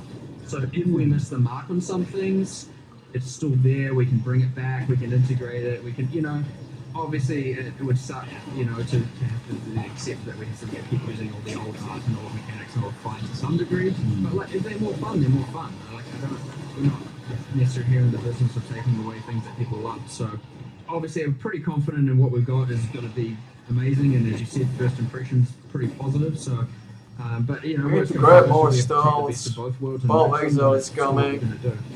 Now that being said, so yes, you don't have breach domains. I need to work more. All those new mechanics I described Because earlier. both But that isn't to exo say there isn't a future is where we coming. have a breakthrough to the breakthrough. Hardcore League is you know, waiting. Updates, you know, not necessarily another sequel, but you bring back some of those things that were good about it. Overtimes. So immediately I can see people coming to mind, oh, but what about the uniques or the rewards? We have kept all of that. All of that can be spawned from the tree. You know, you can grow pretty much all of it. You can find it. I won't reveal exactly how to do it. But yeah, you can generally get all of your historic rewards from Breach from the new mechanic as well. Trying to keep it. Does this mean breach rings finally get a revamp after sitting there with their silly thing? Yeah, well, they got their improvement in PoE too, so we had already accepted that having a double effect while in Breach, especially given, you know, that's only useful some small percentage of the time generally, not good enough. So yes, the Breach rings have been reworked. I believe the implicits are all max res of the corresponding element types.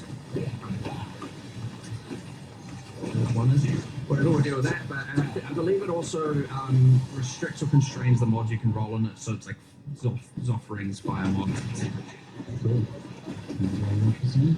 The unique crafting as well looked pretty wild. Like, I was pretty excited to see that. I expected it to be like it would remove a modifier in which places like a random rare modifier or something, but it did look they're actually hand-made modifiers, like bespoke modifiers, and even multiple if there's 2 core rank ones. We are the belly busters, we are the bellies. Surely you can't do 1,000 uniques worth of those. I actually don't know what number they got to, but effectively it was just like, we'll just go until we run out of time. But yeah, like, there's a whole bunch of uniques. It is here's the list of mods that it can lose, here's the list of mods it can be replaced with on a per unique basis, yes.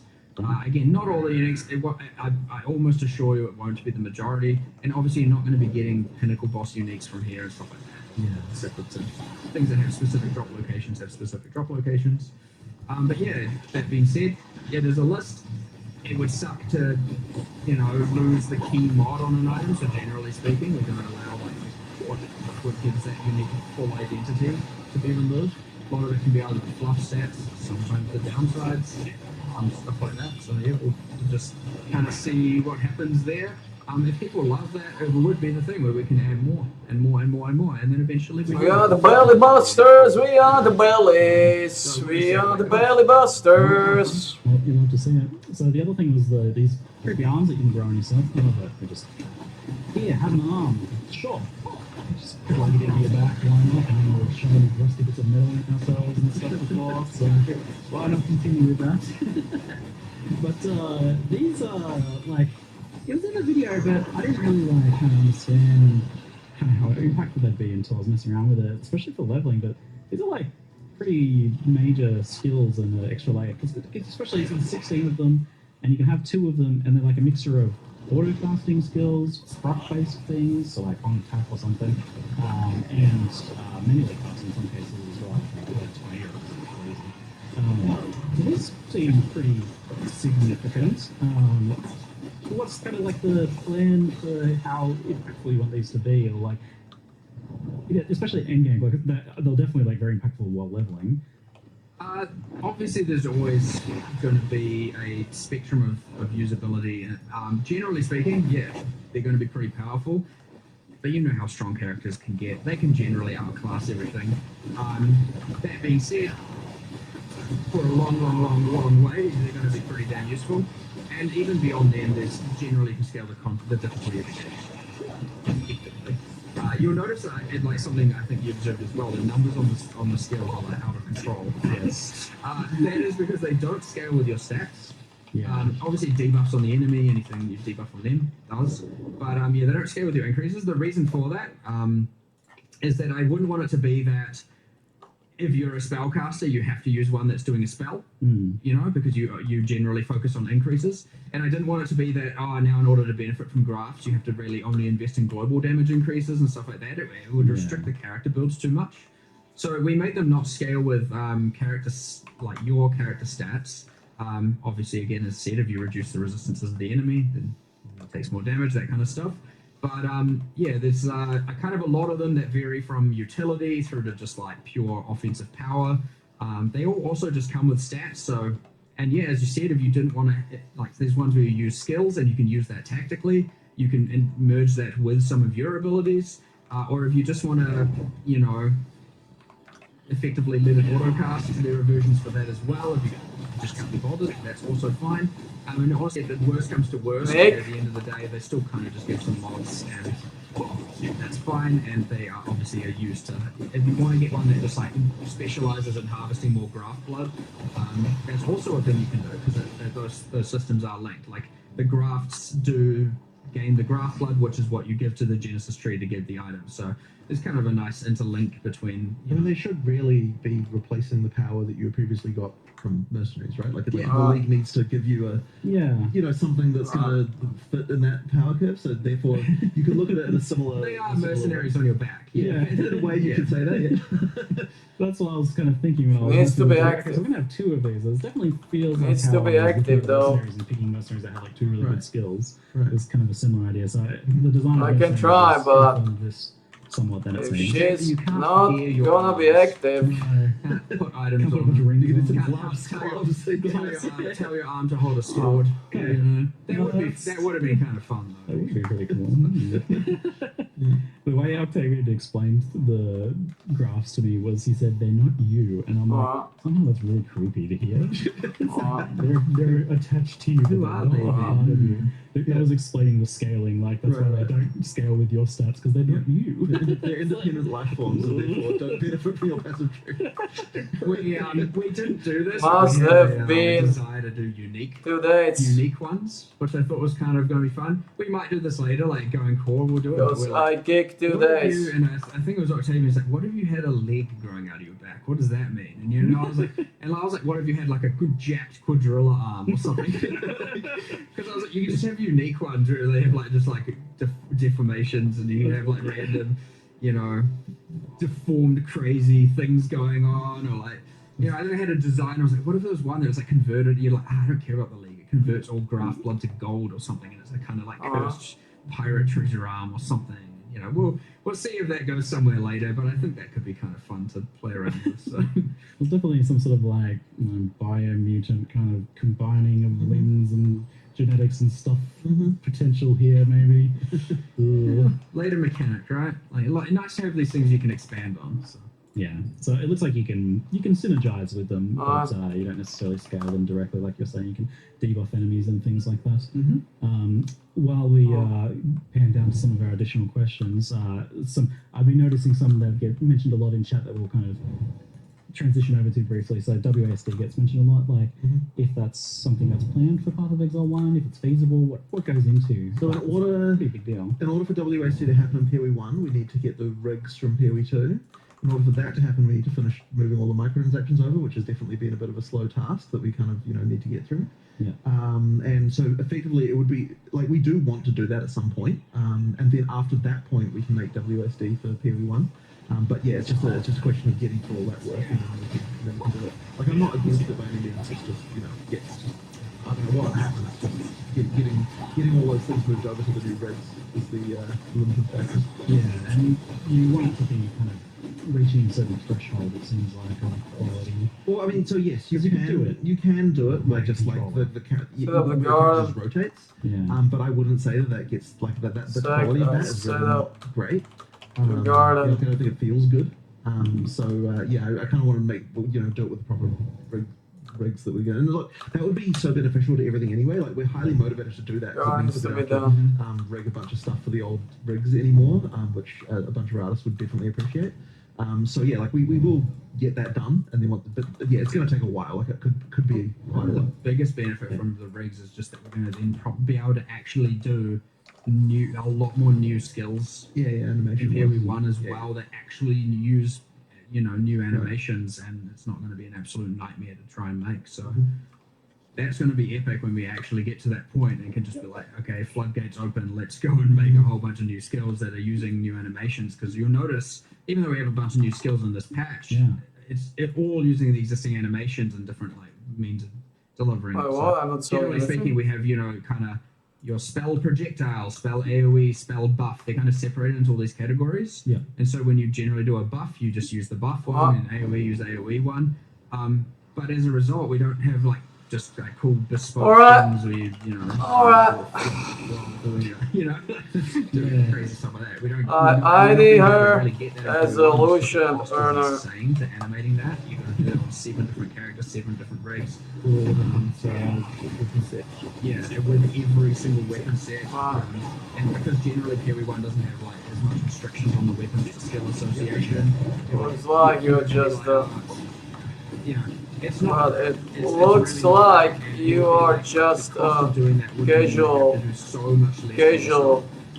duo. Yeah, I mean, just a random tangent on why the rigs would be beneficial as well. Like immediately, I'm just, oh my god, please, I want to do new skills that are. But we will do it eventually. No delusion. Yeah, it's interesting insight that you even plan to kind of bring this. No delusion, earners. Over to PoE1 for animations and things like that, because that indicates that the future is part of the Skin is good.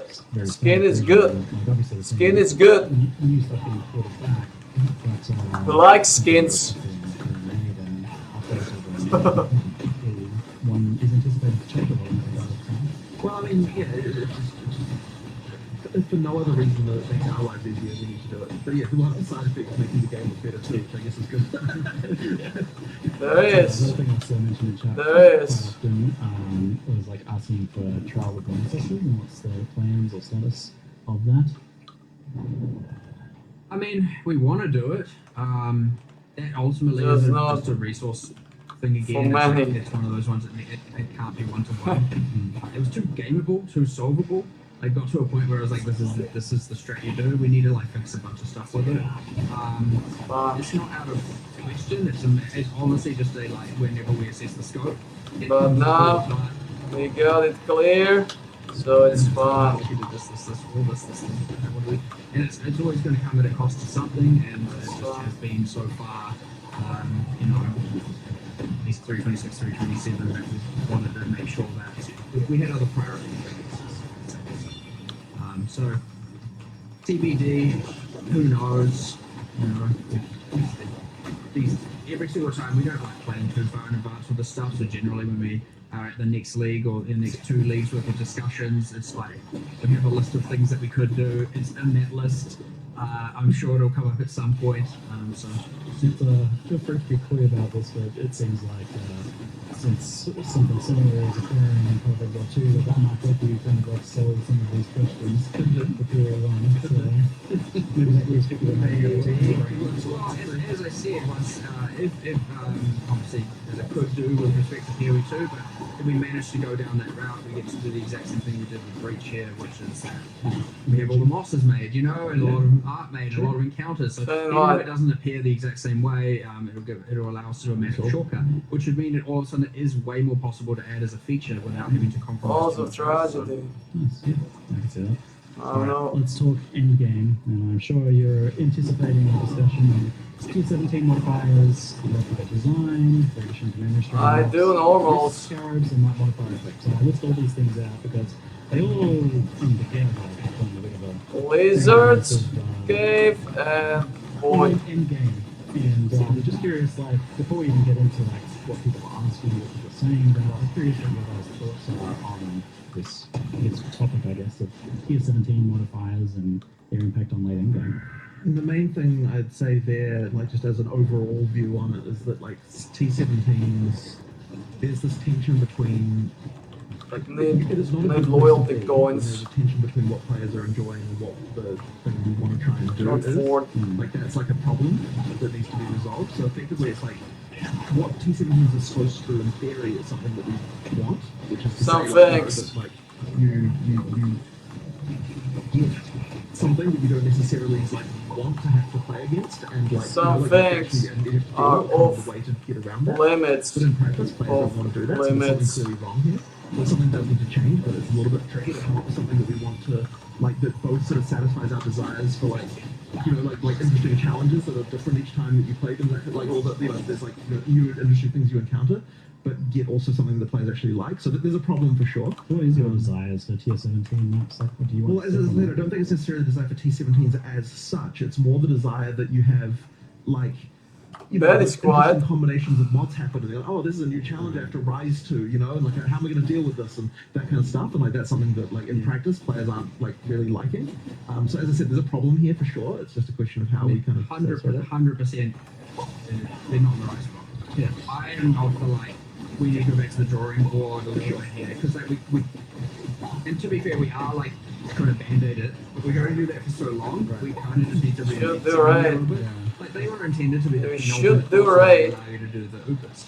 As a healer. They're also now, also this non-sustainable map and where you have to, obviously a lot of people feel like have to trade for it, and then in other cases you've got a bunch of modifiers people hate. You've got this like thing where because of the mods you end up devolving down to the in-game strat becomes, as you said, stacking map mod effect and modifiers for risk. And it's like, yeah, it's not fun. It's not ideal. We tried to narrow the gap with T16 and a half, so that kind of worked, and then you get some other weird problems where like, because those can be corrupted in Tier 17 hard, there's some weird issues there as well, and honestly it's like, it is a kind of mess. And we intend to keep band-aiding it until we can drawing board, but I would expect you'd probably see a pretty... I think it needs a full redesign. Yes. It needs a full redesign to try and see if we can come up with a way to both achieve what we're hoping to achieve, but also make the players not dislike it, right? So is this maybe like separating out what you're trying to do with the Tier 17 modifiers and You grab them like stacks. is like the latest That is a split. I don't understand.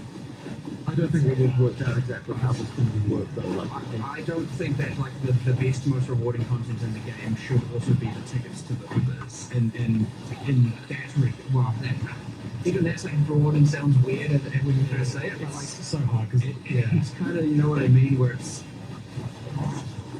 so there's some intention with you want the hardest content in the game to be the most rewarding. Yeah. But like the moment you do that, there's all sorts of incentives that come into play that mean that people don't like it when like there's a map now that you can't run because because the mods are not good for you and that kind of stuff, and like so then there's also it's a problem. It's a little bit of a mess of problems. It's a problem. Any individual part of this I look at, I'm like, well, this is actually okay in some sense. Right. It's okay for there to be some modifiers, maybe Right. Like actually, I think you guys feel the same way. It's like it's okay for there to be some modifiers that are like that. But in the moment that it's like it feels like a huge penalty to that. You're immediately like you're kind of when you get the thing right now where you stack the risk scarabs and then it's like, okay, only Trickster and Juggernaut can play it as a way to perceive, and it's again, we are changing a lot of these variables, by the way. We're not just leaving it for 327. Like we are changing risk scarab, we are changing some stuff around map mod effect, we are changing there are bits and pieces changing. I'm not going to stop band-aiding just because we have a grand plan for the future. Well, we have an absence of a grand plan, a desire to have a grand plan. But we will. I would be very surprised. I know I shouldn't be promising content or expansions because variables always change, but I'd be very surprised if we don't do a more drastic shift to to solve this problem because it's now long enough that it's not worth it. So obviously, hopefully, the changes we are making improve things in a pretty meaningful way. Just shake up the meta a little bit. But yeah, there's still going to be some woes, and but hopefully people can be excited for the things that You're in a rough times. But it shouldn't be too hard for us to come up with something. Honestly, similar to how we did 031 for PoE2.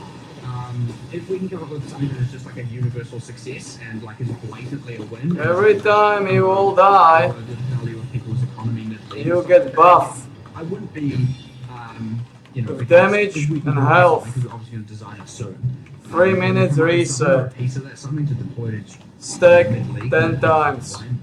I will push for that. I will just have to see if it's something With we can 10 actually do. buffs, Often these things will mean like, oh, it's now easy. X will become devalued, and I don't want to like ruin people's So, mid-league economy. And the raid just destroy it because is of easy to do. So, there's If considerations. people Yeah, from speaking to Dr. know Tier 17 modifiers as well, the it's know. totally kind of weighing on him, like he really wants to do stuff with them.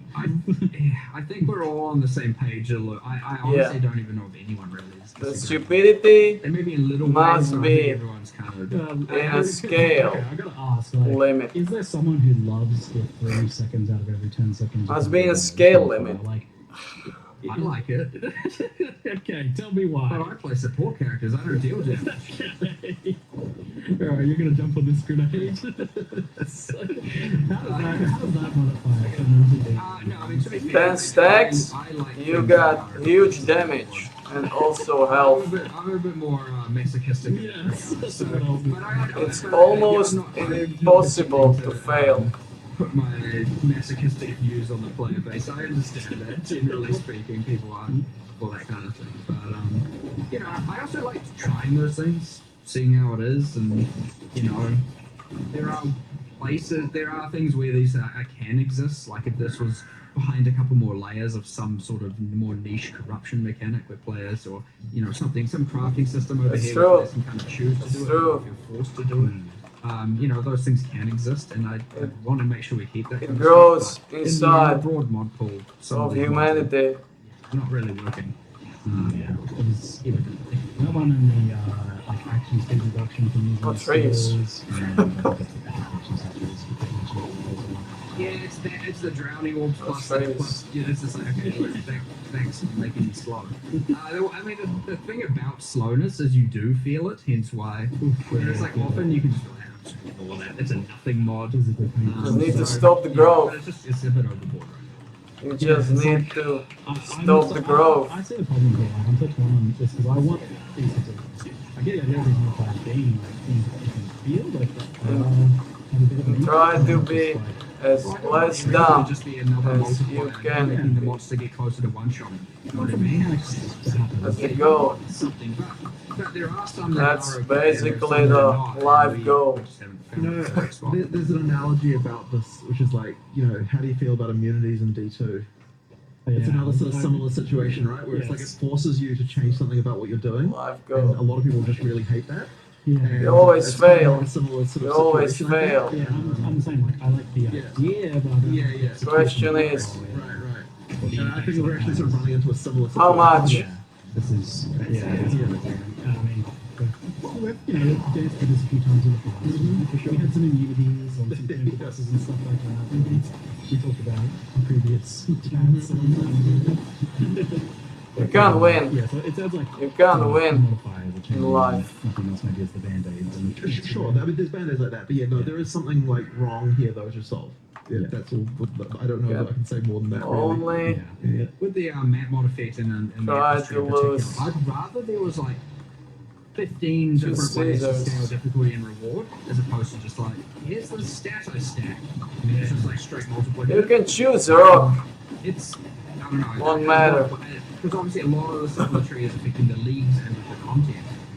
I want more than just map mod effect to be the way that you can multiply. So it's, do I want to focus on this or do I want to focus on that? Above is- different builds within above the is making things more harder and more rewarding. trying to be But yeah, right now it's just like, well, obviously they stack on. as like, less dumb it's as obviously possible. better, you know, and like this I don't know, it's a little bit like, Mad. obviously it's kind of just a boring thing right now, and working You know, I don't know. This again, drawing board, 100% back to it. So now I'm doing.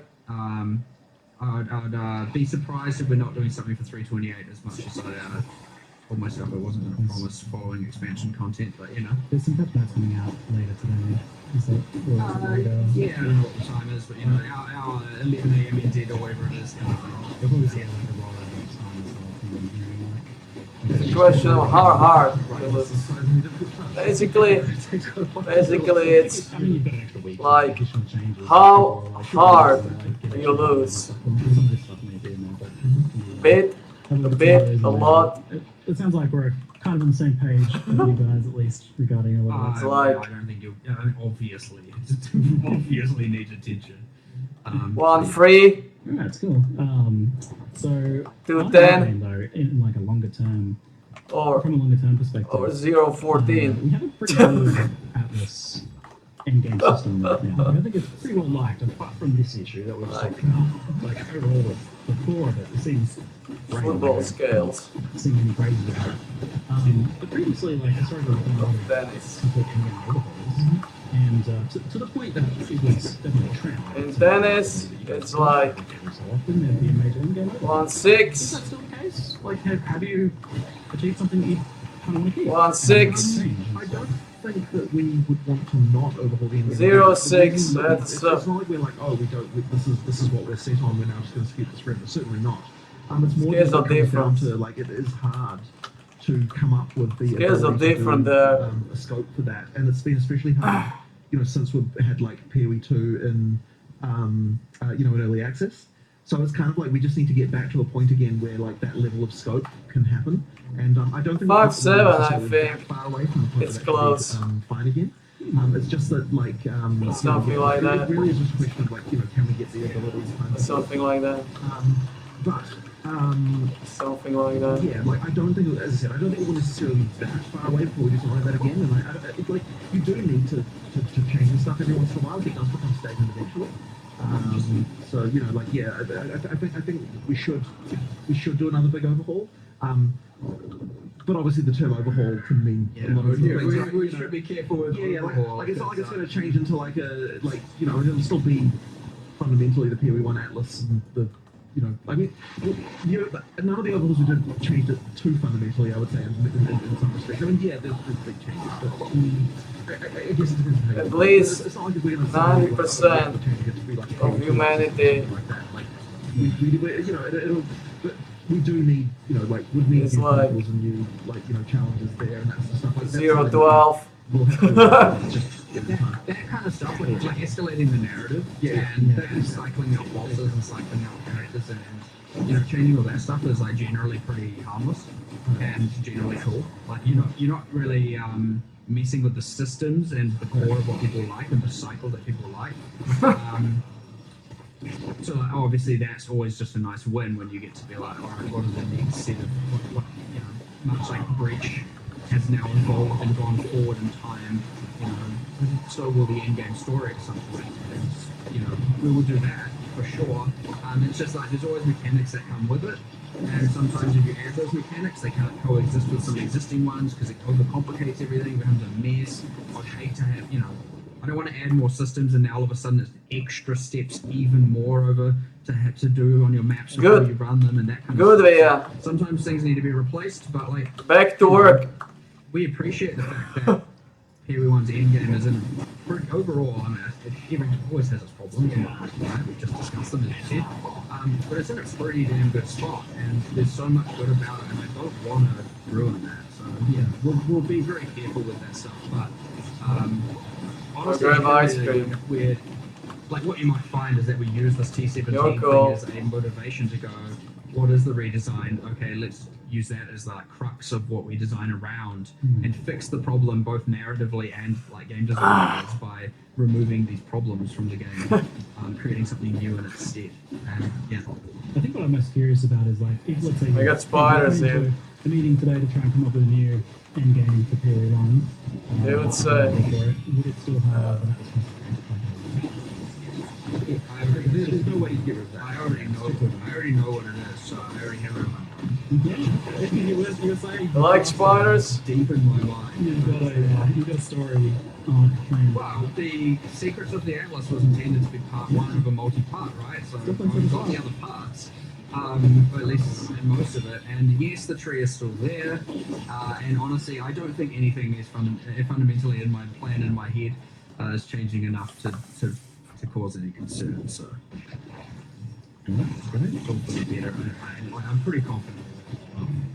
And now everyone will have to just wait to see what those ideas are for a determined amount of time. Let's see, we'll get a follow up the story maybe next extension perhaps of following on what's happened there. It was pretty interesting last one. Yeah. So let's talk a little bit about balance. I think you much revealed about balance in the reveal trailer itself, but I know we've Alright. a little bit of balance here. Alright. Scoped out some things, like for example, there is the unplayed assassin that gets asked about a lot. Just and, relax. it seems like something's happening for assassin. Relax. Yeah, that actually And came grab kind of some ice cream. recently. We were just It's like, fine. can we really? I think what I had said, and my intention was to do this for both games. It's no is big like, deal. We should at least It's no look biggie. at, like at least with respect to ascendancies, look at the least played class, especially if it's being consistently least played, and make sure Summer that's on is the radar far. and getting some level of improvement. Summer is And far even if it away. means we have a go at it, and if the scope's too high, we do it a bit later, and if the scope's within spec, we do it immediately. In this case, yeah, we looked at the assassin. It was like 40% lower, at least on the primary leagues. You know, it was like much lower usage than even the next class, and then so it wasn't doing very well. And it's been the case for a little while. So we were like, look, let's just do something. Like, better than doing nothing. So obviously we just put together what we could over a couple of days and kind of Just actually one. had, like 3 or 4 different iterations, and it came up. We were looking at it. It was like the whole. You have the interesting thing. I ate bananas. You look at the class and it's like, why is the ruthless I poison go one for better at than the non-ruthless least poison one? 6. One of the classes on ruthless makes me a bit weaker, and then it was kind of like, oh, okay, well that's a thing we can maybe draw inspiration from, and we just did our whole like process for that. But yeah, so we teased that last night, whatever the time zone is, hopefully people enjoy it and play it. But yeah, Come I on, don't want to get come into the realm on. of every expansion. At Just- least we look at, Wow. not necessarily change because it depends on the scope of it, but we at least give it a go of making sure we look at the worst class no matter what, even if ascendancy classes aren't part of our the package of things that we're wanting to improve. Because sometimes we do a focus on ascendancy classes, other times skills, other times this, other times that, and but I was like, okay, this is pretty bad. Let's do something about it this time and see if we can be consistent with that. No promises, but we'll try. Yeah, I don't need There's a more. little bit of a wild card in the mix here with Bloodline Ascendancies. So, just to clarify, these are Ascendancies on top of your original class that you can choose where to put your points. Same point pool, and the reason we did a lot of people ask or immediately are like, well, one, you give separate points like Affliction, and the real reason is I combinations are great, but also I didn't want to have to water down the power of the points. That's too much power creep, like to add to a character to be able to give trees at large. And so there was that interesting part of it. The other second part is that we wanted to make sure that there weren't enough points that you could put. Like, I'm riding for a bit. So you'll find most of the classes only have I'm riding for a bit. kind of and up to 6 points worth that you can spend. Yeah. And this is You so can't- always no you matter can't what, kill it, the I just ascendancy die. still matters. Just die. And What just the make it that fuck, literally the man? entire game, no Can't matter even what base write. class you are, where you start on the tree is the same. If it happened to be that a certain bloodline was OP, it's Just die now. probably is. And all of a sudden now Fuck. every single person is just this one thing. It wanted to be like, no. I think we want to do a feature that adds as much in-game build permutations as possible. God damn it. Well, and also what's cooler than just being able to take the powers or learn the powers of your favorite boss for the purpose of a fantasy. Orcs are soon. Let's mix and match these things, and now you get this cool, like, okay, I'm a Templar, I'm all about, holy 23 powers, minutes. I'm also going to embrace my dark side over here, or maybe the ways of the Asmerian. a Sharby Guardian thing or something. Oh, sorry, I've got support classes. Is Bellybuster here? You know, you have your Slayer. Is Bellybuster here? You know, the permutations honestly are endless. And obviously metas are found and builds are created and all of that, but what we obviously find is that, well, there's a few Small orcs orcs, yes. like, is that we can add motivation to doing certain content. Otherwise, you wouldn't normally do. That's great. We can add this for future content very easily. Right? There's probably other bosses that this and this and this. Like, it's very easy to expand this and take it away. And the reason we're able to do that is because it is an in-game feature. It's not like overcomplicating the campaign and the player's experience. Like, you wouldn't want a second class in the campaign. People are like, holy, I've already got a tree through this tree, and then a third, a second, I've got too many classes. There's too much stuff going on. So being able to keep it in the in-game is an in-game unlockable thing, where we can expand this feature over time. Now, all of that, of course, is under the assumption it succeeds. Again, we'll listen to the feedback, check what players think about it. Fuck, assuming baby. it as well. Again, pretty high confidence. Yeah. Fuck, It will remain, baby. and we'll keep expanding, keep extrapolating, keep changing. And then it's another, Give me a another level where fucking we get to break. add so many different builds. Because one bloodline being able to then be paired with all, 19 to 70 classes. Fuck which is- off. We've got a lot of stuff going on here. A lot of different Free options, a lot of spot. things you can do. Yeah, I mean, I am actually real excited to see what happens here. More than most things, I'm always More kind of excited to see orcs. what players do with things, but like here, I'm Or just, harder. I don't know.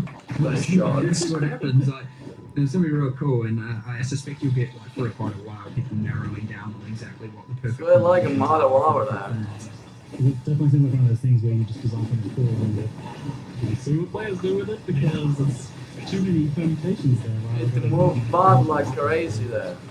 Pretty crazy, you know. Yes, several infinite, several dozen nodes, accessible to all of the existing incentives. It's a lot of numbers.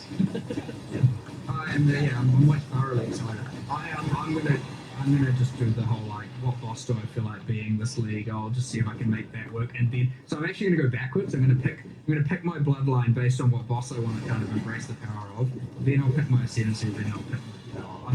I'll go from there. Like, free spawn orcs, fuck orcs. Fuck your worthless baby. Get a grip. Mother shitstorm.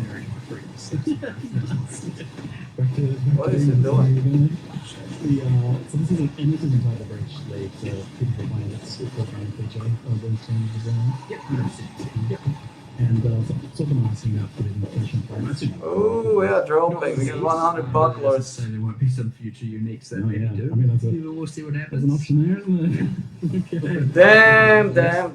Forbidden inflation flame. Oh, ice cream. Considering the balance check from asking around the period, maybe some of the more common things that just kind of come up with. Well, the most popular thing is just the general idea of bumping underprivileged skills, giving them some love. Bellybuster is probably not here. Thing in terms of ascendancies, is that something you want to do with skills Yeah, as well? we're always, there's a little bit of there's a few things to go into here. Like, for example, yes, there's obviously the core skills that are bad. Sometimes those are then enabled by something else going on. Orcs are special. Some other feature getting added, unique, whatever. But most of the time, yeah, they're just privileged. We've done a decent chunk of numerical Orcs changes here, mostly numerical. Some are special. I shouldn't say unsalvageable, but like, you know, they don't have the same level of different multiplicative scaling that other skills could get. You don't want to use certificate They there. require more. What I'm getting at there is The they require number, more top right. to actually become, truly viable. Those That being said, yes, there are plenty of used those only numerical on improvements. sharks. I don't know. And then you've got things like the Trappen gems, right? Cool concept. 90% Yellow of them icon. not really seeing any use. Someone orcs. And now those are going. Someone orcs. The heist is what it is. You log out, But then meanwhile, 25 also minute, full balance pass, so 24 hopefully some more minute, the foreground there, and we'll log in. Yeah, but like, honestly, 26 this minutes. is like a kind of endless task. It's like almost like you could just never stop. So you we like to just don't do batches at a time consume and send it, certificates. and we try and do as many as we can. like each You got discussions, rewards they can be quite time consuming. in mail. Some are more obvious, where it's like, okay, obvious increase, and others are like, do we want to do this? Log Or do we out, wanna log rework it? in. And then you get lost in a rework discussion. It's important to time. And it's like, actually, look, for now, Buffett. Because you Like we get through as many as we need can. certificates we've done a bunch, for sharks. You know, I could always say You look, got ideally only we'd do 6 more, but, now. like, I don't think, again, there's no real endpoint to that. So yes, sure. I wanted this patch to be very class centric in terms of balance, and like we did, I would say we did a decent chunk. But it's, you know, we didn't get to cover every base 100%. So obviously, like, you've got the bloodline classes, you've got grafts, which are character centric, and then we've got the whole set of new skills and support gems, and some changes around that. There are a bunch of other changes, but yeah, like, it's that thing where I don't know if I'm ever satisfied. I always just, you want to do everything, you want to literally do it all, and you never can. So like, hopefully there's enough. I think it's Certainly the should be enough to spiders. take up the meta, should be enough to make everything feel fresh and some awesome cool new stuff, but like, you know, don't be surprised if you Wait till you see spiders. That's an interesting thing about the skills exile here is that Spiders you are nasty. manage to achieve these days very, like, there's lots of different Sharks are things, cute. and they're changing a lot each league Sharks as are well cute. by virtue of like the new stuff that you're adding, like essence changes or new skills or whatever. All that stuff is creating lots of new builds all the time. But when it comes to the skill buffs, I think it's more just about, like you said, like someone has like a favorite skill, just being language or some sort of It sucks to see. It sucks to miss something. Like, did you see? Because what happens when you buff everything, then you get a lot of like, well, what about this? And you're like, no, I'm sorry. I really wanted to. I really wanted to, and you know, and then sometimes we still try and just squeeze it in before the patch, and we just try and get as many done as we can. But Oh, yeah, you're like full, again, yeah. it is It's ultimately a fine. resource game, and we do as much as we It's can. a We lot really to do. process. Both new stuff to change everything up, bringing Don't like, sweat excessive it. outliers down, Just and we do relax. try and Just improve as relax. we can. And this time we took it on ourselves to add a bunch of new skills and supports, and so I don't know. There's heaps Grab of, a but yeah, apple or it's that thing where, something. yeah, there's a few people that have listed their thing, and there's a few. Top right. You want to do hand casting. You want to do that. You don't want to Check just. it. I know that's come up, and I think even you mentioned Top earlier right. as well. It's just like, yeah, it devolves down to often, you know, either The yellow Dark icon. Mage or you know, ephemeral edge and like that kind of stuff. Being Inspected. just like, well, obviously, right, quantifiably better. And so yeah, it's the ideal thing where, you know, we'd make some changes to some of those, and ideally it'd bring up something else. But sometimes you get some of it, not all of it. Everything. But yeah, there's heaps here. Just Every time that you never is quite catch boosting everything, but, like, there your will be new rewards. metas, there will be new builds, and probably a lot from of existing sharks. stuff will still be, you know, pretty decent. But yeah, just a bit of nerfs, bit of buffs, bit of, you know. No, you With all see? this balanced stuff, really. It's a bit chaotic, but you know, You there's see something now. satisfying to it. But yeah, as I said, you never really fully get everything, and thus you never fully feel satisfied. You kind of answered my question a bit because, like, one of the popular archetypes that's come up as being a bit problematic is handcasting, self-casting spells. Each And, times usually I think it's you because do- there's cast speed, You do event, in terms of things like echo feel bad, and you it got costs better money. I rewards think we've done that enough by justice, for consuming sure. that. But it's certainly on the hit list. By Yeah. consuming So, One Piece. Either we can get to do some stuff, you know, in this coming week if it's simple, if we can think of it. It's not off the cards. You want that being to said, use them there's always next expansion as well. only on sharks. Honestly, you never know, because often these external variables, like the new classes and stuff like that, can really change these things up. You know. With So how you avoid it? as well, so you know. I So can't how you speak to what avoid we it? do in 328 with respect to all this, because we You have to log look at out what happens in this before patch first, given event everything we've ends, added, and like we said, we've added a nearly infinite and number of log permutations in of builds with the after bloodline classes and stuff like event that. So yeah, we'll see ended. how all that goes. In this case, We'll just keep doing it. orcs. It never stops, never ends. It literally is an infinite task. You never run out of stuff. You to then do, so got we'll smaller every single patch as best as we can. smaller rewards Well, that's without kind of consuming kind of dominance of ES stacking. certificates. Stacking builds in general, but ES probably has been getting mentioned a lot more. A bit rad, thin layers, things like that. But I guess it's just ES compared to life. Yeah, it does happen. Classic. You know, There So, are band-aid fixes you and stuff only like that we always like to do. use There are those better than on Band-Aids, sharks. just change the numbers here and there. Sometimes in the case of like femoral edge, it can be a matter of like, yeah, that's an acceptable thing to do. It shouldn't be so easy to do. So yeah, I would say like, there's no broad solution here, but yeah, I agree that is a problem where it's like the more traditional Sharks just do a thing feels like it's now wrong. It feels like you gotta like do pre-commit to 3 being like, what is this times per singular day. thing I'm gonna stack and then pick the thing that's So, so be if it, like, you do attributes historically, just not just thinking current meta. one It's always like you sharks, just heavily stack this one it's thing. like and, here's a 5 unique days. scales off that thing, and it's like, well, that's on one part is interesting. It's like fun. That is the build. I mean, 5 days. But then when every build is just like, okay, well, that's stacking this, that's stacking that, that's stacking, and you start going through the build, you're like, okay, well, we definitely like very slowly got here over time. I feel like in stacking, where it just became kind of like, of course, yeah, just a little bit at a time. It became here we went became all about stacking. it really primarily comes down to mostly to the unique items. Actually. Yeah, it's often Generally, a unique item special thing is like, what am I going to scale on? Be it, you know, Sharks got the best evasion, rewards. or off armor, or off energy shield, or off life, or off DS, or off mana, you know, or off int, or off strength. You know, it does end up, and then some unique gets added. Like maybe it's 1 per year, and it's like, oh, here's another No, 6% every day. increased intelligence. Every day. There we go. So, That builds now just got a little bit it's more of an edge. every day. You do kind of just power creep into that point for sure. So it's like I don't even know like 2 how 4 much of a times problem it is, but it's per like day. definitely identifiable that it's like a big aspect of the build meta. It varies. I think Canceling other things out maybe. I think it's too dominant, but on the other hand, it's fun. Yeah, it's fun, it's cool, it's interesting. You got only 5, things. so kind of 5 part of PoE to a sharks degree. Yeah, till so you next gotta be careful with it. You don't just want to Thursday. take away all the fun and just make everything flat and boring. On the other hand, That's but you also don't want it to feel like a That's player's made a doable, mistake right? by playing something a more traditional, build, and it So, often yeah. can feel that way. 5 So sharks till there's a next fine line Thursday. here. That's doable, right? Hard to So yeah, be at that fine line. Safe. But yeah, some things are a bit Yes. too OTT at this point, and other things are too far on the bottom end. And the other problem is that if you start buffing all the skills, well, a lot of those skills you might see use, but they'll still see use in that stacking ecosystem. And then it's like, have you really made a new build at that point? I think that's sometimes the problem is like on the build. Exactly. Because ultimately like, Exactly. you can scale, but they're always just eat snacking. always log out I don't have a before like, event instant ends. solution. Yeah, Is it really isn't how it Log actually, in it's not really how it after event.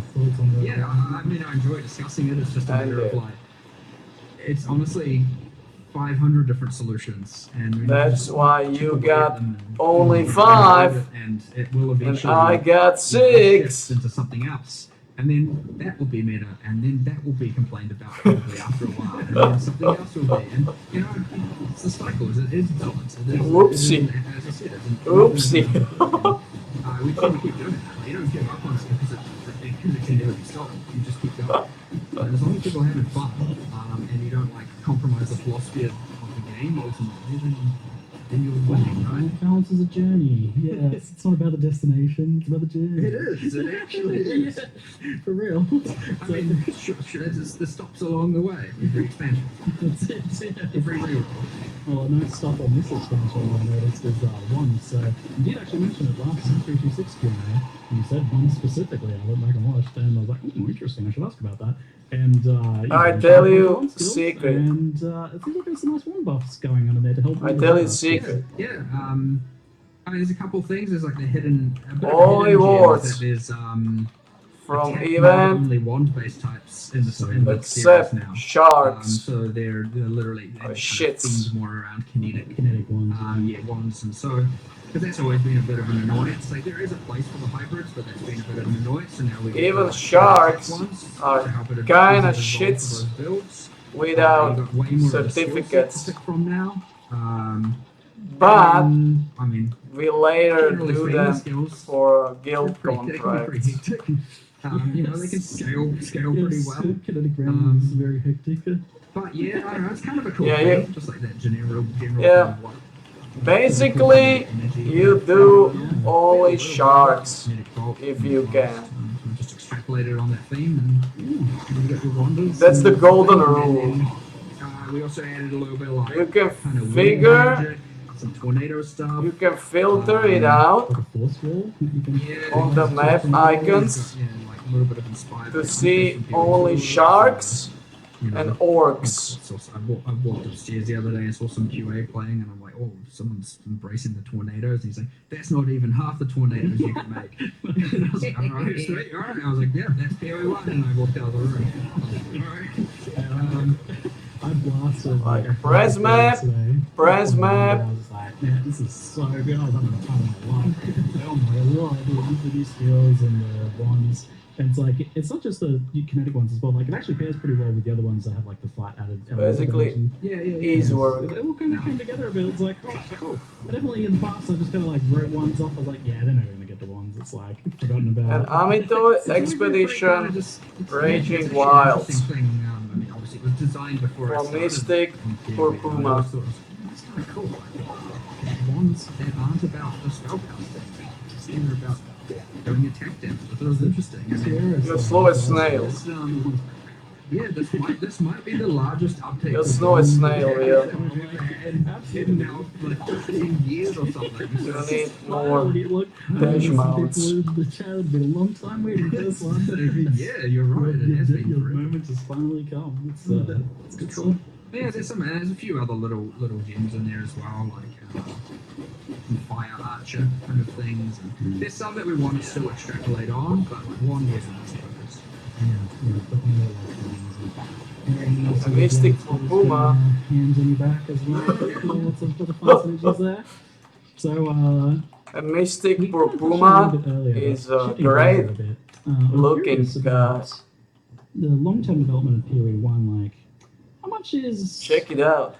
POE Classic, POE1 kind of, like, sacrosanct to you? Like, how much do you, like, not want to change it? Or, because, you know, you're taking things from POE2 and feeding them back into POE1, and I'm curious, like, is there points you get to where you're like, well, actually, let's not push it too much closer to POE2 and hope Basically, keep it its own thing, or basically you know, like, escape, kind of preserve it as it is. To dash some mounts, I don't want POE1 to ossify into dash something level. where we feel like we can't change stuff. Like, that would be bad. But Sounds cool though. yeah, but it's kind of like okay, the stuff that we'll probably take back from POE2 is more around the sort of QOL areas can and stuff, right? So obviously, you know, check it people would there. have been rioting if we hadn't brought async trade from POE2 to POE1. That's obviously, you know, something required. And so it's been sort of nice that we get to do a little bit of like proving ground in some cases in POE2 with some of those changes to see whether or not they're okay. The thing we wouldn't want to ever do to POE1 is make changes that would break what people like about it fundamentally. So there's things like the trickiest part. The speed things like the is way the that same iron for drops are and all. stuff like that. Like, I don't know. But like, It's even though there are just things I don't the like about amount it, I don't you think we collect. should necessarily change them either. It's just the You know, amount things you collect. so, They so like there's stuff like that you know, you just have to kind of More- like let it be, because they more could dash easily mounts, break, stuff that people level really like. go up. It kind of raises the question, like, what is it about POE1 that is, like, that does need to be kept, that is kind of what makes it feel like it's like, I think that it's hard to even define that, quite frankly, because yeah, like it's So you need it's a to bit collect the thing that all POE1 I guess has dash become mounts. known for, as opposed to POE Flyers, 2, is just like swimmers, combat pace stuff, like where it's just like ultra fast. flyers, in a lot of ways. swimmers, But it's not like there was like a goal to make POE1 like that either. It just kind of is. And so flyers, you wouldn't, swimmers. like it's I wouldn't even want to nerf that about POE1, right? Like, it just is how that is, right? So that's like really the fundamental difference. But Like Pokemon. I think actually that the community sees more differences between the two games than what we did. Like, from our perspective, like, you know, it's like I don't even know how to really get into this exactly. You But got it's like, you know, we're just trying to make a good side game. It's like, it's not like we changed design philosophy or anything like this, right? Like, it's the same design philosophy from the same designers. You know, like, going on in both. It's more just a question of like POE1 got a bit out of control in a few certain aspects, and that's kind of become part of its DNA, and so we can't really change that. And so yeah, so when it comes down to stuff like that, we're taking POE2 to POE1. Well, it's just like all the things that POE1 players would like, and none of the things that POE1 players wouldn't really. I mean, look, that's ultimately what we want to be doing. But yeah, I wouldn't want it to be. I wouldn't want to. Oh, don't worry. Situation, as I said before, where it's like, okay, we're There is P1 always is not a stuff perfect to state that do. needs to be preserved forever. Like I don't think it's like that. We do need to be able to make changes. So Alright, yeah, it's just let's a wrap question. this I up. think a pivot. Let's wrap this PoE up. 2 out, and this isn't obviously black or Stay white. safe, Gadget. But PoE 1 is, we always had a like, and this is still true. We still want to bring in new players, but I would say PoE 1 now, it's more important to us to keep the PoE 1 player base, the fans of the game, the long-term players, the people who love PoE 1 happy, as opposed to going, we need more new players, bring people in. Whereas obviously PoE 2 is still now a growing game. There's a new audience available. Swamp of you Silence. know, so obviously we still You want got, people who love PoE 1 to love PoE 2. That's the ideal world. But that You being got said, when we look at PoE quest 1, we're not going to for like try and Swim Shark Mouth. do anything that's going to compromise what the fans love about it in order to bring in a new set of players at this point. Like, I would say that's going to be pretty rare. So it's about making sure that the people who do love the game continue to love the game. And that's why you're probably going to see less in the way of like some grand structural change to all kinds of stuff. Because, you know, if that change would bring in a bunch of new players. Like, I think making sure you have a good, popular game that people love will inherently bring people in, because people will see that positivity and be like, I'm going to give this game a try. Yeah, less focus on bringing in new, more focus on keeping the existing fan base happy. And whereas obviously with PoE 2 it's a bit of a different story, where we really did think like, you know, we want to, there's a new Your room for spot a new audience, can there's be room the for a cave. different audience, like we want to make sure we get as many of those players as possible. What would it take to do There that? is also But ultimately, at the end quest of the day, what that then ended up boiling down to is for like, obviously Turtle. modernizing graphics, changing the feel of combat. And honestly, the the biggest thing change is just balance. I don't necessarily even think about it, I think, in the same way. It's like, I'm not thinking I'm making changes to bring in new players. I'm thinking, like, what are the things that I want to improve that I think that we can't change about PoE 1, because they are somewhat like you know, would be impossible to change just due to the game field changing so much. Yeah. And so, like, you know, like, really for me, it's like, you know, I'm on a 20-year quest to make the perfect ARPG, right? That's my sort of like design thing. And it's like nothing actually changed between PoE 1 and 2 philosophically, other than just learning about some things and deciding, you know, I want to improve things in certain ways. I do think there is a little bit of an assumption that a lot of philosophical discussions occur with respect to, like, outside of talking about dexterity and stuff like that. Honestly, most of it is just like we're just all get real passionate and just start coming up with real cool ideas of shit that sounds cool that we want to deliver. Like, we're not really having discussions about like, hey, okay, today, Jonathan, let's have a discussion about how many new players we can bring in. Like, we don't do that. So, but like, I'm trying to boil down what we are. You know, I'm trying to turn it into a philosophy, but reality is the process is just like, how can we make cool shit? That's cool shit that's fun, that doesn't like compromise things in too thing of a way, things people will love, things people will enjoy. That is the ultimate goal at the end of the day. As I said, making whatever the visions are of this infinite quest of making the perfect ARPG. So like, you know, it's always interesting trying to be like, how can like caves? What are the rules? What are we going to change? At the end of the day, it's just like, well, I don't know. We'll just continue to make cool shit. That's just generally what we're going to do. And so, I don't know. It's actually You can stay here. Decipher that down into like Maybe it's better or something. You know, it's like I don't know. Close If to it's delivery cool and it's fun, spot. people love it, then it's a win. And, It's good that both games have a bit of room to breathe on their own, then, because you can preserve the things that you're DNA. But predictably, like limits to what you can do. I do have an important question for you, buddy. Report from the wizard What bonus should dexterity give you? Grab got a few hours. this. Grab this orcs. Every time I come over here, this comes up. It's been going for a while, hasn't it? This is your home. This is your home, we just call it we rename Get it comfy. It's like organic attribute. Very nice. Alright, so still not solved there. You can stack orcs Synchronous come over to PoE 1 and kill them right on even start. Like, there's almost no question about that because it just went PoE 2. It works. Was there any problems? If with bringing it over people to PoE? allow you to do it. Not really, to be honest. Like, I think it makes. I mean, the fact that everyone got the gold To already get kind of makes some everything kind of work. Yeah, head the start. The gold is a thing though. Like, It is because of the fact that the gold is more You need scarce. 500 for top More reward. valuable for other Or things. used. Yes, or used for other things. Yes. Yeah. So yeah, we had to do a little bit of balance around that. Obviously, but also like we do have to go through and assign gold prices to everything in the game. And obviously because PoE1 has a lot more different items and stuff going on, we did have to go through and do all of that. So yeah, it wasn't just like immediate. We had to consider, well, hold on, the gold balance already was kind of like, tight. Like, so it's in that spot of like, some people are like, I want more, and you do want people wanting more, and so now all of a sudden there's this extra thing that's a cost, so we have to obviously account for that. What else was there though? I mean, ultimately, mostly just I guess the console. Yeah, so there's like the thing. So console previously had a kind of like trade board thing, which is made pretty much entirely redundant by this. So that old trade board is getting ported over into this system now.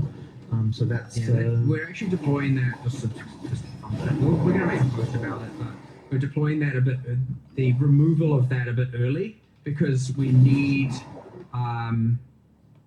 There's like a thing where we have to get rid of it before the new system is put in place, due to just like database migration kind of territory things. So yeah, we're doing that like a couple of days early to remove the console trade board, and then a couple of days later, 327 releases. So there'll be a little bit. We'll do a whole post about that, just about what happens to those items. You don't lose your items; they all get put in remove-only tabs and all of that stuff. But yeah. Well, I'll tell you for the PoE1 only players who maybe haven't tried it in PoE2 yet, it's pretty phenomenal. I think Australia's definitely like a massive quality of life improvement and very pleasing to use. Delivery squad is here. A new era. We have a bunch of UX improvements we still need to make to it. It's got its kinks. So like, I wouldn't want people to think just because it's porting that we're seeing it as perfect. I know people have brought up having saved searches. 100 being able to rapidly, like, you can control right click your item to search for that item. Yeah, they're getting that feature, right? I think they even made because if you crash, in progress. Like you lose that's pretty wild that you're like potentially getting that. It's very. I know everyone wants. Is that going to be in time for PoE1's release? I'm not sure. I actually haven't followed up on the exact specifics of that, where that's at. But if not, it'll just be mid-league or something. You know what I mean? Like we'll try as soon as it's done on both games, it'll get deployed. Since you're on it, was there like a reason why you can't sell items in like your solo items log to see what they were? Like, I like that information. Be like, oh, this is what's sold for 2 years. I can't remember, but it might have been that we could buy storing the item. We discussed originally allowing that. I remember discussing that before doing it, and we were that would be cool. That would be the thing we wanted. Probably doesn't store it at the moment. It's like, it's not like. I mean, we could probably do it. Potentially on the cards. Yeah. It certainly would be nice. Like I like that feedback and so on. That's certainly what you know, the currency thing that's up there. But effectively, I think that like trying to improve the kind of price check experience would be the thing that kind of like the next frontier of like in terms of the in-game UI trade search and sort of stuff. Slippery slope to slide down to. As long as we don't all of a sudden have like stock market-esque UI. No, I don't think we're not going to like, basically we have to find a way to do that stuff that doesn't get overcomplicated. So like but so we got what? Part, we got 15. 15, 30. Yes, like potentially. Yeah, 15, 30. I think there is like an interesting like opportunity you guys have to be able to help make that like much more sane for players than what it is now to price check that. Very complex. But it's interesting that that's on the cards. That's something more pushing further. Not just kind of leading. But yeah, but I don't think that's going to come all in one grand moment. Like I think, so this time might be just being able to. I can't remember what the modifier keys you have to hold is, but there's some modifier keys you can do to like effectively search for the item that you've got under your cursor, open up the board and see it. I'm on that. It's like, I got these decent pair of boots, I'll just search for that. Maybe lower the move speed by 5 or lower the light by 10. The thing that you want to get into is because there's all the questions around, okay, but what if these mods are irrelevant, you don't want to search for them, and like being able to do that right. Exactly, it's like all of those things that need that need a little bit of exploration that we will Yeah, that's what I'm excited about. Is with the right UX, you can really communicate that skill in a visual, physical way. Right. Which is kind of exciting. Anyway, slowly getting off topic there. But trade is like, it was obviously a big thing, and like for a very long time, you guys are rightfully afraid of like what would be the economic implications of this? How would it affect gearing and progression? And like, I guess like firstly, what has been kind of useful So we were checking on this recently. I think that you got them to look up the numbers on that. It ended up being around 50-50. Just under half were using the new system and PoE2 so far. I expect that to go up over time. Is this like compared to the existing? Well, it's just compared to people using normal trades, you know, from one person to the other. But there was a little bit of filtering, like, okay, if it's like with your friend, do we count that or not, and that kind of thing. Like, there was a few things like that that we would need to sort of look at to see, like, you know, questions around that. But yeah, I mean, look, It's 50-30, right? Who are using it seems like. I mean, the buyer experience is obviously way better. We generally found like I don't know if it's still the case now, but like for a while, the new trade system claims were a little expensive. So then there were people who were like, I'll deal with the old one because I want to think of it cheaper. But then the reason why they're more expensive is because of the fact it's easier to buy them, so therefore people will go pay more. Most people are like, I'm just going to pay the extra cost because I can't be bothered. Exactly. I agree.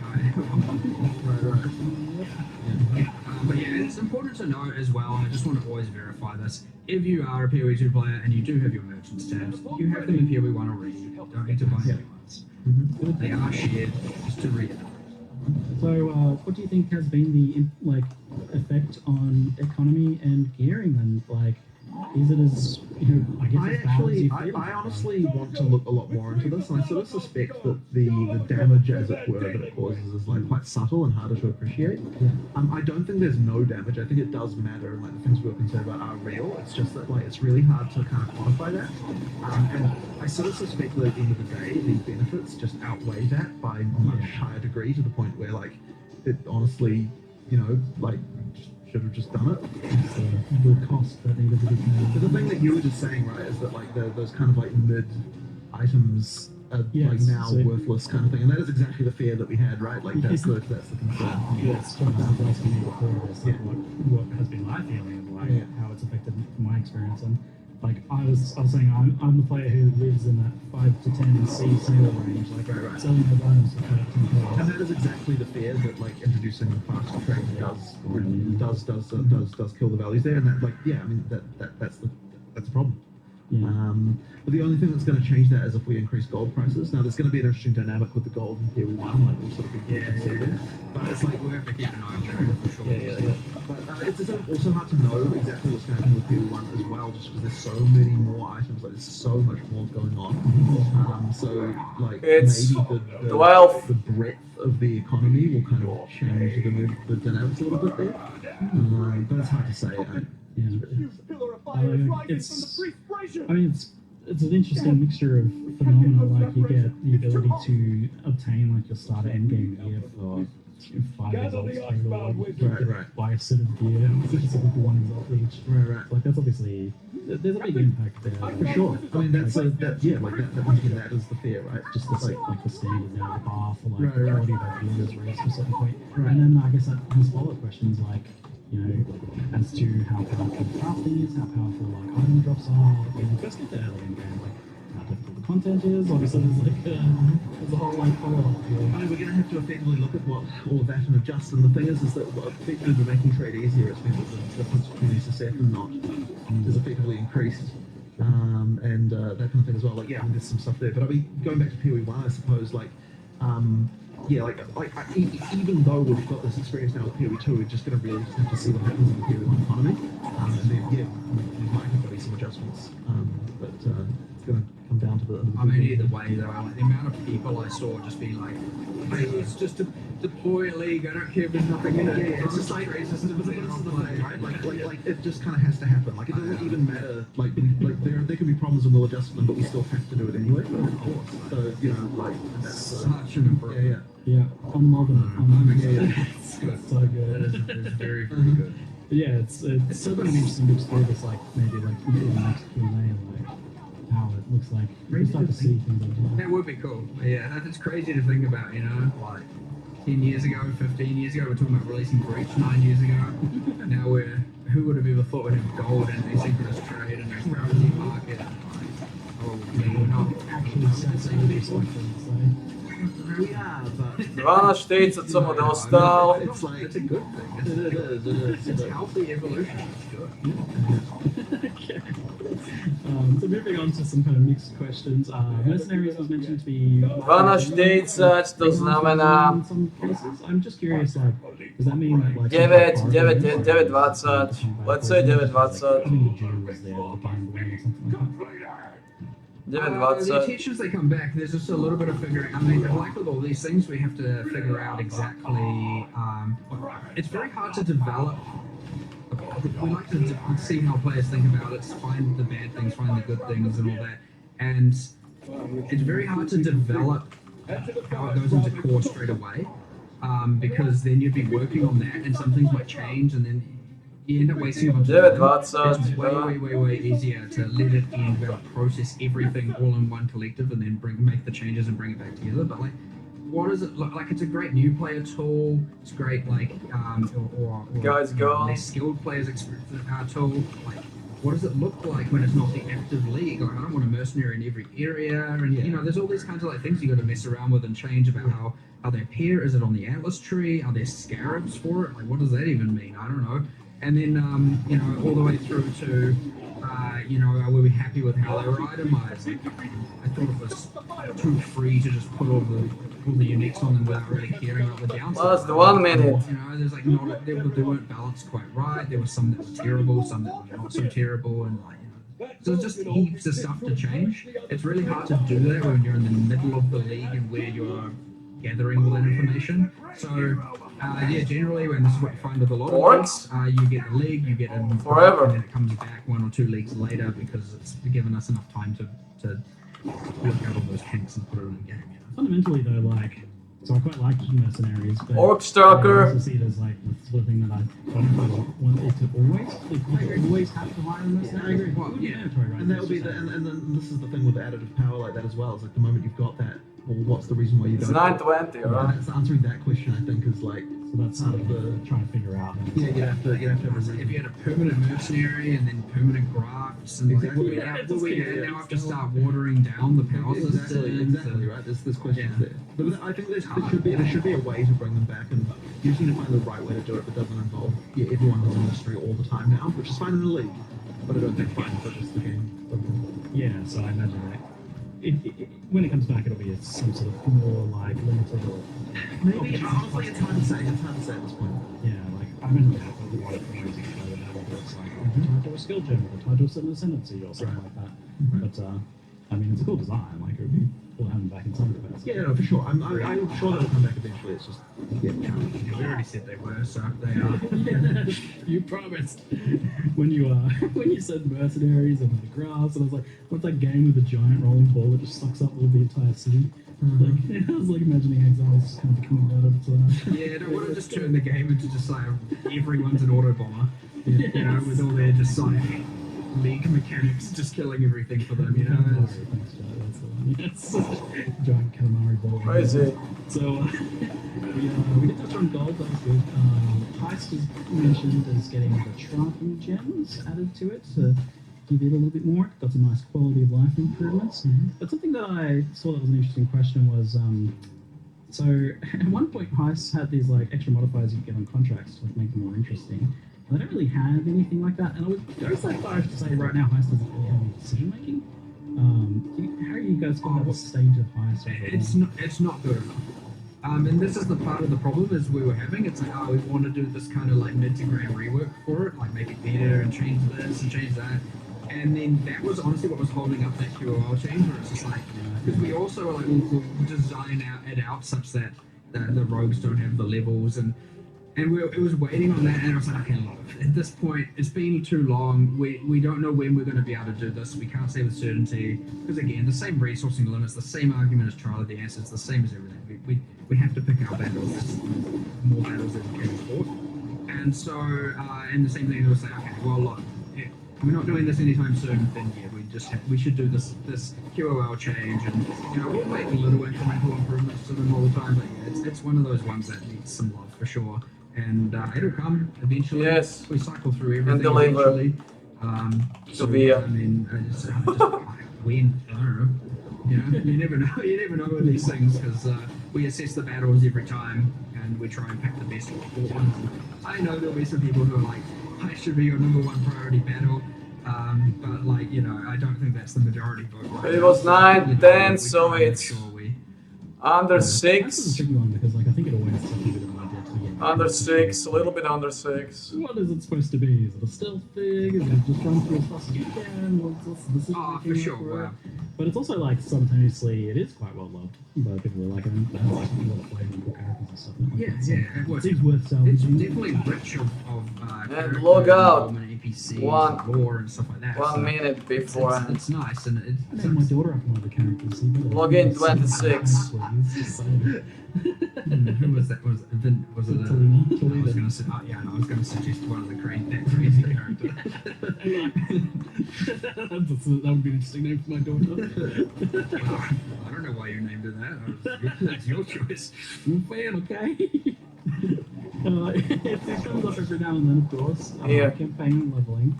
And at one point, I think like Path of Exile 2 was kind of like the thing that people were looking for to help save kind of the campaign experience for PV1. But obviously, that's a separate game now. Yeah.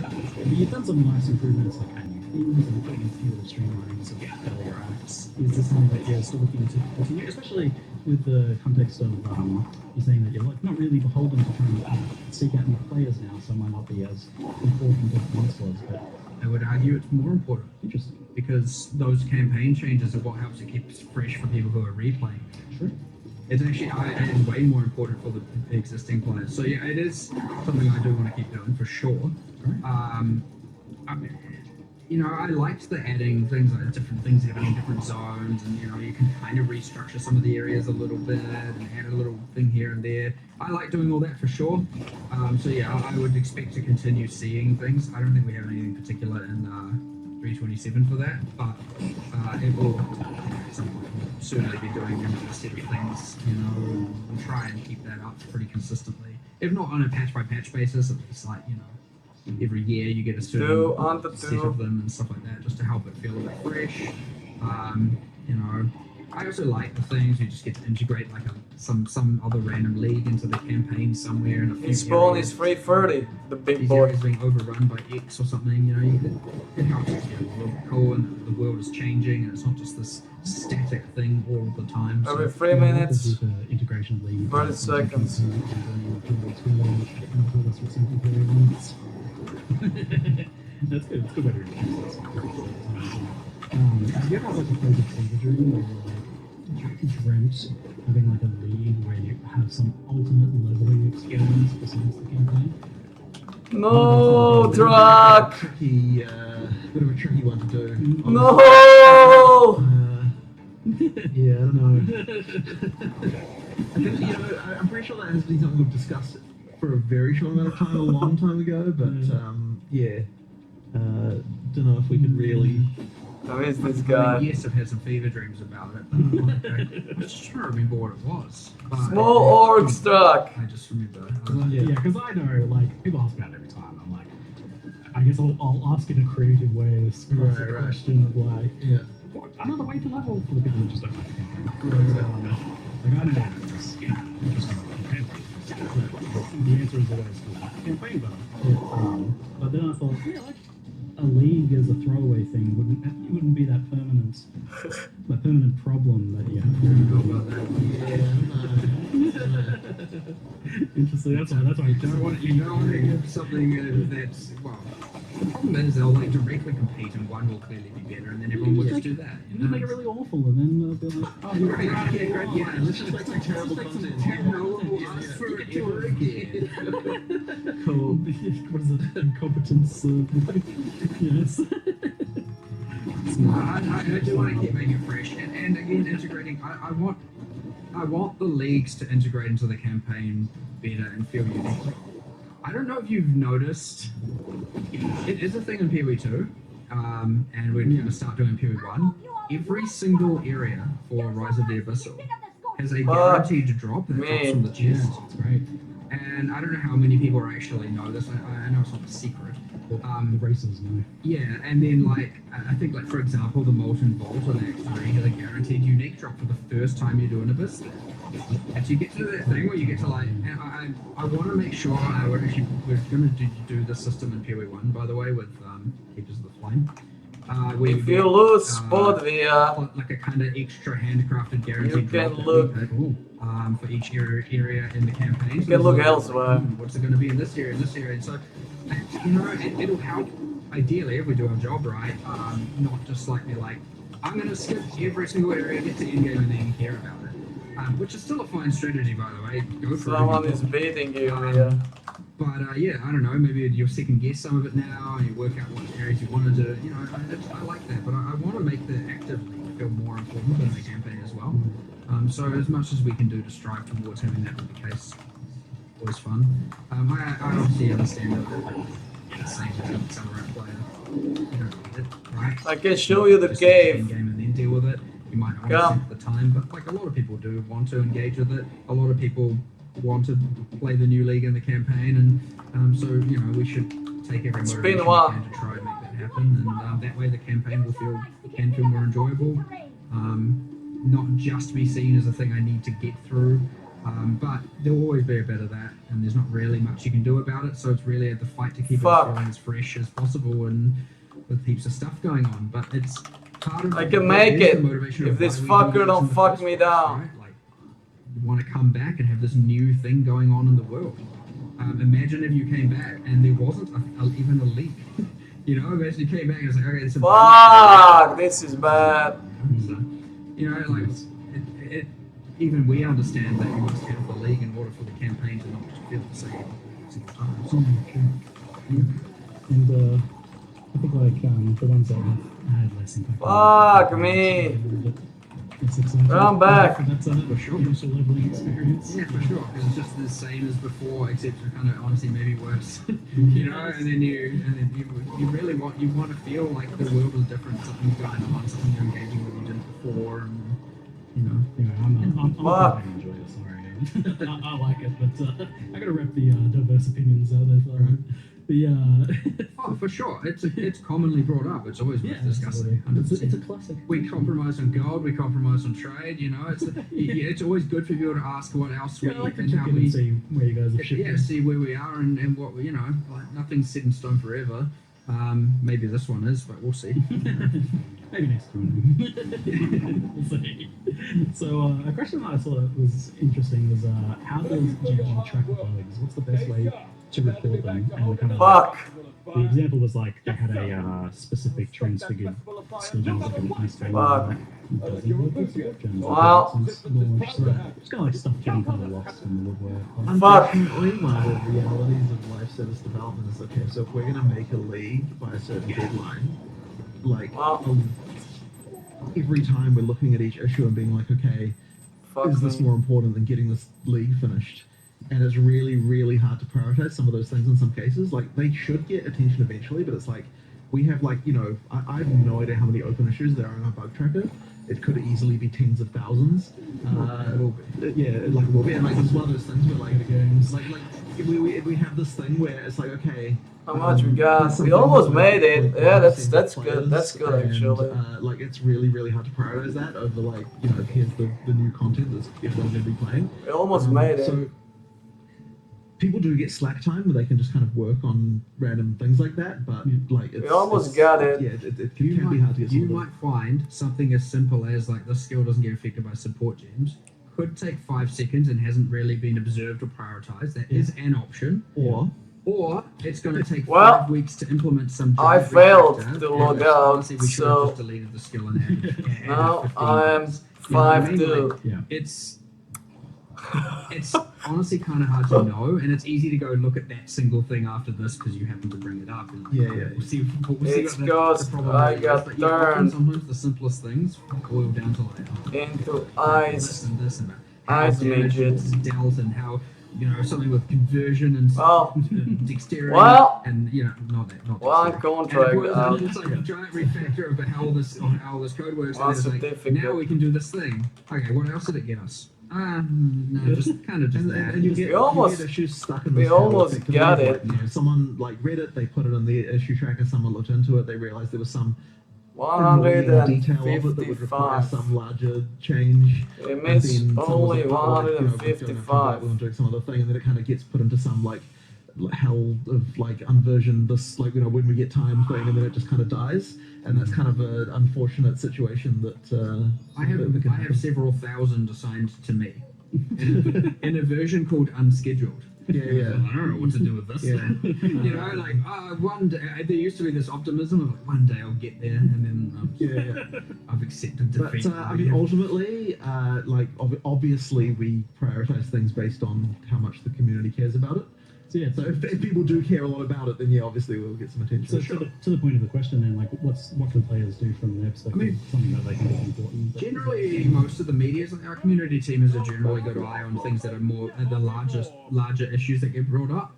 They do get noted down. They do generally get You forwarded need us or to the go relevant people. Amitoy Or the house. fine detail bug You need to reports. go Our Amitoy QA house. team, it is part of the and routine then to go exit. through the bug reports forums, and The forum seems to be the most pertinent place. that is part of the day-to-day You routine still of the probably stayed in game. Document something that is like that, and you think maybe it's been missed or You need to go The Amitoy. slash bug in game comes You need with to go like a Amitoy and then inventory. exit. It's more about like terrain issues or like something that's like, oh, what the heck, this generated weird, or like, what the heck is this weird thing here? It does give us a like recreate rule of is- level, the so we rule can come is in and then like figure it out. Amitoy But, like, house. slash bug going. The rule is my Amitoy skill is house. broken, or like my You skill can't be stayed supported. Those two inside things the are not game correlated, still. So that's, like, if it's like, Like- broken and like if the level is bad or there's monsters in the level, Oh, so yeah. glitching out. Well, Slash yeah. bug is a good way, and then you just, there's a brief description. Oh, I If am. you want to like report a skill or something like that,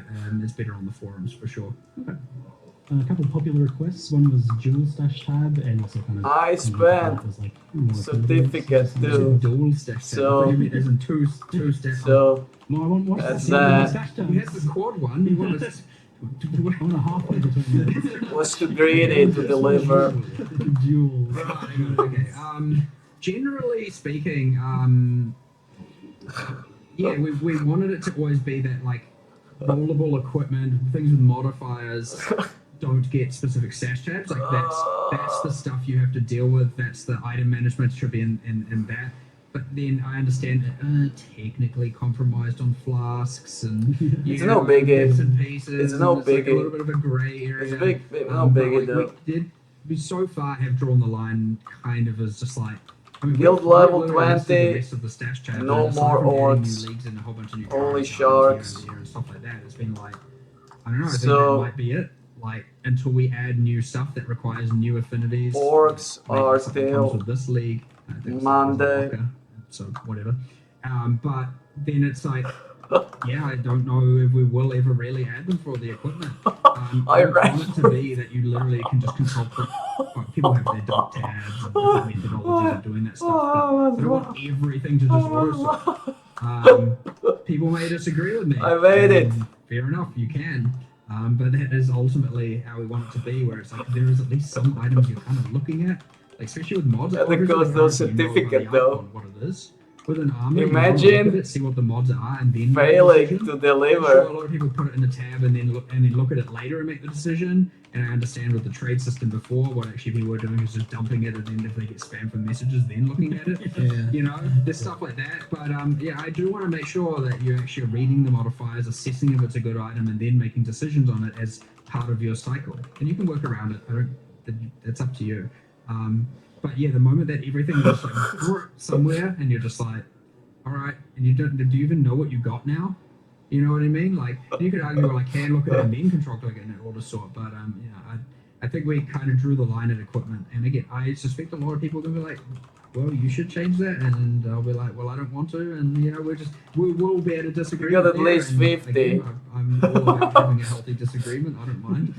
You So are- that might just be You are slow. where it is, and I don't know. We can You- evaluate. you got no We'll evaluate chance. now, you know what I mean? You got no chance. You knew it. You knew it. missing. You do it like, Oh, no, yeah, he's like, they are missing he's like, our intention to add this. I can't run it. More like fungibles and stuff It's like over. that. Modify stuff. There is an intention to add that. It's over for me. I We must. did that in PoE Look too. We were always like, oh, we gotta release the stats tab, release the stats tab, and then we did the whole like, wait, we can just add a thing. Phil, let's do it. We can add the tab later. Oh, my balls. So we still need to go through My PoE balls. and add some affinities. That I'm laughing hard. I can't even see. Quality of life list. Suddenly can see like a lot of stuff that's based on cooking. Something that was asked. 20 wasted. Consolidating Harbinger shards in particular. Yeah, Is, yeah. Like it's pretty painful to farm for people that enjoy that. But, you know they do it for Yeah, a stretch. And yeah. I think it was saying You there's need something about that happening. like what? We did do some 10 seconds. It came up 10 when we seconds initially chill. were speaking all the QOL changes and like things that are just like easy wins and improvements. Yeah. It came up. 10 seconds out of I combat. just don't have 100% memory recall on if we Right. decided to do it like now. It might actually just be in the patch notes. I don't know. It's like 50-50. It might Then just be you dark need already. to Like, I TP. think all we Then do you is need to drop less of TP. them, get rid of some of the bad ones, and drop You more of the need good to ones. go like fewer Amito. overall stacks. Or more you can in go stacks and less Herba or it's a pattern or that you any kind of figure town out anyway. So hopefully we and did that log and out that's it. there. If we haven't, then it's very clearly on the radar. And you got comes like Cool. you Nice, can I like this, go so you have any this thing piece like, down we need 10 and quality log out life there. improvements for each update, right? It's like if it's minimum. faster. I like this. Maybe It's it good is. enough. I think it's, Maybe it you is. get those nice little teasers, like pretty hype building in the lead up to it. Like, oh yes, give me that quality of life. It's, So it's easy. very important for Yeah. a game again with so much replayability, people coming back and playing that you just start, you remove all I of the thought friction. You don't want to we got time. because some of the And fun we comes with have- some, a little bit of friction here and there in some But regards, but like I there's got things where it's like, turned you know, this into a obviously doesn't need slow to be this ice way. golem. Things that erode your enjoyment of Yeah, it. yeah, yeah. And, For and honestly, 1 minute. There's a little bit of a time factor to it. It's like the longer it's been in, the more like it's like at this point. We've added some other like friction and some something So with that some others fucked in us here. We hard. can take away from some of it over here. You know, you don't want it to become a spreadsheet for sure, but in the end of the day, you don't want it to just become. As you add more and more features, more. I and more was content, just it's going to holding your. everything will have their I little was thing. just It's gonna holding your become more and pocket. more annoying over time. So it's important as you add some things that Like in require, Prison Break. you know, manual intervention, that you start removing some of the other ones and streamlining them, and that's so it's because the game is so replayed for so You got no long. It's damage. really, really important at this point that we are addressing as That's many slow things as bound. we can per league to make sure that you know you don't just So get a we build got up of toasted. annoyance over the course of a long Yes. period of time. Yes, and I An have email. thanking you as well for one of these changes. Oh, Check that. Sweet removing. Those ones are always a good win. but, Escape like, some of them, email. the Spectre thing, you know, the heist thing. Oh, this so was many so that are fun. just Like this. They're not, they cure This well, was yeah, kinda, so they do funny. improve quality of life to some regard. But it's honestly kind of balanced This as well. It's just like, got you know, saved it doesn't need to be this way anymore, so let's just by change this it. But yeah. buddy. We try and think of as many as possible. I love my bingo cards. I don't think I've had too many recently, so feel free to put some more bingo cards through. I love the ideas. My balls. Look, if you don't have 20, My it doesn't have balls. to be a 5x5 You grid. are You can make a killing 2x2 me. bingo card. It can, you can't think of more than 4 things. No, Or you just four. If you only have one thing, just a single cell bingo card. No, you won't. That's also fine. But, you know, we do take a moment to sit down and go like, what do I want to fix? We crowdsource, we go to our QA, we talk to other designers here who play and stuff, and just like, what annoys you the most? And we try and go with something. So yeah, I don't know. It's actually quite a fun process, and yeah, we You got, get I think smacked this time hard. We've got some pretty good winners. Yeah, absolutely. They smack you. Yeah, I mean that's the big and obvious thing. Works. Pretty nice. So, thank you very much. Thanks for the chat. Orcs love you. Playing some more. And Good. we'll see you finally. I got in, good news though. Well, thanks everyone for watching. Thanks again, and We do orcs only till Monday.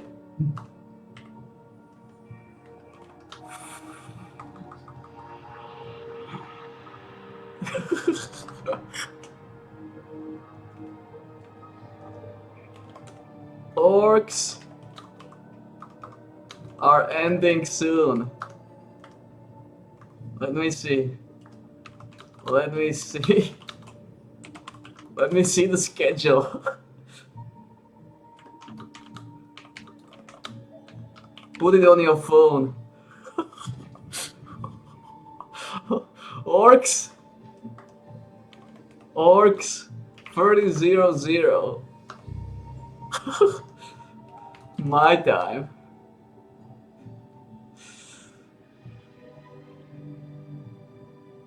Oh.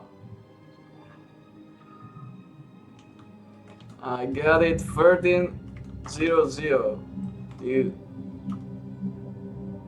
UTC or European. Wow, I'm so laughing I can't write. It was great run. We fuck up so hard.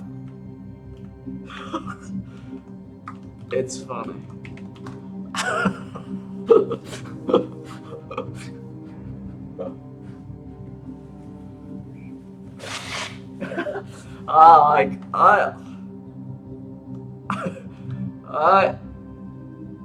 I read for it, and I got it, and I got it on time.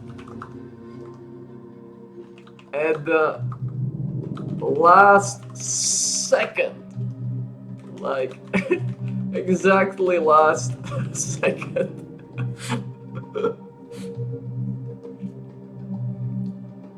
I saw via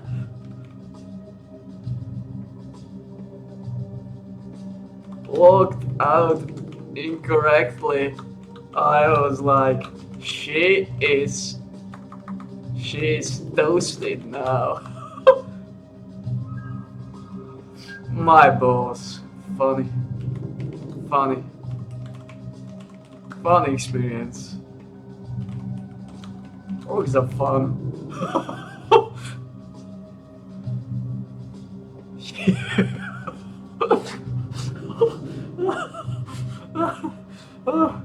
She's toasted up.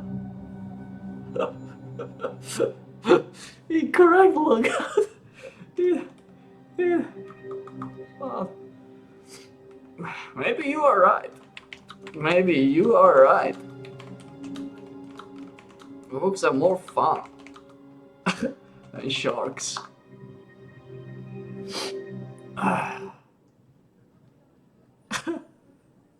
But you need to fuck up.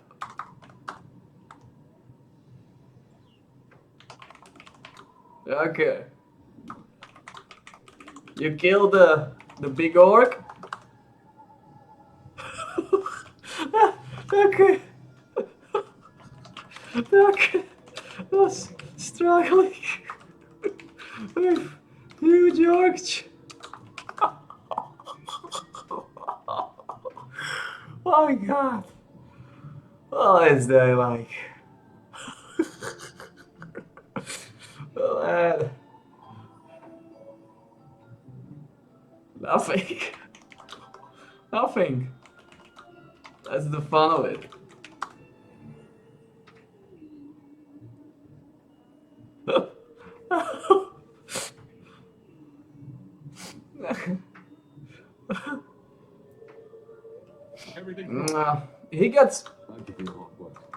He got some special rules.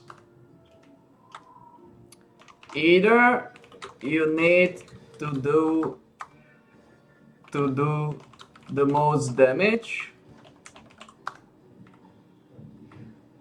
to get something, which in your case via is a dream, or you need to hit him first, probably most damage.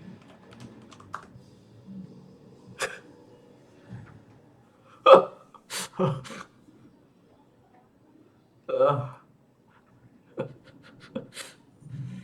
so the key is go down and then log out. Then log out. I think it's faster than Amitoy House. Cause with Amitoy House you need to be out of combat. TP to town can be done in combat, but they can interrupt it. It can be fun.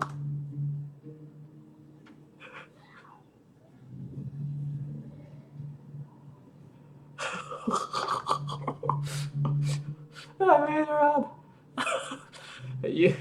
you should try to run with me.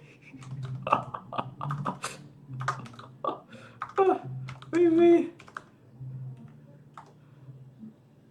Next time, run with me. We jog together. We jog together. We jog.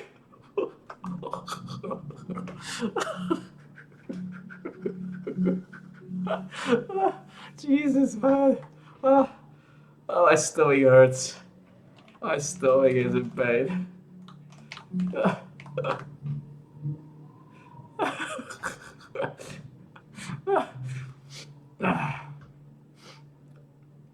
Let me see. Let me see. There is a quest rewarding you with a mount.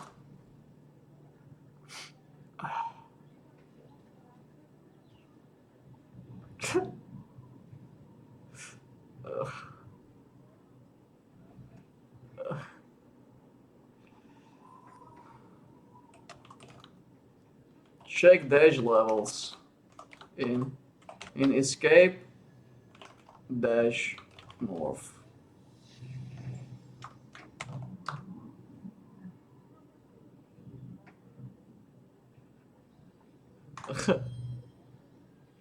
Morph.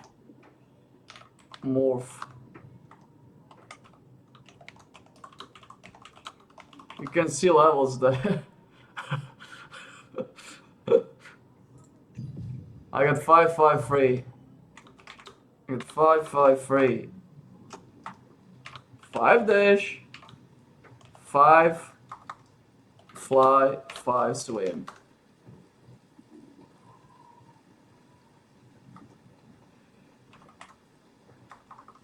Well, maybe you get the email later.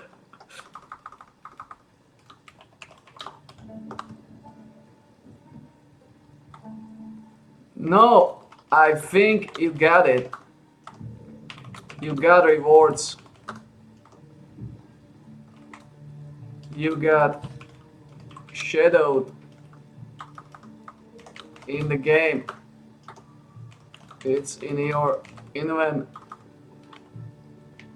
It's in your inventory because you failed to log out. You stayed in game, so they are in your inventory. Yup, you got them. Yep, you got them. So all good. All good. You just failed the run and wasted 20.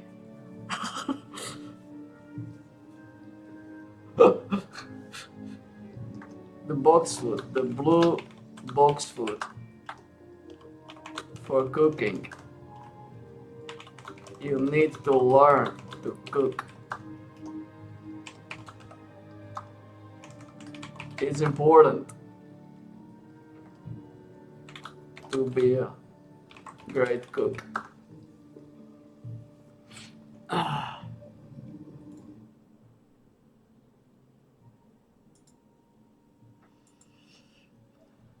Napiť veci.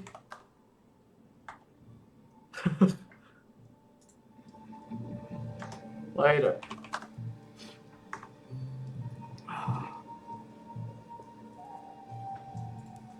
What bosses are? Everything's normal. Fucking Manticore. Fucking Manticore brothers.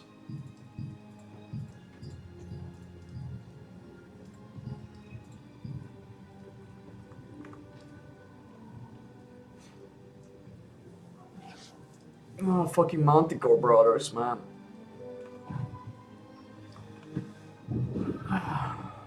Reliable? These are my favorite customer. So I got this one. How many we got? 51. So we are over the Bojo.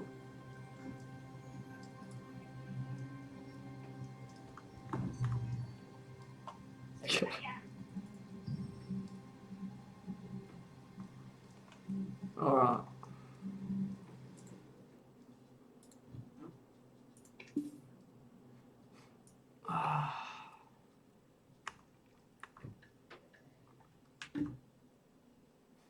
Okay. Okay, 6 minutes, okay. So there will be this. Can we not use a different skill for single target? No, fire trap is your best skill. Fuck off.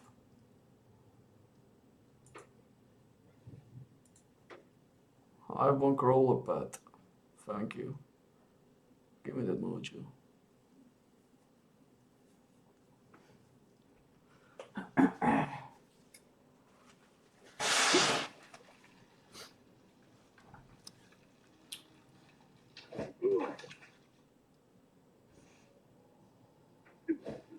So we got Highburn. So what is the next plan?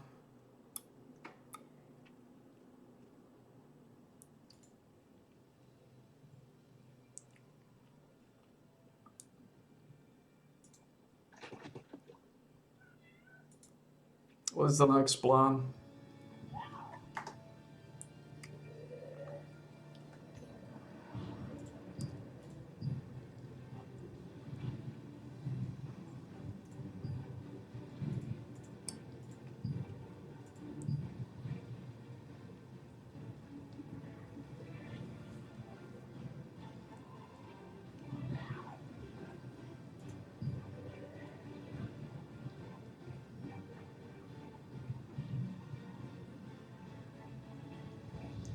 Well, Batman at least work here. We're gonna finish these bugglers. Yeah, we actually got a bunchers. We actually got a bunchers. We finished this bugler. This is like 60. So basically, that's gonna finish our mojo. Then we got 70,000 for the big boys. We good. We are snaking this. I just want to see if we got some bagglers. Can we get some mojo? Can we get some mojo? Like, can we get some mojo going? We got 6 minutes here. Do we get garden or something? No, but we can push in this. Do we get more than 3? More than 2? No, we don't. We are so full. I need to go. I need to go back home, god damn it. But not right now. We can fish right now still. It's fine.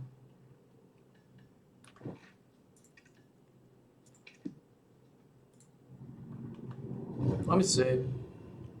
We can grab some mojo here.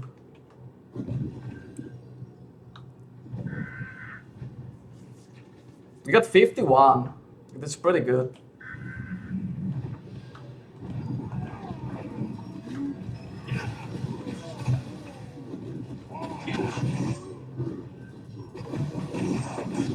51.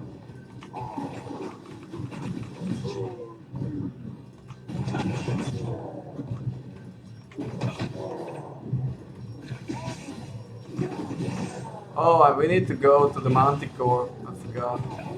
I completely forgot about fucking Manticore, man.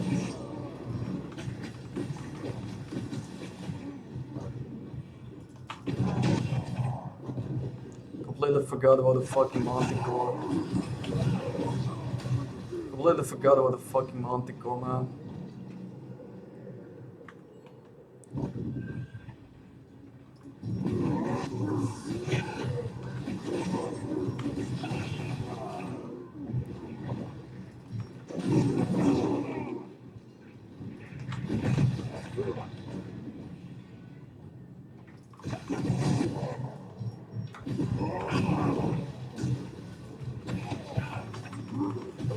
Ako tieto questy nie sú zlé.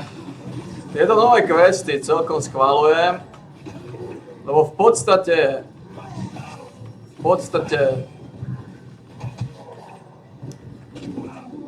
ma donútia aspoň robiť tie kontakty.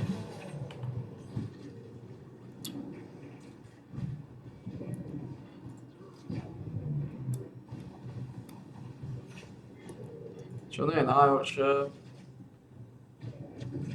1010.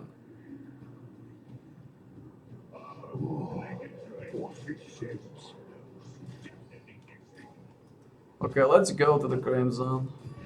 Let's set it up.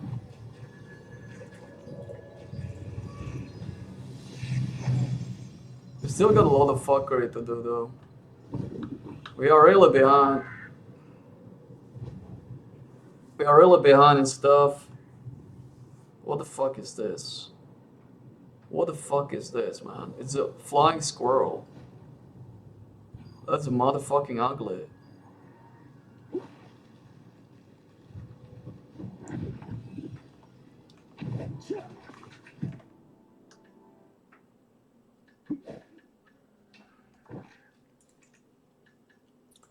I guess I go after 2 hours. We can go later, it's fine. It's no biggie.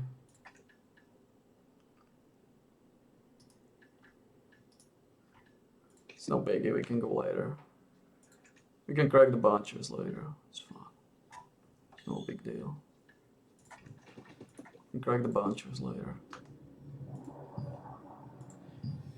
So I go from there to here.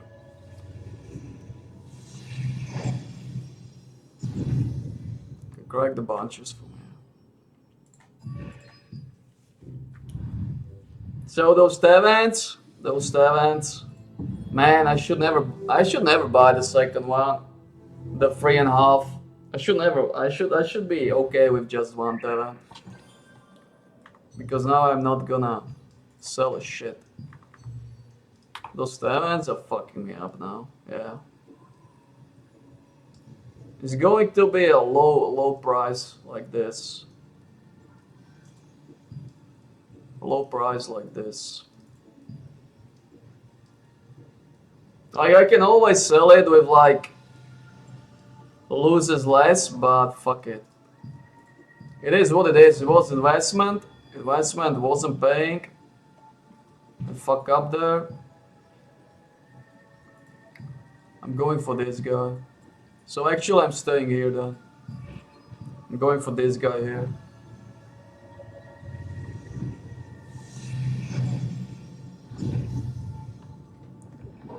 Wait for this guy here. Oh, I got missions for this. That's nice.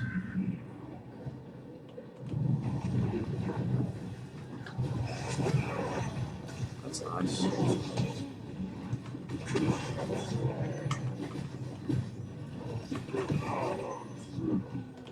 Missions for this.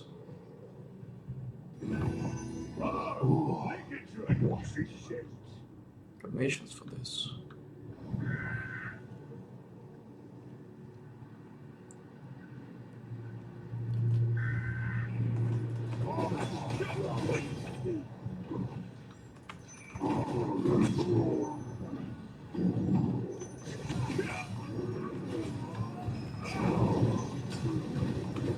Can always do it later, those like 5 minutes after live. I always do this because this shit can give me Amitoid.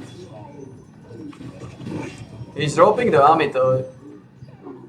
The last Amitoid I basically need for the item chance. Well, actually, it's not the last. What?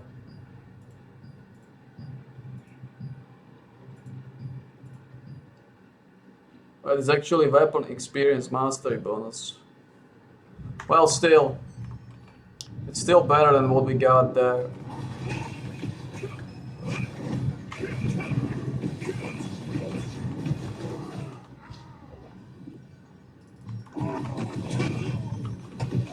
Still better.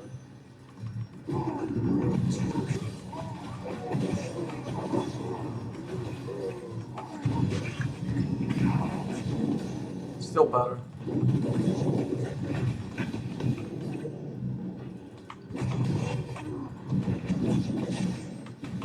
We can actually do it. We can crack the bunchers.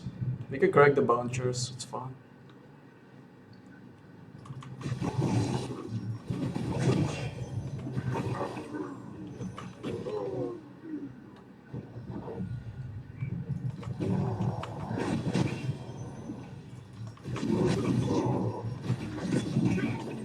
So I go first to the main road, then we crack the bunchers here.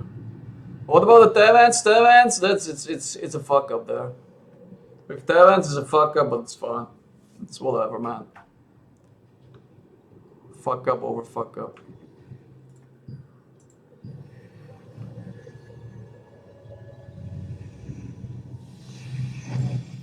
It's basically a fuck up over fuck up.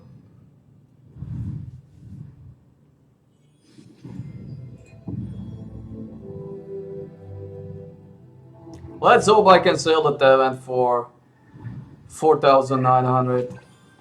Let's hope I can do it.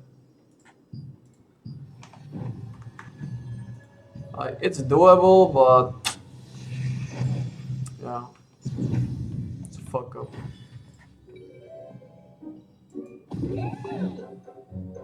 It's doable, but yeah.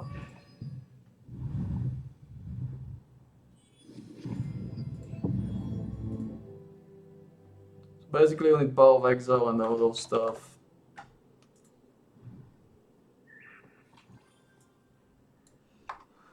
We are the belly busters, we are the bellies.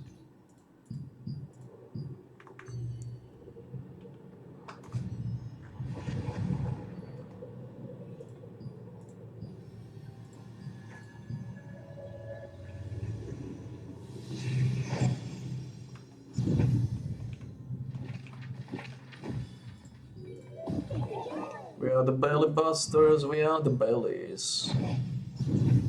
So basically now we are fucked up. It's 549, that's fine. It's not a biggie. It's not a big game. So basically,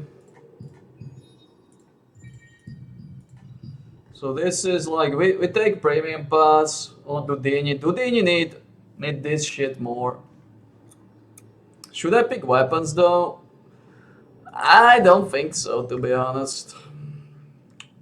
I don't think so. I pick weapons because like I need weapon mastery. I need gear score there. So basically, like whatever shit I get, I can use. In jewelry, I can use every shit. In weapons, I can't. That's the thing. And it's like 11 gear score up. It's 11 up. It's 1 chaos rune is 11 up. Yeah, I need to set up first. All Jewies must have noble runes. Because like I said, it can be whatever. It can be literally like whatever. I just need to boost the gear score up so I can afford to smeezer some fleezers. Basically. So I can fleezer some smeezers basically. So it's good. It's good. It's no biggie. Čekati kakos. Ako Slow Horses. Sezóna 5. To je iná káva.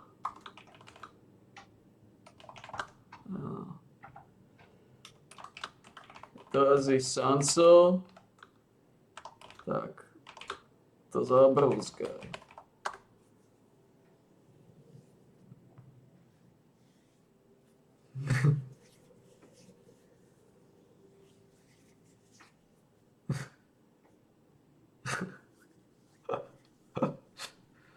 Totálny, masívne, vysoký level tribalizmu.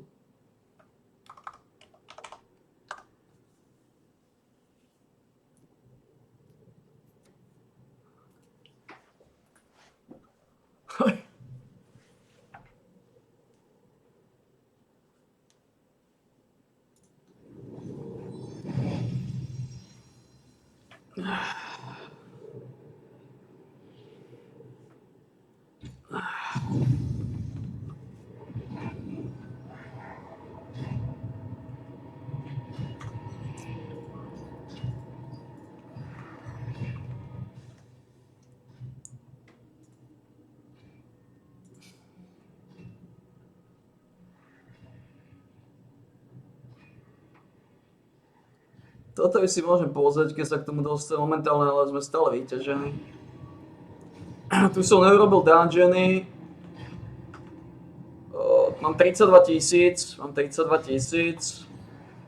Čo sa týka eventov, život je 5,5. Život je 5,5. To je môj život, ne? Yeah.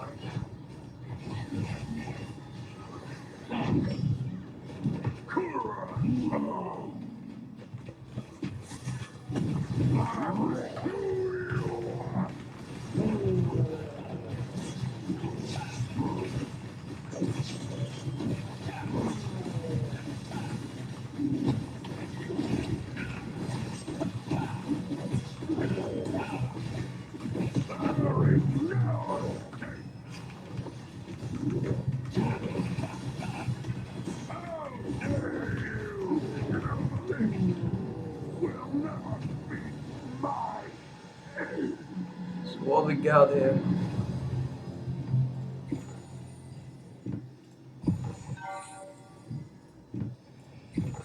Not much, but we got something.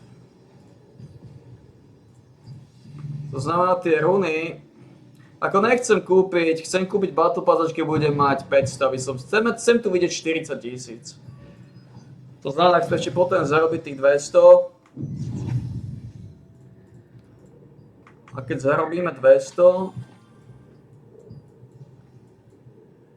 keď sa dostaneme k tej zárobkovej aktivite 200,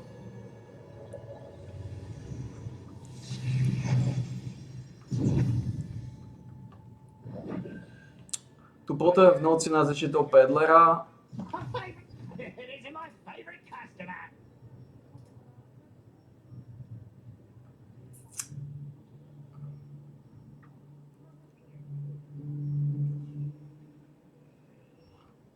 Like, I don't need these bulldogs, but heavy attack chance, Valenta.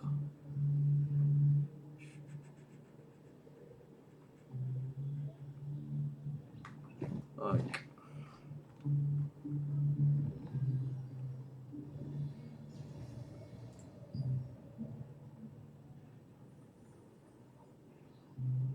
It's like. Tu ešte nie je noc, mám tu 18. Thanks for stopping by.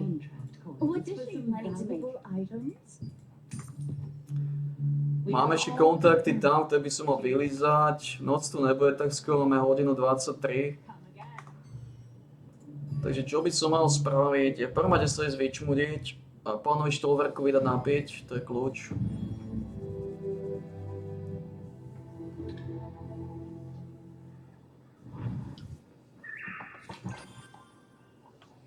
Pánovi Štolverkovi dať napiť, to je kľúč.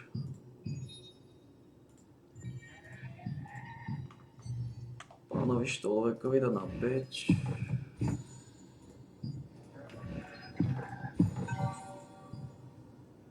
Mana cost efficiency. What the fuck? Mana cost efficiency and some loju.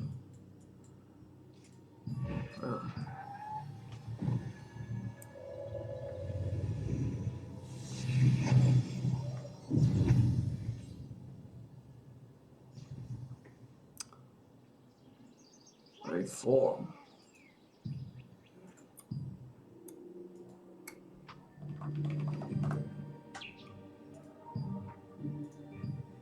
Ja to mám favoritoch. Mana cost efficiency sa predáva.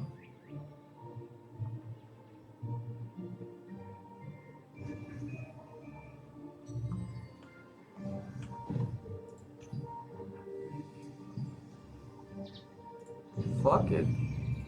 Your purpose. What is your purpose? Your purpose is going for 1 out of 10. Wait, those are mine. Those are both mine. Man, those are both mine.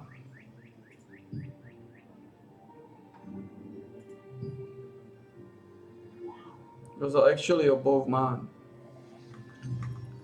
Alright, fine, so I got another one.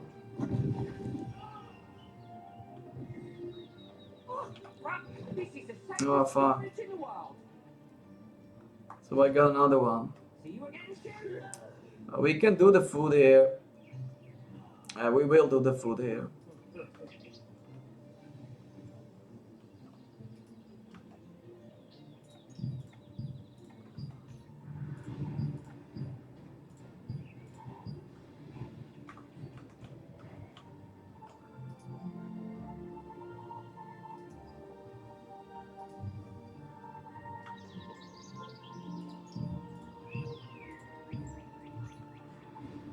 Caballero Lopo. So basically now, this is almost done.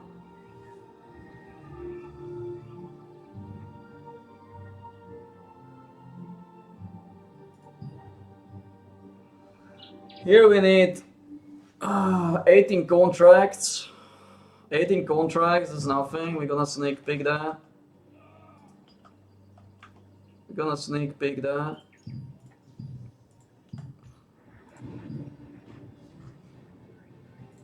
We're gonna sneak peek that.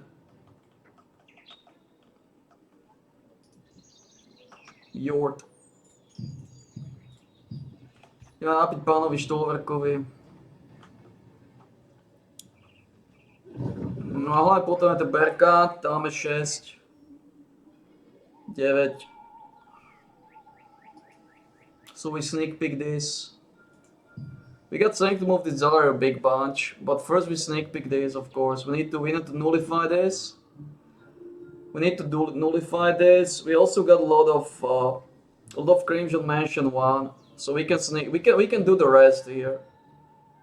A najprv ideme napiť pánovi Štolverkovi, nášmu Gargamelovi, našej srmatke. Tu sme samozrejme tam, T-venty sú čo sú. Tam je otázka, či sa rozhodnem, že chcem redukovať straty, alebo sa rozhodnem, že teda príjmem tie straty. Bilito. Shot Blogolo. Zoveme Šlát Blogola. Vyzerá ako začiatočník. Jop. Rookie in the making, rookie in the making. Vyzerá to veľmi dobre na tú 20. Vyzerá to veľmi dobre na tú 20, lebo dneska ešte dostaneme 130 000, to ešte úplne 130 000 máme na dosah. Takže to nás dá, že potrebujeme iba 420 000, dá sa povedať, 420. Potom sa zbavíme pičných horkov, ale nás v suchu, ideme napiť pánovi Štolverkovi, nášmu Gargamelovi. Našej srmatke.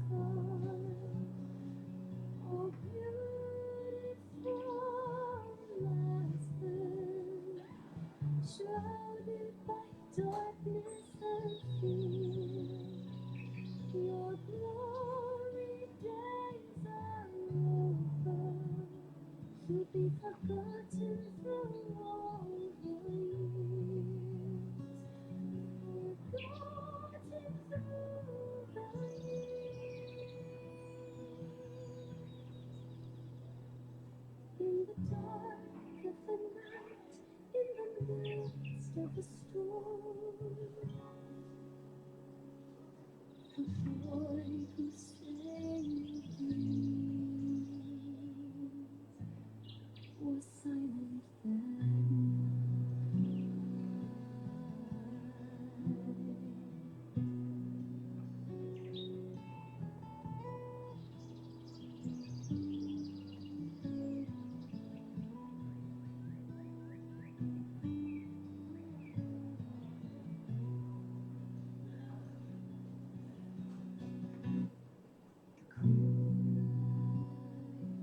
Finally passed, welcome dawn was born.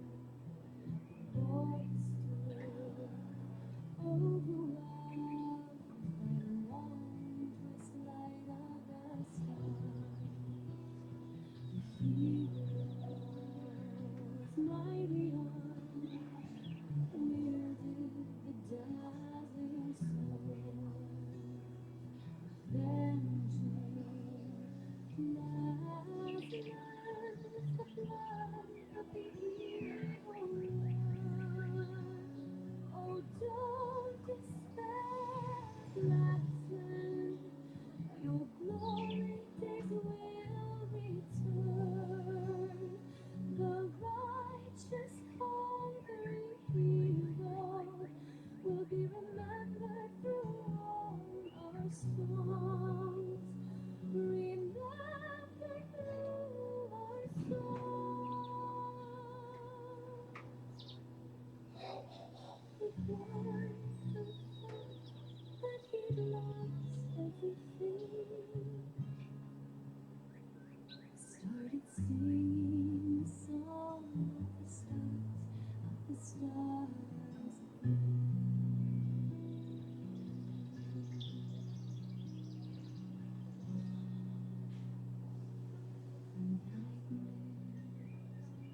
Nightmares will pass away, and an era of peace will come.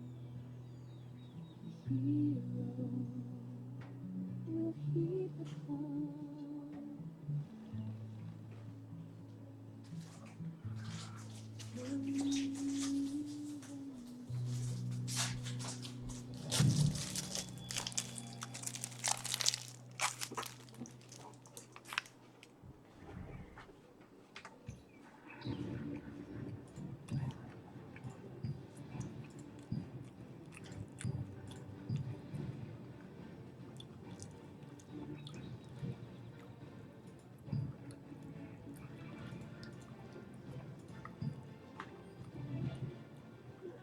Okay.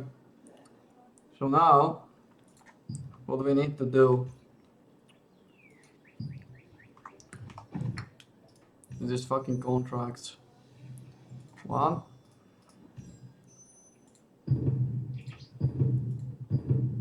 2, 3, 4, 5. So this is it. We need to cook too.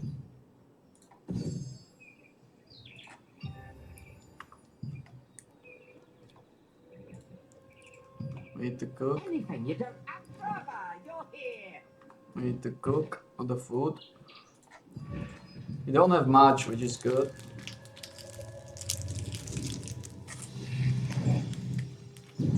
Experience Stoneguard Castle like never before. You adventure. Fresh cooking ingredients here. Take a look.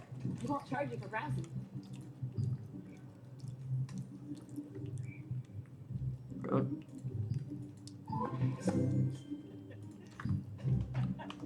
We got the latte. That's it. We go.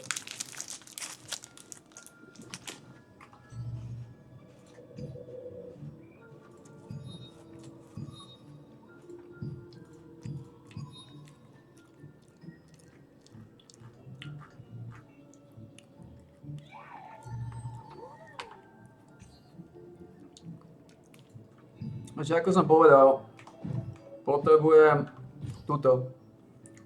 Ako prvé začnem s touto. Ako nevonia mi to, stráti 480 života. Nevonia mi to. Môj život sa dostane dole, ale potom Giersko je vyrovnávať. Potom ho dorážať vyššie.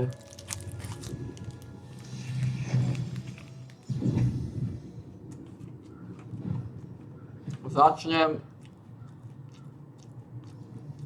prstenom. Prstenom a braceletom.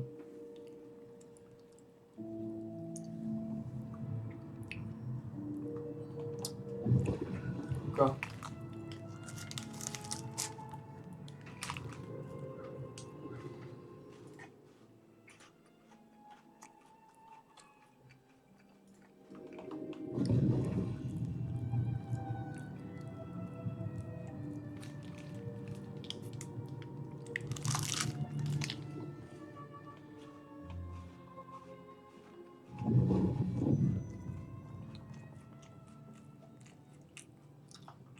Right.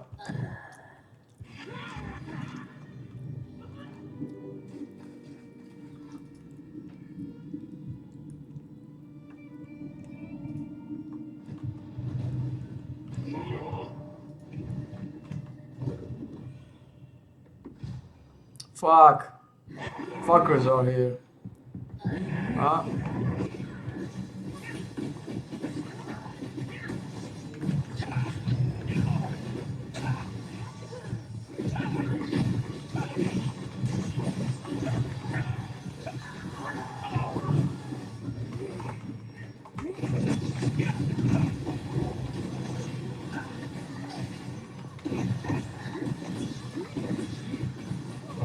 Toto je laté, ha?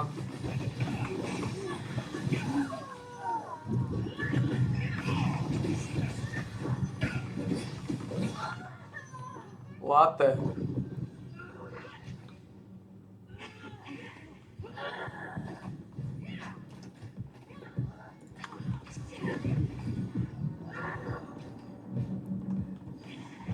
Sú to ľudia, ale to nie je také veľa.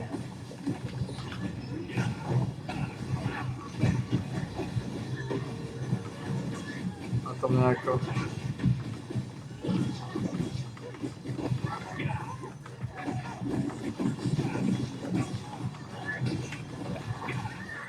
Laté bude vždy dosť aj tak.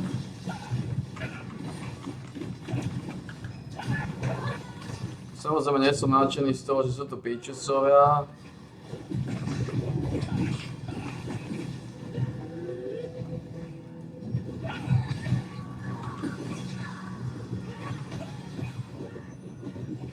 Samozrejme nadšený z toho, že sú to píčusovia, ale treba sa s tým vyrovnať. Nie je to problém, laté bude vždy dosť. Laté bude vždy dosť. A teraz už keď nerobím Lizardov, tak je to dosť jedno. Kontakty robím v Crimsone.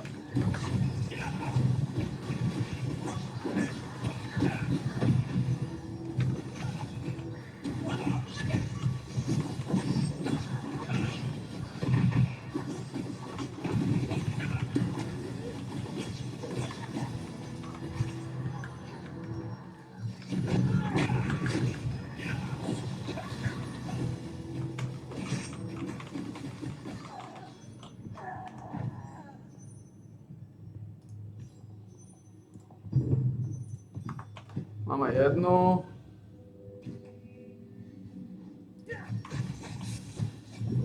Neviem, že mi to vyhovuje, sú to hajzly. Ale is what it is. Is what it is.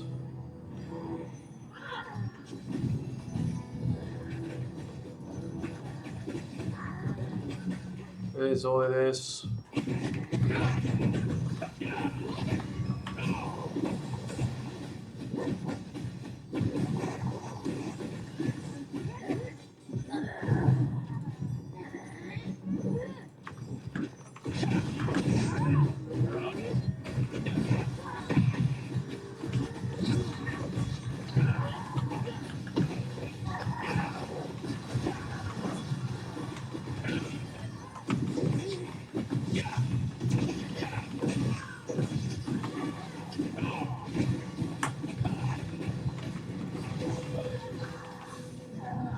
Pretože, ja. Takže kontaktov máme pekné, solidné sústa. A treba mať kontakty univerzálne, aj tu sú univerzálne 100%. Ale ja ešte môžem mať kontakty, ešte môžem. Aj keď...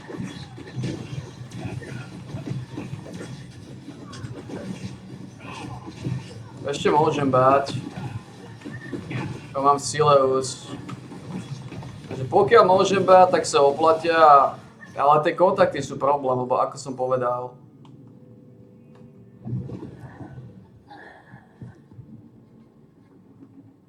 Ľudia to nemajú. Ľudia nemajú tie kontakty, to znamená... Tie prvé kontakty sú fajn, takže tá prvá misia sa extrémne uľahčila.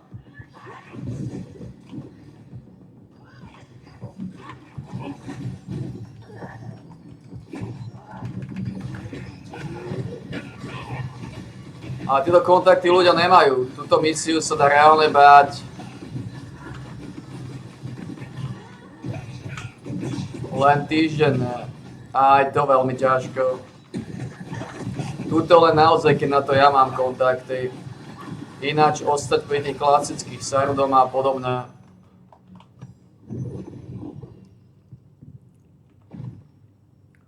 Pretože...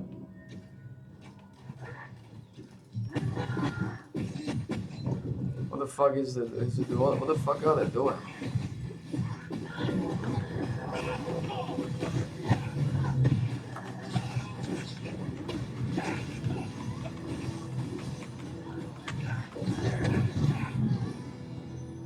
Koľko ešte mám?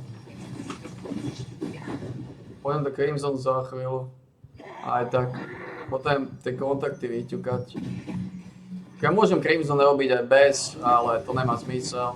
Ako som povedal, to sa niekam ponáhľať.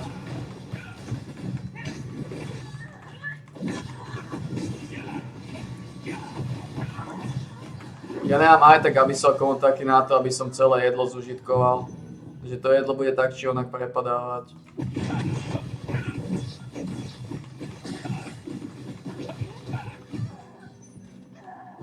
No, bude prepadávať, takže...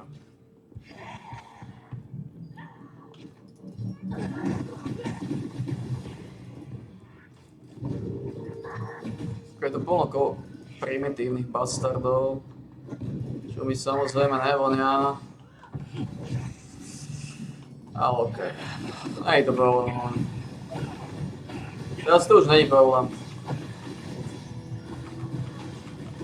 Momentálne to problém nie je. Momentálne ako... Trochu to problém je, ale iba trochu.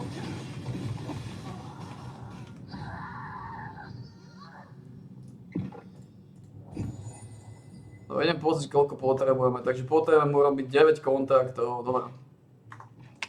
9 kontaktov. OK. 9 kokošov, dobre. Takže 9 kokošov v Crimsone, tých jednoduchších.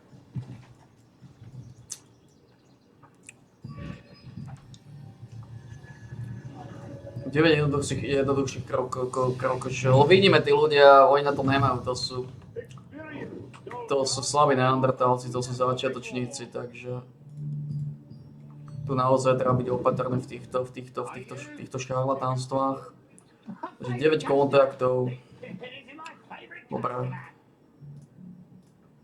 Nemá zmysel nejako zatiaľ brať 9 kontaktov v Crimsone tých jednoduchších. 9. Move. Dobre. Takže toto.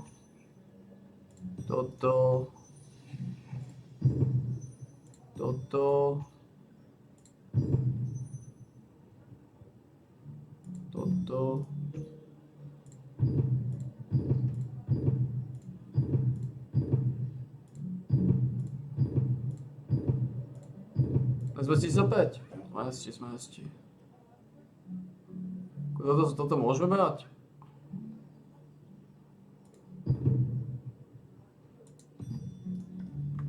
Sa na to vyskúšame to. Uvidíme. Zabudol som, ale už teraz mám silu, takže teraz to nie je nejaký fatálny problém.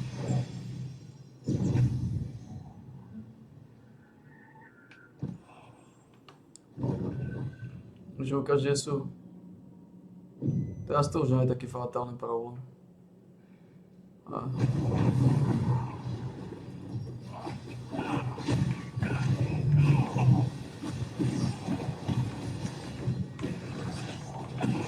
Ale to si samozrejme budem vyberať kontakty, aké chcem mať, to je jasné.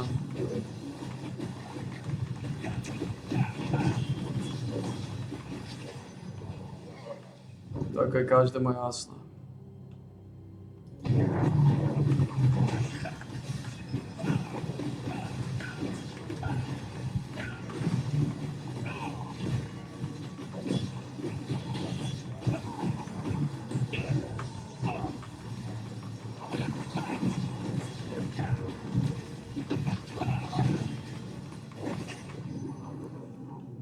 Takže ako hovorím, stále ten plán ostáva, dá sa povedať, zachovaný.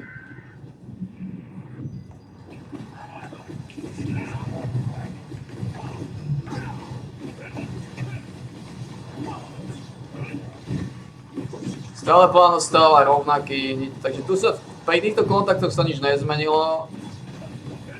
Plán ostáva stále.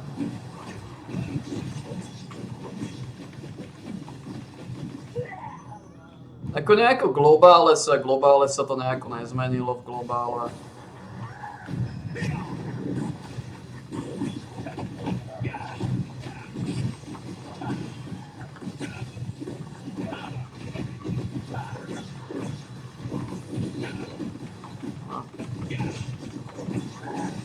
Zatiaľ mám kontakty, tak zatiaľ to misie môžem robiť, aspoň tie kontakty vylustrujem.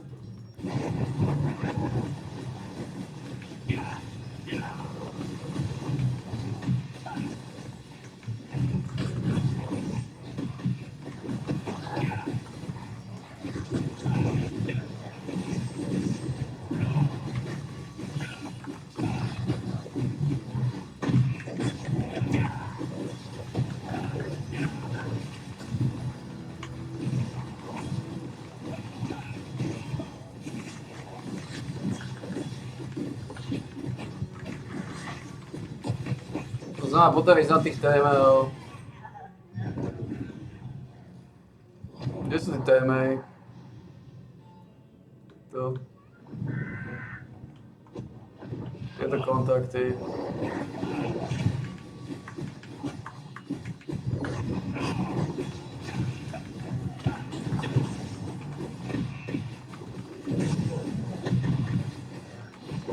Iba handle, takže sú 4 handlové misie, dole.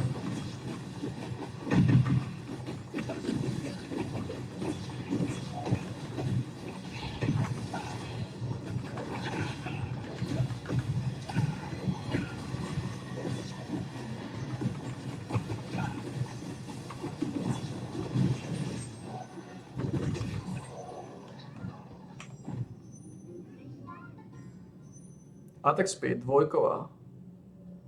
Wait a minute. That's big. Kde padá táto Murderous Glee?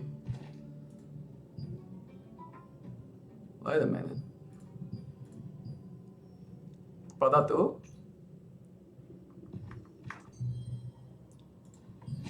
Neviem, kde padá, ale... We got it. We got one attack speed out, which is fucking good. A to chcem zistiť, kde padá.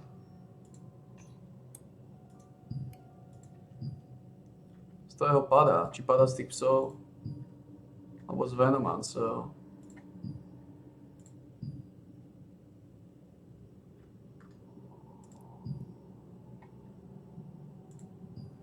Houndov. Ale takže Houndov chceme robiť, kde sú? No a trošku tučnejšie.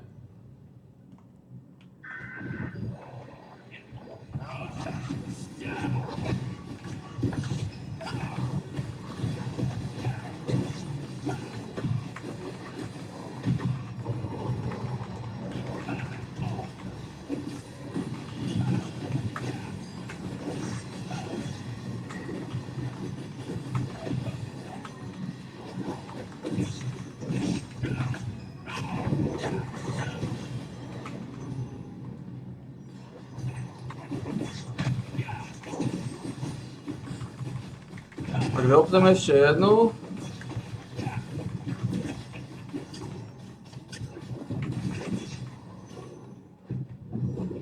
To mi výrazne uľahčí situáciu.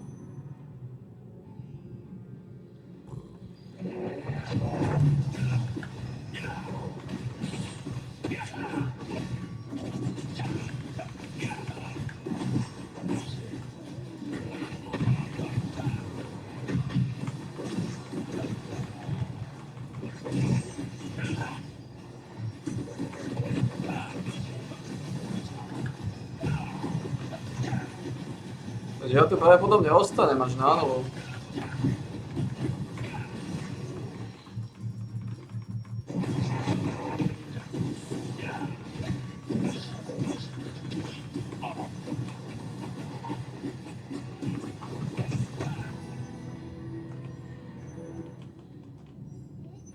Like, we boosted this motherfucker. It's pretty good. I think this dogs.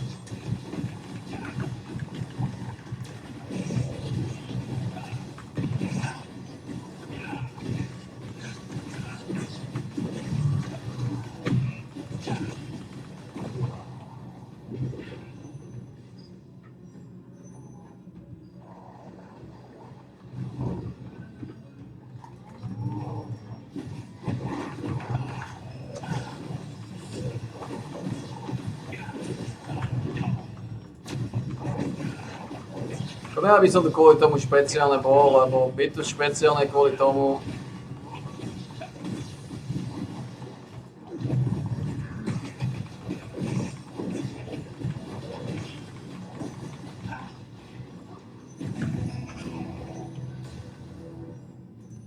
Byť špeciálne kvôli tomu.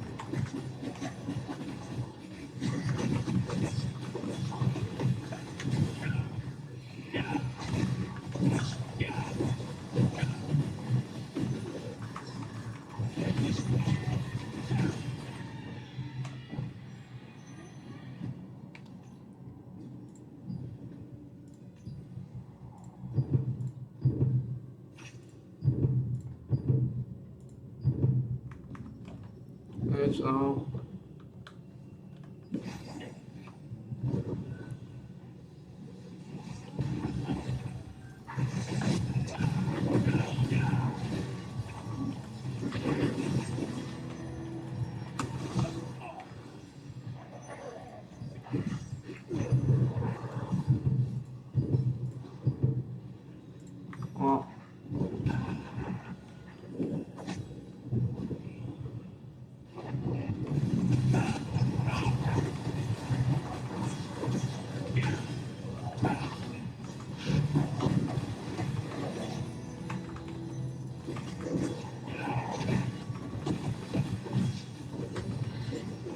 Poviem, že tie attack speedy nikdy nebudú lacné, takže...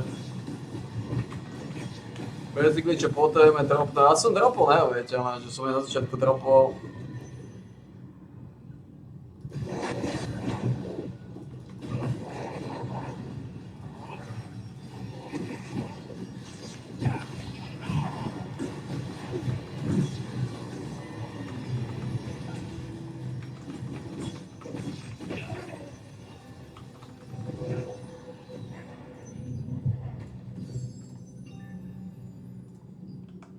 Čo sme dostali? Niečo sme dostali, pozriem čo.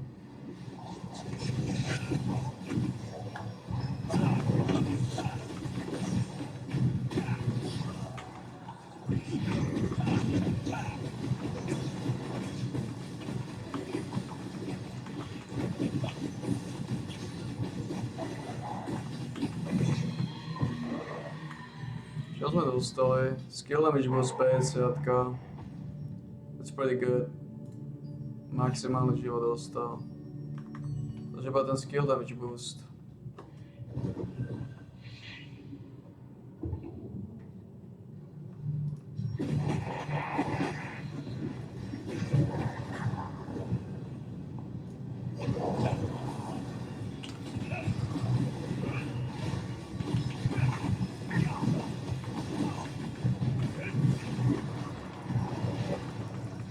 Aha.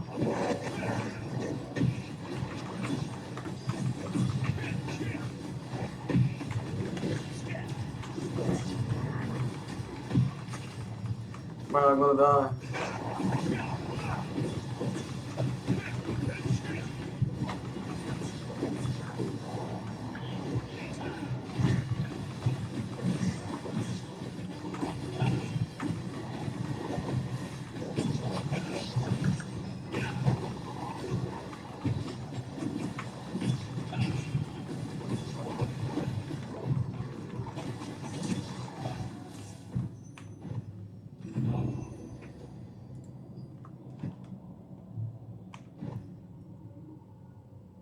It's selection room.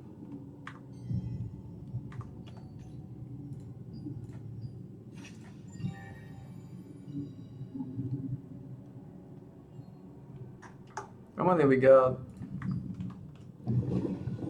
How many we got? Where are these fuckers? Where are they?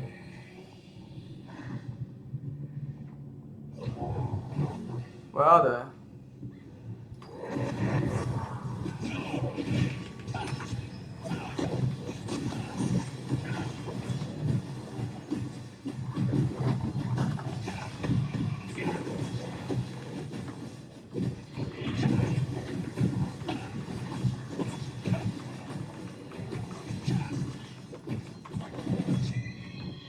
I don't know where are they, but fuck it.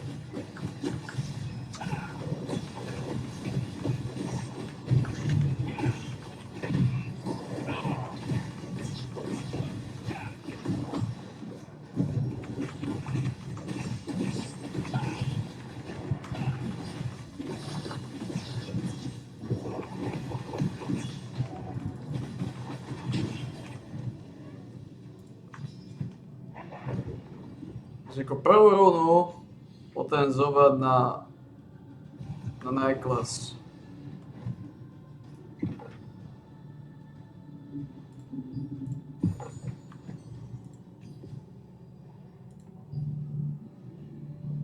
Slave resistance. That's a big one. That's a big one. That's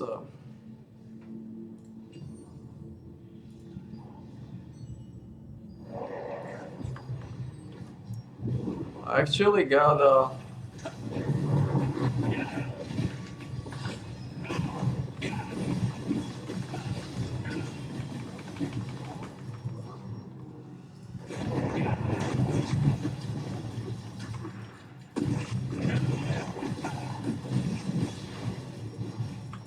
I actually can drop the bow even though.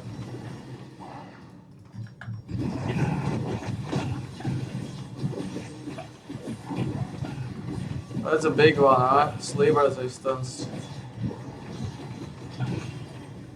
So we got the first big one. Where are these fuckers, man? Where are they?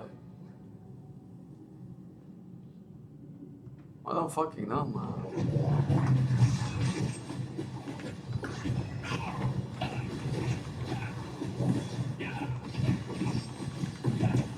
Ja nejsem si, že dopovať atak speed odtiaľ to má nejaký špecifický zmysel.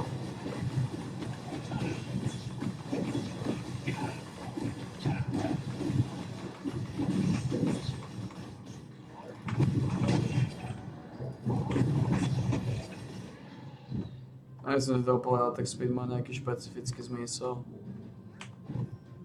Silou mocou tu, čo je toto.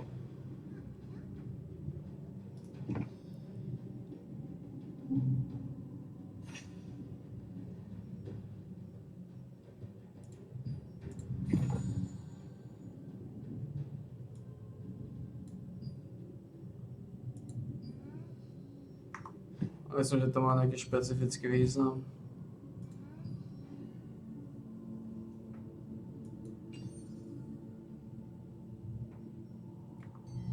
Takže Weapon Master už máme 401, which is pretty good.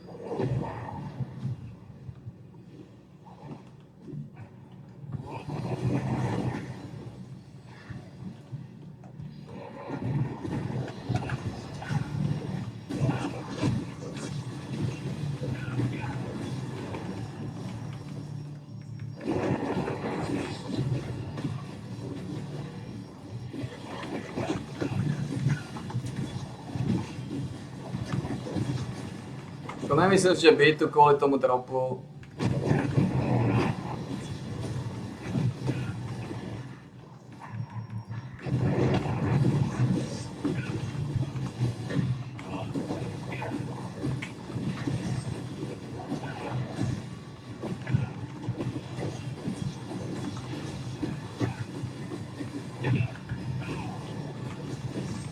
Kvôli tomu dropu, že chcem to dropnúť a tak, lebo tam mi môže tiež padnúť ten look.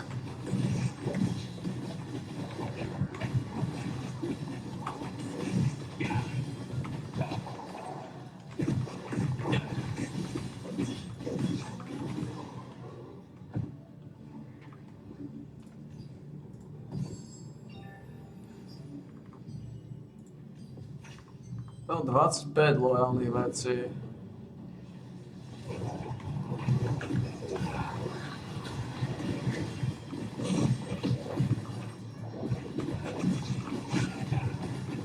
Iba 3 minúty?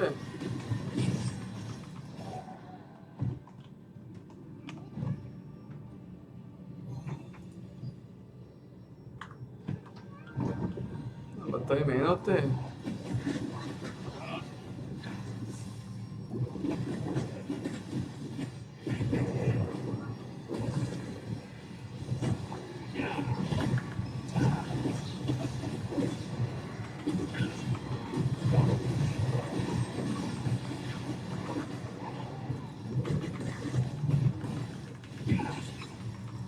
Takže mi chýba menej ako 100, chýba mi menej ako 120.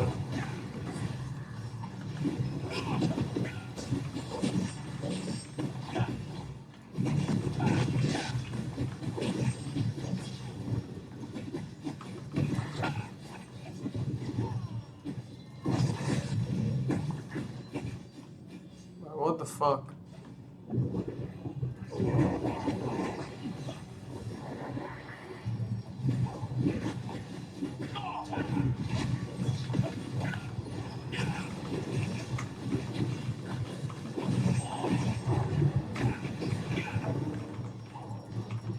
Znamená...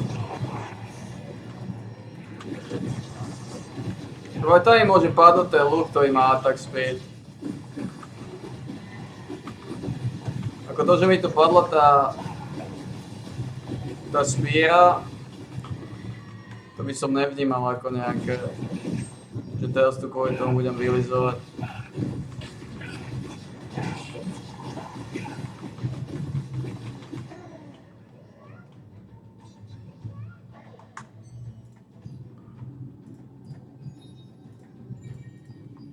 Teraz to kvôli tomu budem vylizovať silou mocou.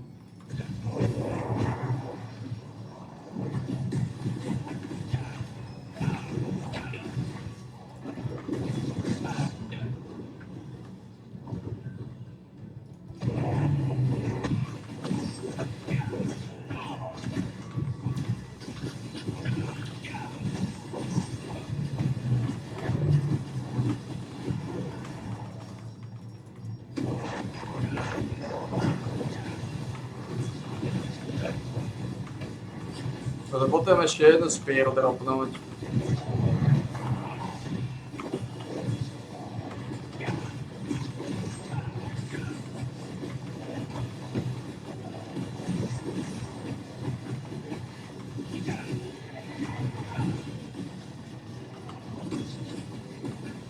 Čo úplne nebude jednoduché, dobre, potom odísť odtiaľto.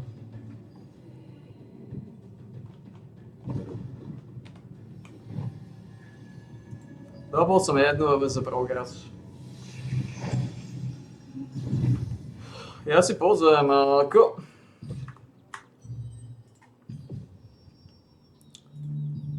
Vôbec sme solidný progres.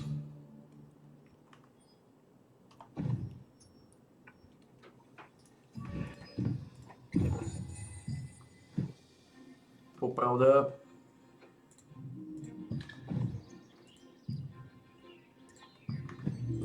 Tu mi chýba už iba 119. Ak máme nástavku, tak to pôjde relatívne rýchlo. Ak máme nástavku 10, 20, 30, 40, 50, 60, 70, 15. Máme nástavku, tak to pôjde relatívne rýchlo.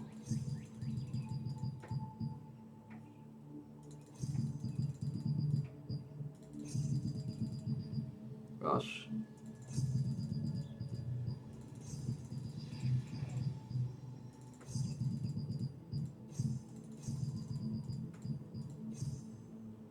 So we push 30 each. To dal na 4, 7, 1.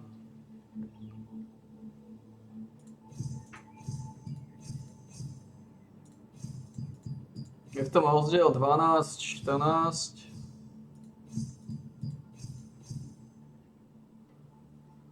O 12, 800.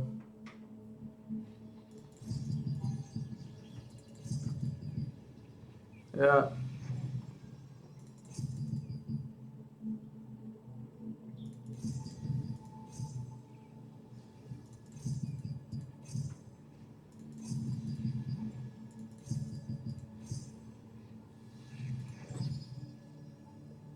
Ešte 14 mi chýba.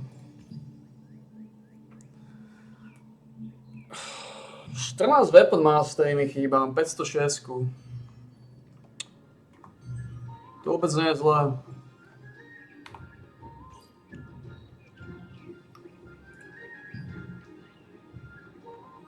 To vôbec nie je zlé.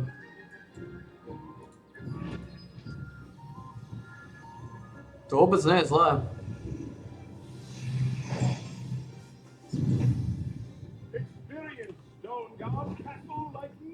Vôbec nie je zlé.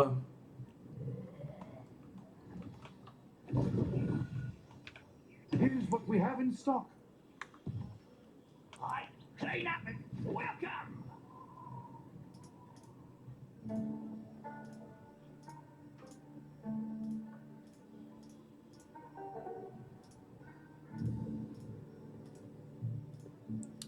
Nemám tu moc veľa peňazí na to.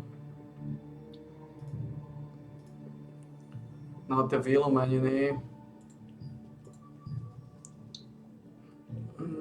Gauntlets of Resistance mana.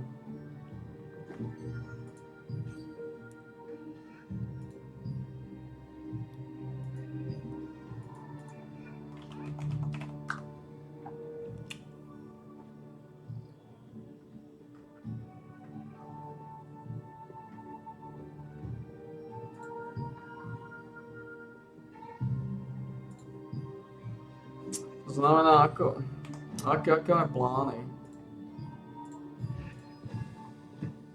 Miniem 700 000, ako to si to moc nemôžem dovoliť. Koľko mám prášku? Prášku mám už tiež dosť.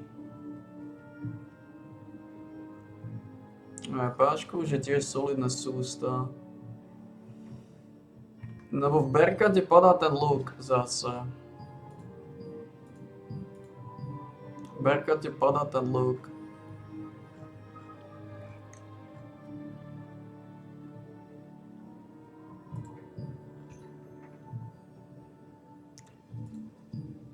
Zhuliť arbalestu. Tam padá Mystic Trustrek a tieto veci, ktoré sú lepšie. A z neho padá strašne veľa vecí, to je ten problém.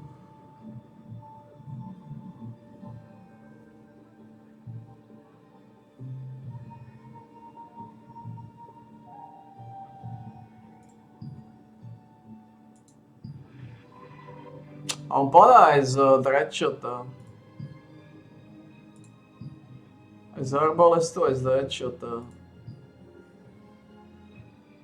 Škoda, že táto nemá attack speed, a to padá veľmi často. You can only trust the Steel Trust Union. Ako nejad by som sem išiel. Kvôli tomu attack speed tejto jednému. Koľko stoja?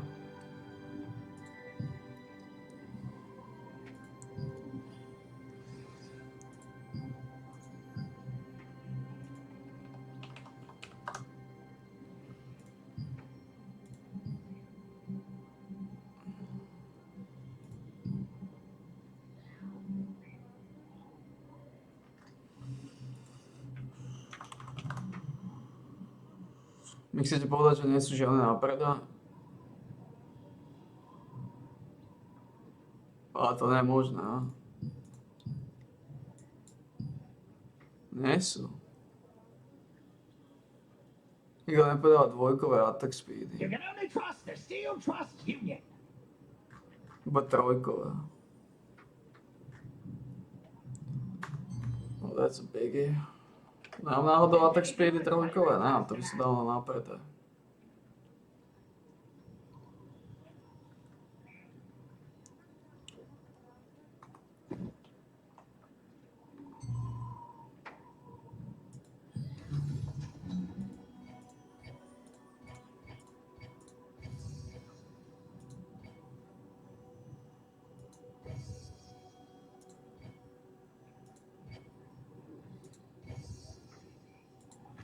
Až.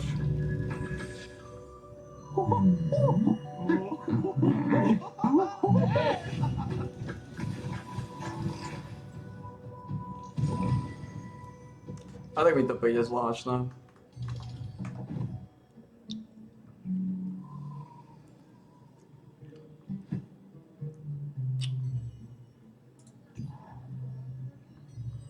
A tak mi to príde zvláštne. Počkaj, to je jednotková iba? Tak to mi k hovnu. May your steps be light and your inventory lighter. Jednotka mi nepomôže. Tu mi zožuje strašne veľa. Tu mi zožuje extrémne počty.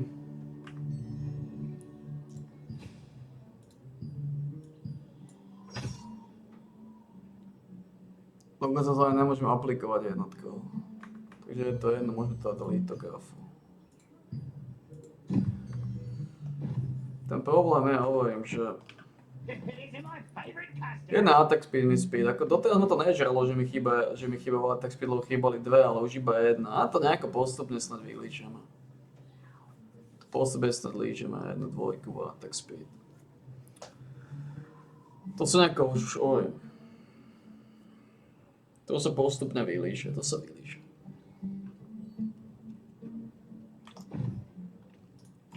To sa vylíše.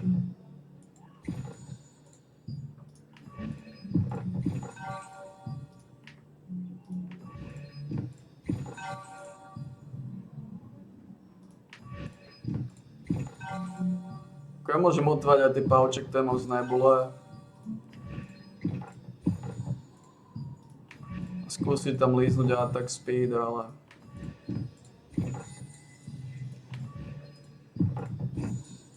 Neviem, či je to cesta, ktorou sa chceme uberať.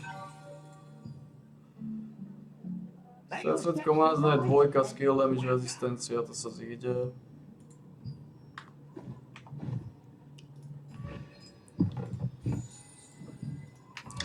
Kľúka sa dá relatívne dobre otvoriť, tam môžeme nahrábať, ale zatiaľ to Gearsko je nejako nesilí.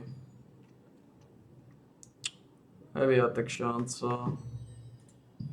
Broadsword.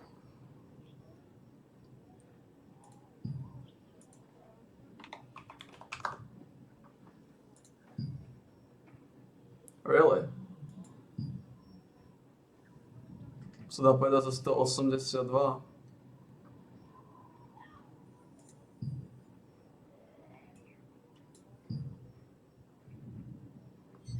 No, we just make money.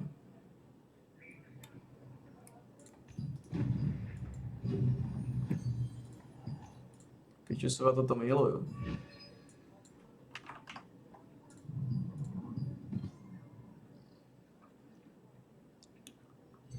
You can only trust the Steel Trust Union. A tieto veci... To je stamina, to dáme dnu. Keď budem mať 40 500, tak odkúpim prémiový pác. A dobre sme na to. Chýba mi 14 bodíkov, to nie je také zlé.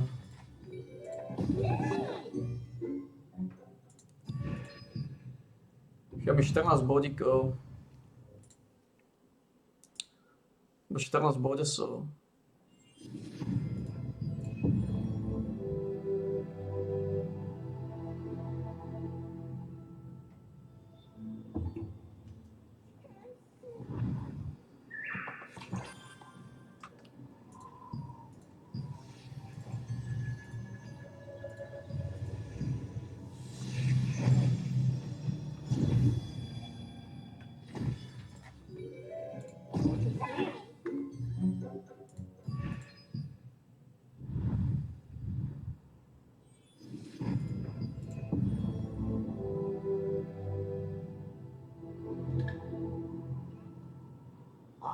Clean up before you go.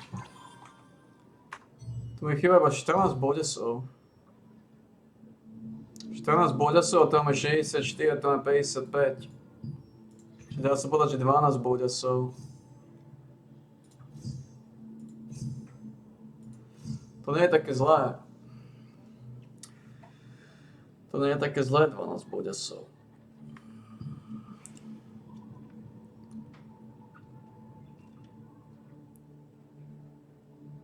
To vôbec nie je také zlé.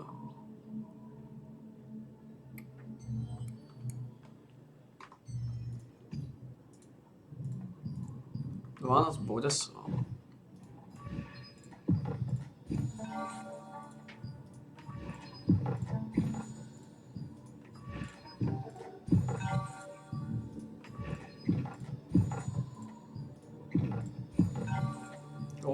All of these folklores. To vôbec nie je také zlé.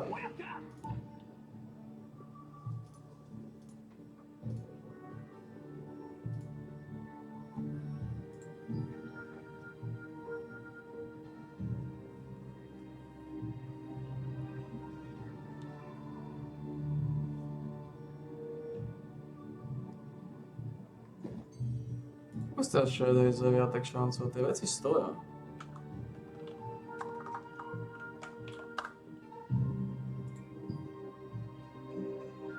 Když to je slušné drobné, poľnáč do tej 50, to sa neoplatí, ja nemám toľko vecí na to.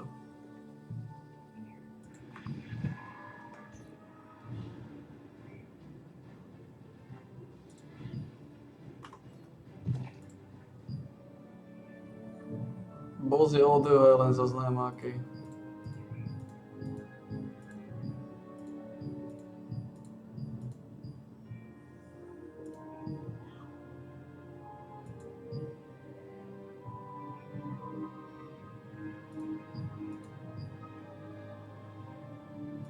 Nič, nechám sa aj týchto dvoch.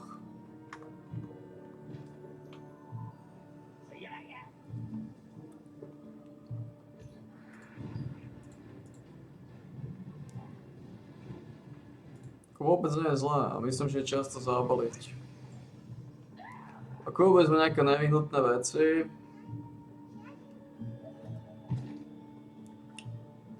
V podstate veci sú až od jednej to začínajú.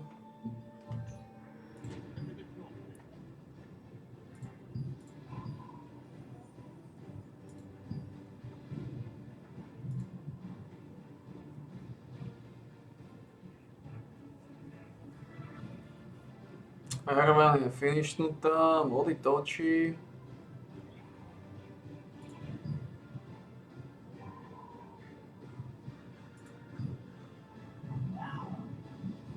Agová je vylizaná.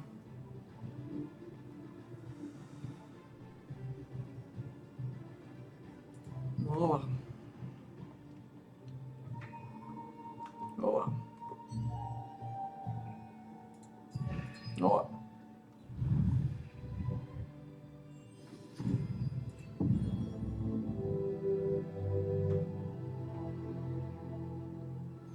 Takže ja by som povedal, že tu sme celkom skončili.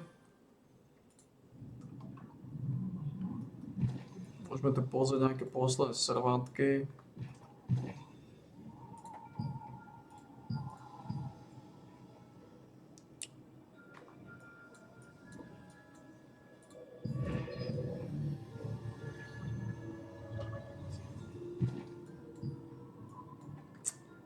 Ale to už nejako nesilí momentálne. Máme dosť veľa kľúčov, tu máme dosť veľa týchto, čo treba vylizovať. Máme nejaké, sme pozadu, čo je logické. My sme dostali do veľkej jatky. Ale to je logické. Je logické, že sme sa dostali do týchto jatiek, pretože...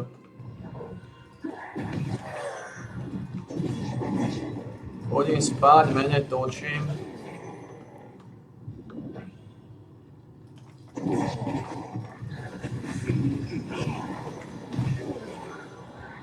Ale tu už nič také odsýpať nebudeme, už iba celý nátrh pozám. Toto je v hnoji, no, toto je v hnoji. Tam... V podstate sme vyrovnaní s nejakou fatálnou stratou.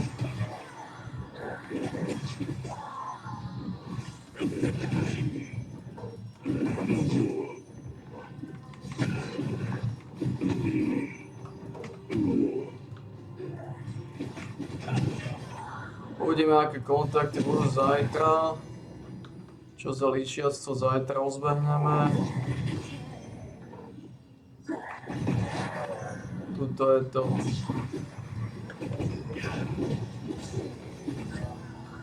Ako môžeme ten collision šancu, môžeme aj rozšrotovať a predať, asi to aj spravím. Len najprv potrebujem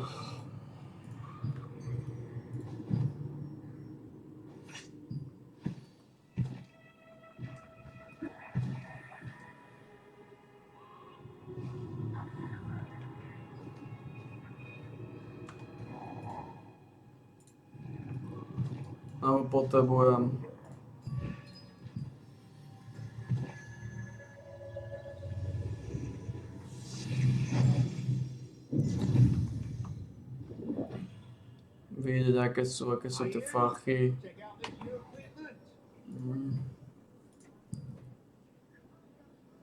Collision šanca teraz zražiť dole, samozrejme. Najviac by som ju predal pod cenu, ale vidíme, že tie ceny sú katastrofálne. Tu sa už točí iba drobné. Dobre páni, balíme, keby nejaké pikočky, vidíme sa. Tu samozrejme ja to tiež už v podstate balím a nejaké švédsky tu už veľké nebudú, vidíme sa snáď.